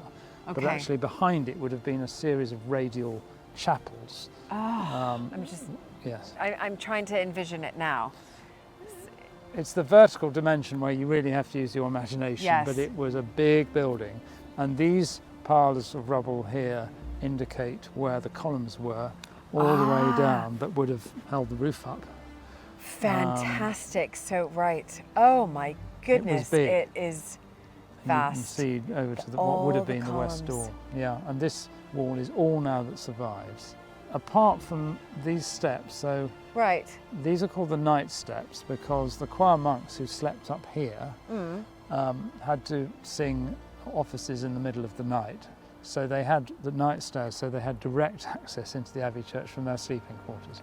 And then here's the high altar. Yes, and we do occasionally have outdoor worship here. For the 800th anniversary of the founding of the Abbey in 2004, some of the monks from Mount St Bernard, which is the remaining Cistercian abbey in England that's active, some of them came here and participated in a special service. It's wonderful. You know, it's a real sadness that... It is. I mean, it's an awful piece of destruction, and Yes. yet somehow the passing of time and the establishment of nature, where man has done his worst, does actually have a healing quality in itself. And as we said, there's somehow imprinted here, I think, the spiritual quality of the place. No, I couldn't agree more. Beautiful.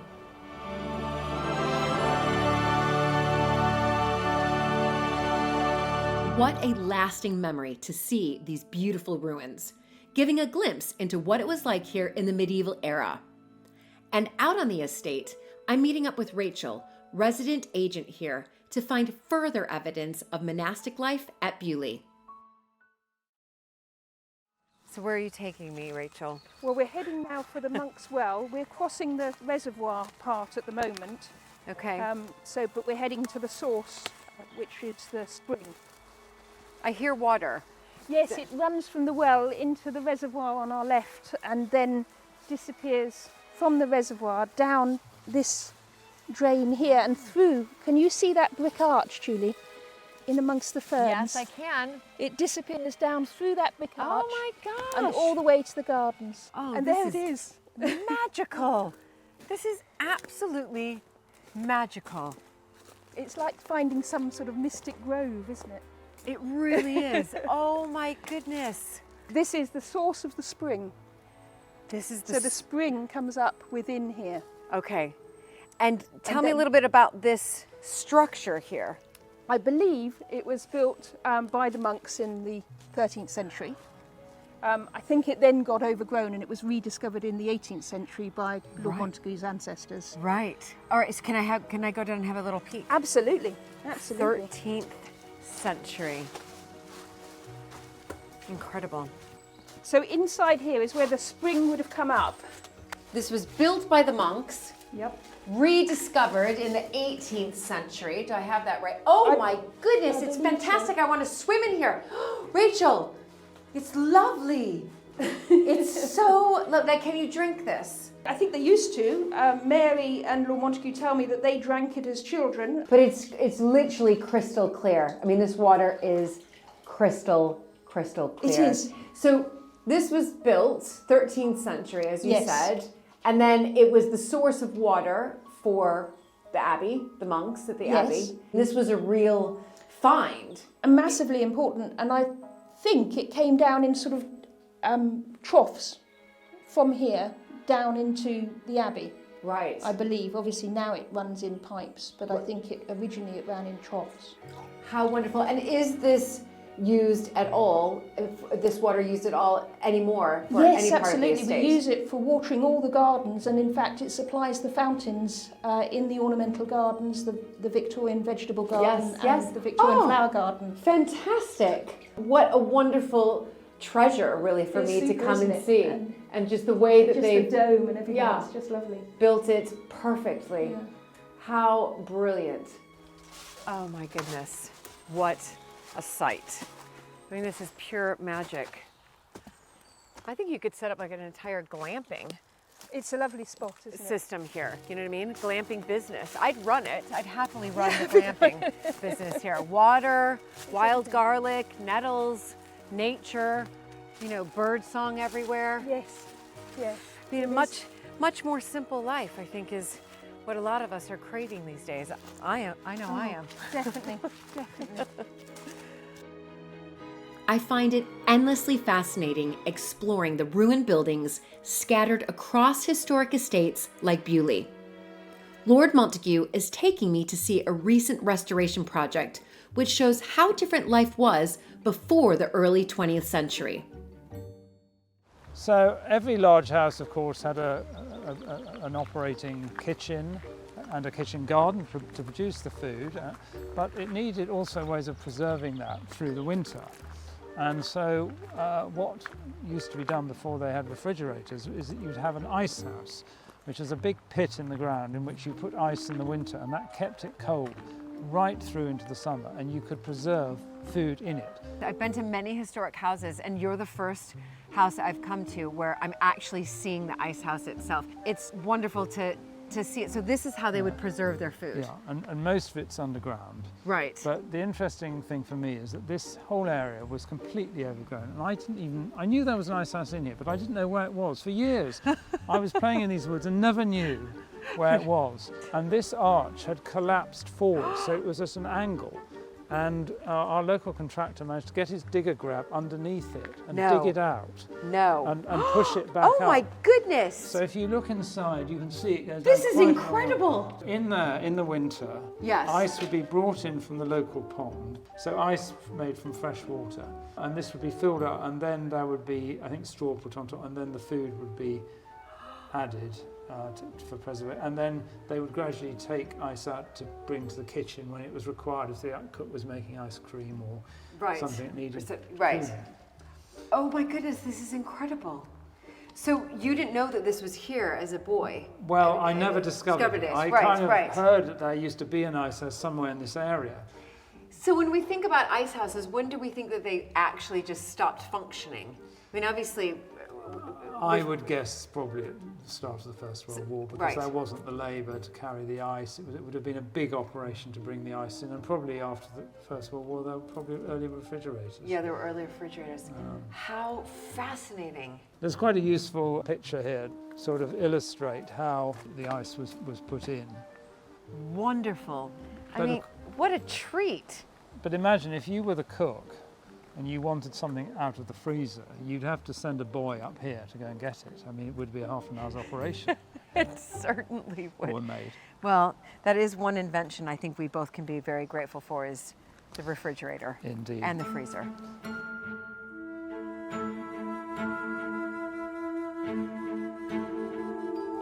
After leaving Lord Montagu, I actually wanted to come back here to the Abbey and just sit within where the Abbey used to sit, because I felt the energy of this place, and within me it really spurred this sense of calmness and mindfulness, and really an opportunity to connect to the history that is so rooted in here at Beaulieu, these monastic roots, the monks walking around. And I really felt that. And so for me to be able to just come back here and sit here where this wonderful energy is all around me, kind of just sums up my day here at Beaulieu.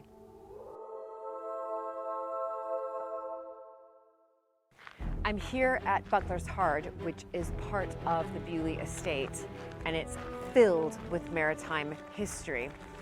I'm about to meet Mary, Rafe's sister, and she's going to fill me in on the history and what's happening present day here at Buckler's Hard. Also, it's a spectacular day too. Hi. Hello. Hi, Julie. Nice to meet you, Mary. So nice to meet you. By the way, I had such a great time with your brother. Tell me about Buckler's Hard. This is Buckler's Hard. So this originally was built in about the 1720s as Montagu Town. So the John Duke of Montagu, he wanted to have a sugar import village. He thought he was going to make his fortune out of importing sugar from the West Indies. So he created this model town to be known as Montagu Town, and these 2 rows of cottages were the first part of the development in the 1720s. Okay. And this then turned into a shipbuilding village, an industrial site for building ships. From about 1740 right through to after the Napoleonic Wars in about 1920, and 50 ships were built on contract for the Royal Navy. Right, so this is really where they were important. built. Really, Right. really important. Right. And this was a thriving shipyard. You would have had, at the height of it, maybe 2 ships there on the slipways down on the river there. Big gunships. These were warships built here out of timber from the Beaulieu estate and from the surrounding New Forest timbers, because that's all the preserves of the Royal Navy. And then the ships were launched in the river and towed around to Portsmouth, to the Royal Dockyard, where they were fitted out with the masts and cannon, and then off to war. Do you have, I know you mentioned that there were about 50 built during, was it about 50 you said during that? 50, about 50 ships, yeah. Yeah, and any famous ones? Indeed, absolutely. So the most famous of all is probably HMS Agamemnon. So that was Nelson's favourite ship. He sailed on it for 3.5 years. It was a 64-gun, very, very good ship. But of course there would always have been a shipyard here right from monastic times, because all the stone to build the abbey had to come up this river. Of course. It all came by boat. So this corner of the river, this hard, is where the ships would have stopped on the tide, because they couldn't carry on up in low water. Right. So, you know, would have been a yard here from probably the 13th century. Incredible. And so it never really has stopped as a boat yard as such. But we have this beautiful preserved village, completely preserved as it was in the 18th century. So once these cottages were built, they were always lived in. That's right. So they would have been lived in by hundreds of people at the time of shipbuilding. But even today, there are lots of local residents living in these cottages. So you are very involved here. I am maritime. That's right, you are maritime. So, yeah, I am maritime. So I do all the maritime stuff in the family.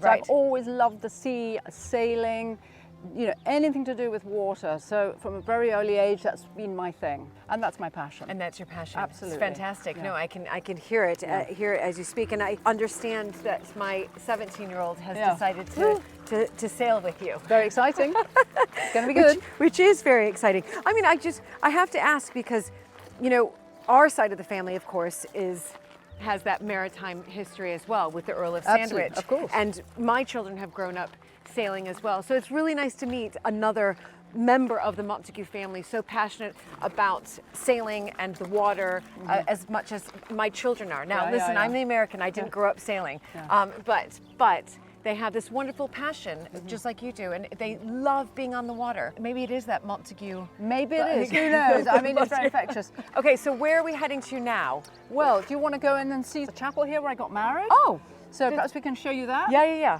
So this chapel is just one room wide, and as you'll see, it's very beautiful. And I got married here with 20 people in the room, and it's very special to me. My kids were christened here, and it's used every week by the Beaulieu parish, so we still have services here. Although it's privately owned by the Montagu family, it's an active chapel. Right, it's an active chapel. Yeah. Can I just ask, though, how did you decide what 20 to choose? Well, now, of course, that was really hard. We did have another 400 people out there, having some sort of huge street festival. Right. But actually, yes, no, that was quite good, because you could just cut it down to 20.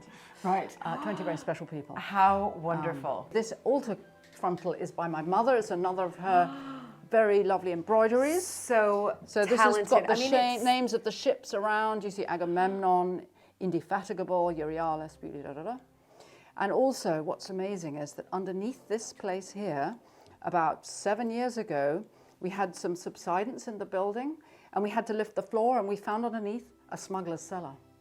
And that's right under the altar. You can see it through the glass plate. When we took the floor up, we found this brick cellar underneath. And loads of brandy bottles and clay pipes and all sorts of things showing the history of this over the last 200 years. Right. 300 years, yeah.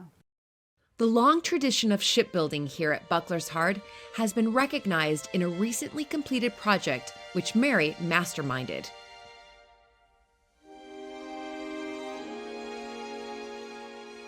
This is a replica 18th century shipwright's workshop, which I did as a project about 6 years ago.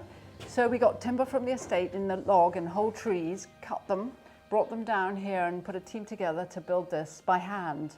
So we only used 18th century methods to build this, and this was a sort of replica workshop based on the vernacular buildings of Hampshire, the sort of exact same building that would have been here on this site. Right. Because we know from the maps, from early maps, what was here in the shipyard. And you can see it in the model up in the museum, all the different buildings that were in the shipyard. Right. So there were many more buildings. Many more buildings. So does that mean many more projects for you to come? Indeed, you're absolutely right. So I'd really like to build a forge next. All right. Because of course ships need a lot of iron. They have lots of rivets. Yes. And so there was a forge just on the bank up there, and that's the next thing I'd really like to do, is to build another building. When I look around, I mean, this is meticulously done. I mean, it's so spectacular and beautiful. Yeah, it's beautiful because it's handmade, you know, it's made by people's hands. We didn't use any machine tools, so it just looks lovely. It's the craftsman. It's craft, yeah. That's what it is. It's the craft that we take for granted now and have forgotten about. It's this lost craft, and you've obviously brought it back to life. I have the dream. The dream is that I can recreate what the shipbuilding would have looked like by actually taking back one of the slipways and maybe laying a keel of a ship, maybe the Agamemnon. Not building a ship, but we just want to put it so it looks like a ship is being built. But it would bring the thing alive, and that's my dream. Yeah. But come and have a look, and you can see right across the river, see down to the marina and the boatyard. Wonderful. And it's just so beautiful. It's just, I mean, who wouldn't want to be out at sea every single day? Because it has that, obviously, that calming effect. Very. It is wonderful to see how Mary is creating a living maritime history at Buckler's Heart. What an inspiring end to my extraordinary visit to Beaulieu.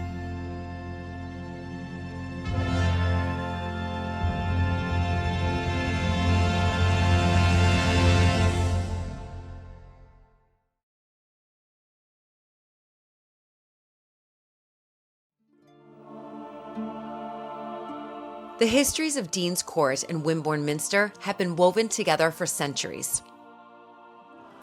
I have never seen anything like this before. With its chained library, stained glass, and royal tombs, Wimborne Minster is full of astonishing treasures. The beautifully restored 14th century astronomical clock with its mechanisms in the bell tower and 17th century quarterjack poised to chime out across the town. And there goes the quarterjack. Wimborne Minster is truly a wonder to behold.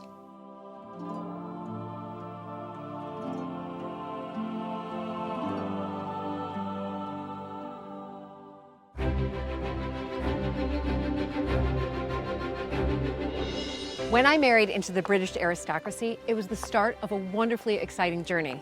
But it was also a little daunting.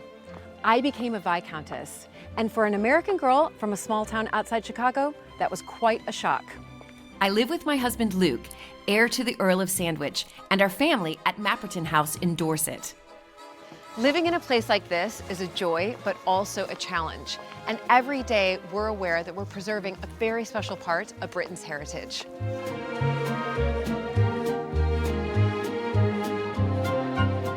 Mapperton has opened up an extraordinary new world for me, and I can't wait to share it with you all.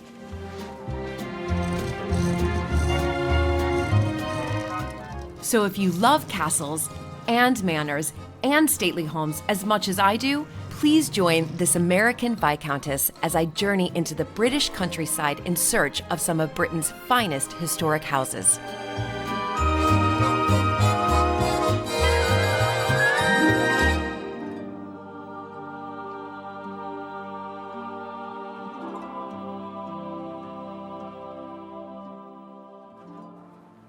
I mean, it is beautiful, William. Yeah, it is. I mean, this was the beating heart of really all the religious institutions in the south of England. But this is the Saxon Tower. Ah! Because originally the abbey, which was founded in 705 with the minster, was almost completely wood. And Wonderful. There goes the quarterjack. And so when the Danes attacked and destroyed the place in 1015, they burnt the abbey completely, but they didn't destroy the stone tower and the central house at Dean's Court, the hall house buried inside Dean's Court. Those are the only two pieces of Saxon Wimborne remaining because they're built of stone. And the Vikings left them alone. And the Vikings left them alone. Yeah. Thank goodness. Okay, let's go and have a look inside. For 1,300 years, people have been visiting a building on this site. Oh my goodness. I mean, every time I walk into a cathedral or church all across the UK, it just takes my breath away. Yeah, and you've got this amazing sense of space that hits you as soon as you walk in. Yeah.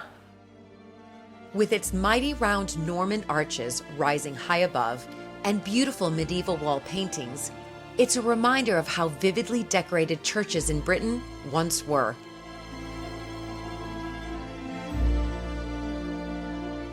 Visiting a building like this is a magical journey into the past.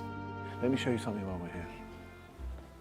This is an ancestor of mine, Thomas Hannam, with his wife Margaret, and he's got a very fine wall tomb. He's, by the way, the son of the Thomas Hannam who did the voyage to America and came back with the trees. Who came back with the trees? Yeah. So that's his son? That's his son.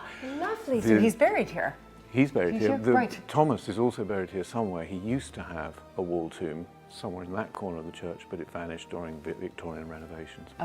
We don't know. But he is here. Well, he might be somewhere. No.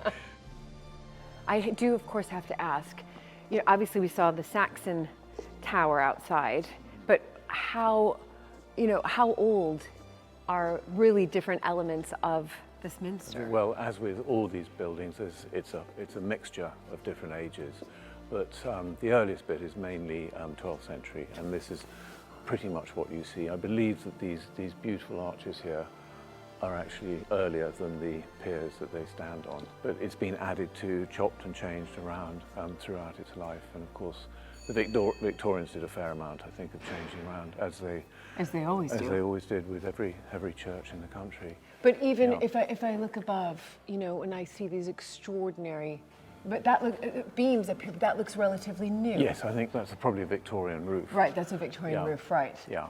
But this, you can see there's a gallery up here, yes, which you can access via the little Saxon tower. Oh, yes. Yeah. No one's allowed up there anymore because of health and safety. And anyway, while we're here, let me show you, this is the Hannam family pew. You have your own pew? Yes. Can I sit in it? We can sit in it. Do you really have your own pew? Yeah. I have to say, this is more of a tradition than a sort of a contemporary thing, and it's a long time since I've sat in this pew myself. But this, I remember coming with my parents and quite often sitting in this pew, and we've got here a little lockable box where we keep our own hymn books. Incredible. Yeah. Only you have the lockable box. Yeah, that was for the Hannam hymn books. Right. Of course, the connection between Dean's Court and this minster is especially strong because of the Saxon foundation of the abbey, which stood on this spot beforehand. There was even a rumour that there was a brick tunnel that ran between the minster and Dean's Court. My father spent years looking for it. He never found.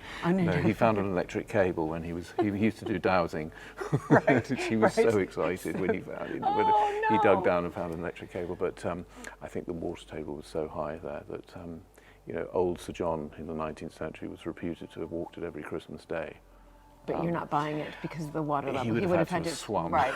Yeah. But the other thing about this spot is so lovely is that you get the best view of this amazing ceiling up there.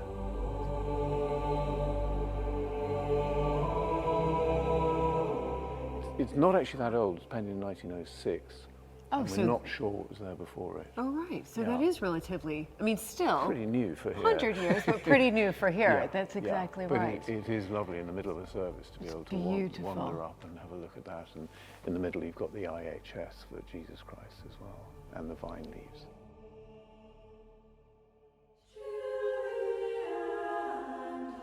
The church is dedicated to St. Cuthberga, the royal princess and first abbess here who lived in the Saxon heart of Dean's Court.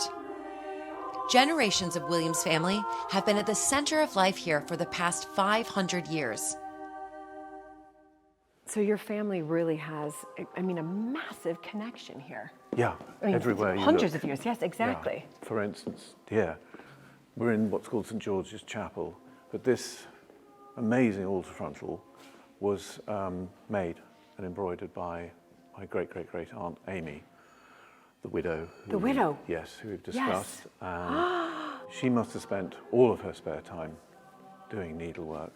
And this particular altar piece is signed at one end 1851 when she started it, and signed off 1891 when she finished it. So it took her 40 years. It took her 40 yeah. years. There's a huge amount of work in and there. If I remember, John, her husband, was killed in 1861. Is that right? Yeah. Right, so she started this 10 years. She was 10 years into it when he was killed, but she carried on, And she's encrusted it with semi-precious stones, including that huge opal, I think. Oh, yes, beautiful. In the middle. I like to think of her sitting in the green drawing room, yeah, embroidering away and well, making exactly. this over Lottie's decades. doing the exact same thing. I mean, it's lovely. just so, fantastic. So nice. Some Wonderful things don't to change. see. So Incredible. there it is. Wonderful, isn't it? I mean, just brilliant. Yeah.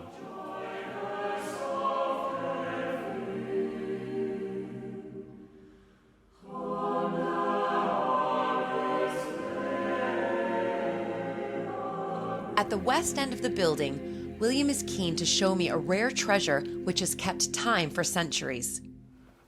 So now we're heading for a really interesting bit of the Well, the it's all church. fascinating to It's me. all fascinating, but we're under the bell tower here, and you'll notice this amazingly beautiful clock here, which is an astronomical clock. Is extraordinary. Yeah, it's extraordinary. We think... What does that date back to? Well, it was first documented in 1409, but it could be a century earlier, but we don't know. But it's at least that old. But that's quite unusual, isn't it? Something like this. I mean, it's just so... Yeah, I mean, clocks were unusual for a start. Well, exactly. I've literally never seen a clock like this, but also... Oh, there it is. There we go. Wonderful. But, this is, a good... Well, let me do my maths there. 800 years old, nearly. Getting there. onto that. Yeah, I mean, clocks of this age are very unusual indeed, and you often find them in churches. I mean, Salisbury Cathedral's got one of the oldest clocks in the world.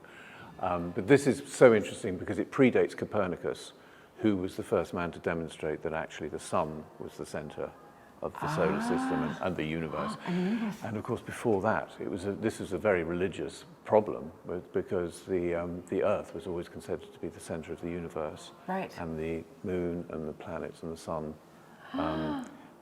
were supposed to go around the Earth. And of course, that is represented here, where you get the Earth right in the centre. Then you have the moon showing its phases as it goes round. Yes. And then on the outside is the sun. This wonderful piece was restored to its vibrant beauty in the 1970s. However, there's more to this clock than meets the eye. Let's head upstairs, shall we? Yeah. It's quite tight. It says bell ringers only. Am I going to ring a bell? We're going to see some bells.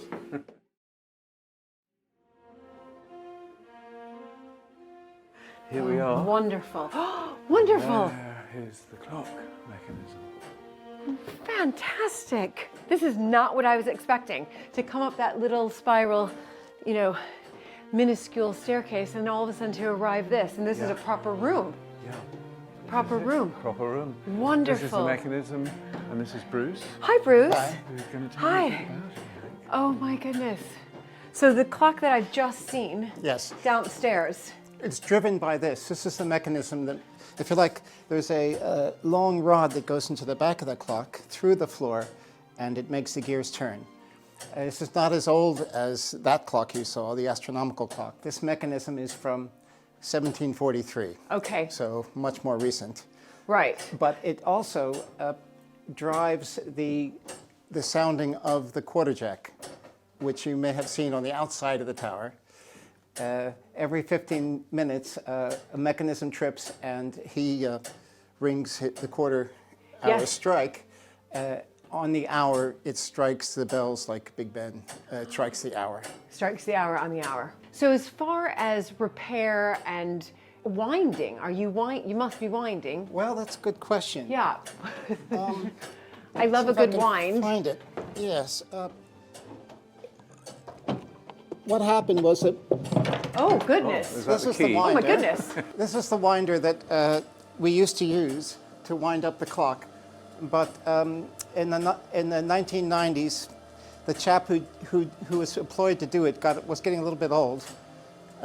So we replaced him with these whirring electric winders. Oh, I see. Okay.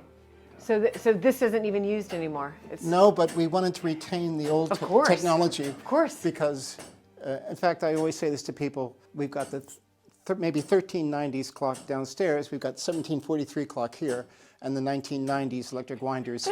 Guess which one keeps breaking down? The 1990s. That's exactly right. Everybody gets that right. That's right. That's exactly right. You can't rely on... That's right. Woo! Gosh. Oh, my goodness. Same thing. Oh.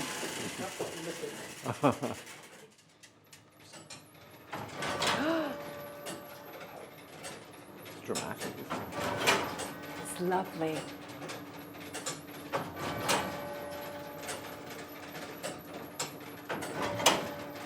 12 o'clock already. Wonderful. Well, look at these. We've got some little weights coming up. That's right on time.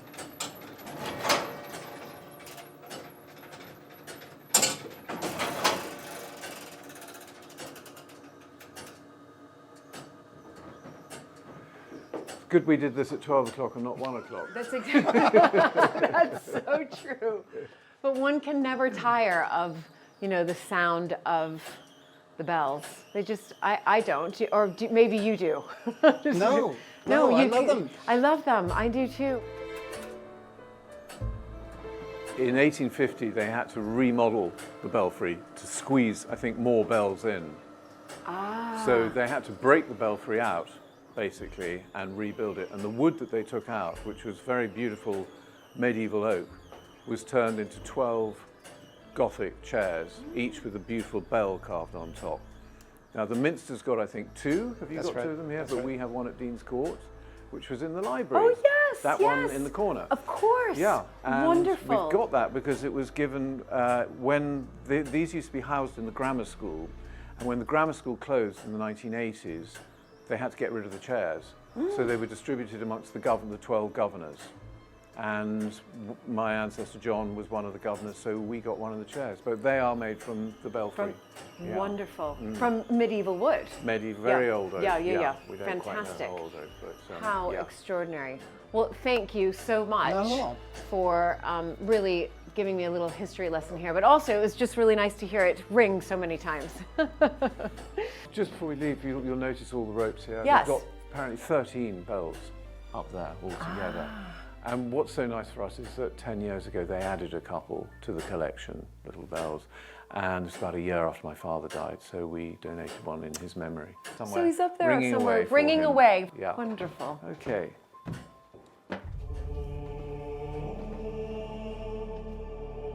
Back down the spiral staircase, there's more to discover.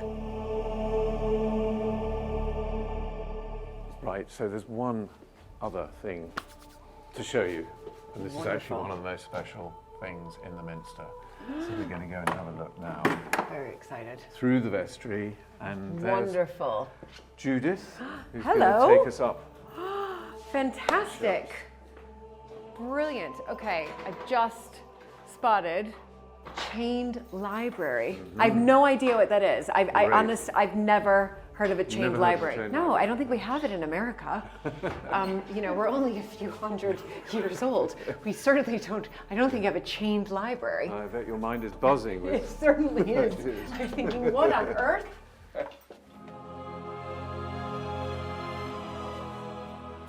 I have never seen anything like this before. I mean, it really is. I almost thought downstairs when it said chained library, I just thought that there would be just sort of a gate around it, but these are literally chains. Yes. On books. But why is that? Books were very expensive when this library was set up.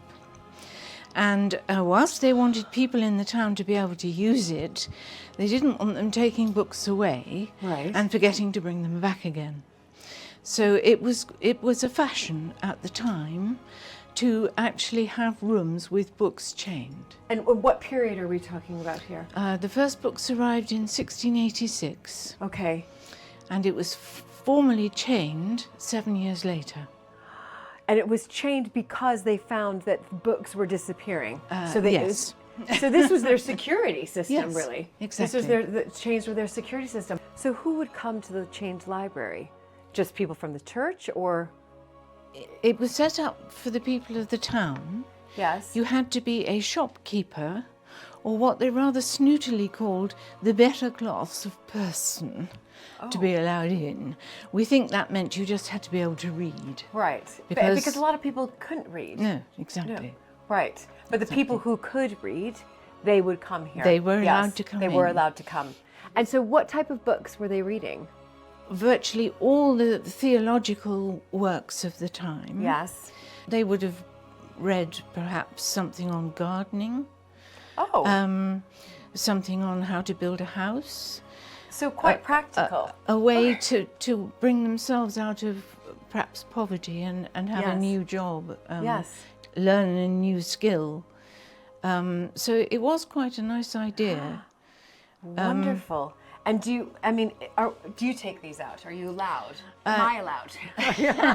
We do Are you on allowed? we do on certain occasions, but because I just would love to I'll peer get in this gentleman's companion because he's quite funny. He was round about the time of Samuel Pepys.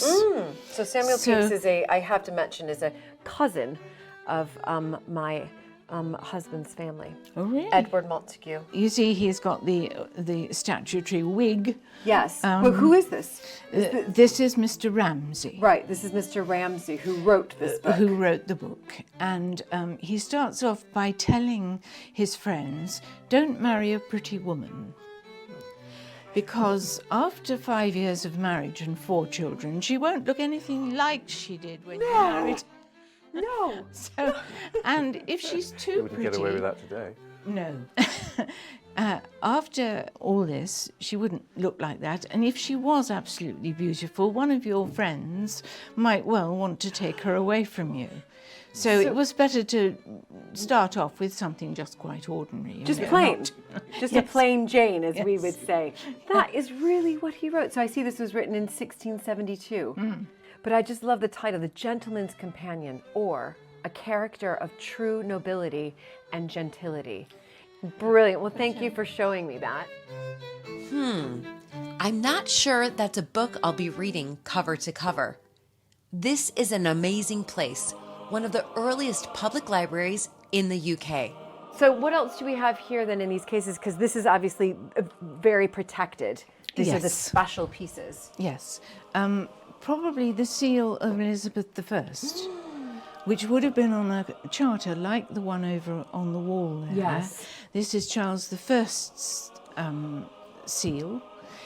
This one is made of beeswax. So it's beeswax. It's very fragile. It's made of beeswax and it survived. Yeah. The actual charter is now in Dorchester Museum because they have special conditions for keeping these things. Of course. They'd like that one as well, but we've managed to hang on to that so far. Wonderful. And it would have hung from a ribbon, like Yes. that would have, from the document. From the document, right. It's From carved here. on both sides. She's on her horse this side, and if you could turn it over, you would find she's on the throne of England, and she's got the orb and sceptre in her hands to show who she is. It is actually carved, not cast. Carved. It wasn't cast from a mould. Gosh. It's just extraordinary. Elizabeth I is, very recognizable here 500 years later. The ruff in particular, but she's very recognizable. Even without having seen, that's who I would have, definitely guessed, and it would have been quite a good guess. Elizabeth I, it's just extraordinary, especially made from beeswax, that it has actually survived. Because we don't have, this history to me as the American is just so extraordinary and unbelievable. That here I'm looking at something, almost 500 years old. My country is not even 300 years old. That this has still been preserved, really, in such the wonderful state that it is. So thank you. This has been an absolutely glorious visit. Although I have a feeling I've only skimmed the surface of the rich history here.